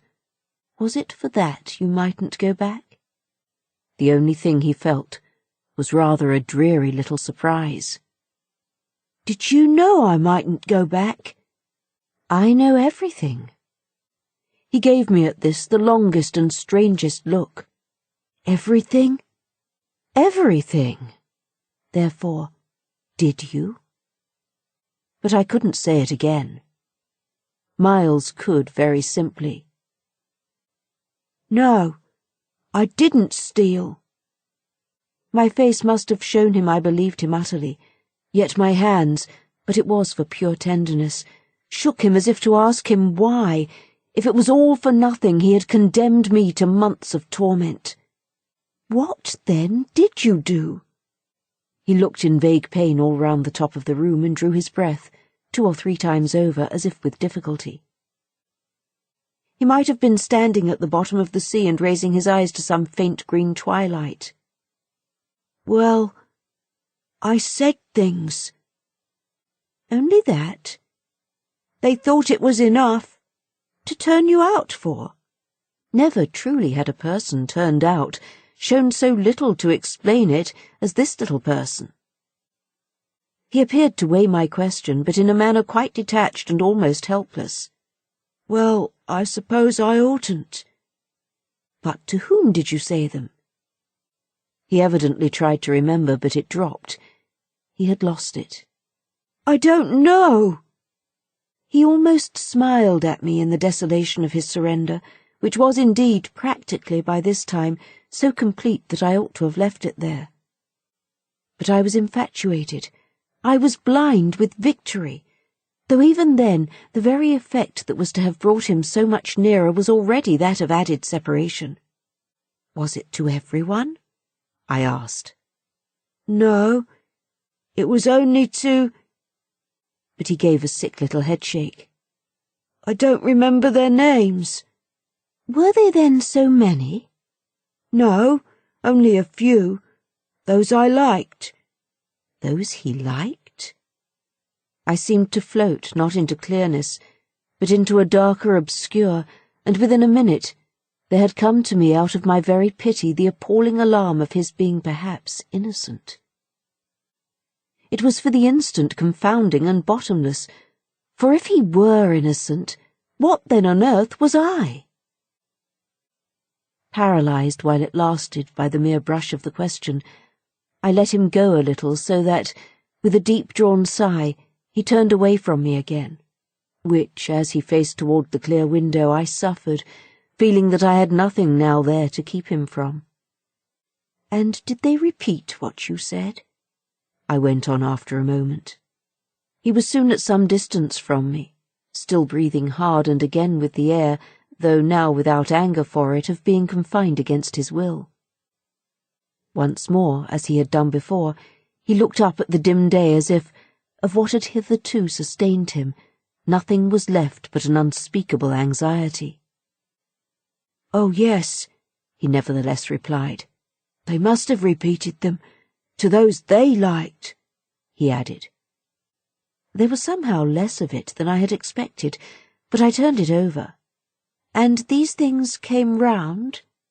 "To the masters? Oh, yes," he answered very simply. "But I didn't know they'd tell." "The masters? They didn't. They've never told. That's why I ask you." He turned to me again his little beautiful fevered face. "Yes, it was too bad." "Too bad?" "What I suppose I sometimes said, to write home." I can't name the exquisite pathos of the contradiction given to such a speech by such a speaker. I only know that the next instant I heard myself throw off with homely force, "Stuff and nonsense!" But the next after that I must have sounded stern enough. What were these things? My sternness was all for his judge, his executioner. Yet it made him avert himself again, and that movement made me, with a single bound and an irrepressible cry, spring straight upon him. For there again against the glass, as if to blight his confession and stay his answer, was the hideous author of our woe, the white face of damnation. I felt a sick swim at the drop of my victory and all the return of my battle, so that the wildness of my veritable leap only served as a great betrayal. I saw him, from the midst of my act, meet it with a divination, and on the perception that even now he only guessed, and that the window was still to his own eyes free, I let the impulse flame up to convert the climax of his dismay into the very proof of his liberation. "No more, no more, no more!" I shrieked to my visitant as I tried to press him against me. "Is she here?" Miles panted as he caught with his sealed eyes the direction of my words. Then as his strange she staggered me, and with a gasp I echoed it. "Miss Jessel! Miss Jessel!" he with sudden fury gave me back. I seized, stupefied, his supposition, some sequel to what we had done to Flora, but this made me only want to show him that it was better still than that. "It's not Miss Jessel, but it's at the window straight before us. It's there, the coward horror there for the last time." At this, after a second in which his head made the movement of a baffled dog's on a scent, and then gave a frantic little shake for air and light, he was at me in a white rage, bewildered, glaring vainly over the place and missing wholly, though it now to my sense filled the room like the taste of poison, the wide overwhelming presence. "It's he?" I was so determined to have all my proof that I flashed into ice to challenge him. "Whom do you mean by he?" "Peter Quint, you devil!" His face gave again round the room. It convulsed supplication. "Where?" They are in my ears still, his supreme surrender of the name and his tribute to my devotion. What does he matter now, my own? What will he ever matter? I have you. I launched at the beast. But he has lost you forever. Then for the demonstration of my work, "There," I said to Miles. But he had already jerked straight round, stared, glared again, and seen but the quiet day. With the stroke of the loss I was so proud of, he uttered the cry of a creature hurled over an abyss, and the grasp with which I recovered him might have been that of catching him in his fall. I caught him, yes. I held him. It may be imagined with what a passion, but at the end of a minute I began to feel what it truly was that I held. We were alone with the quiet day, and his little heart dispossessed, had stopped. This concludes the reading of The Turn of the Screw by Henry James, first published in 1898.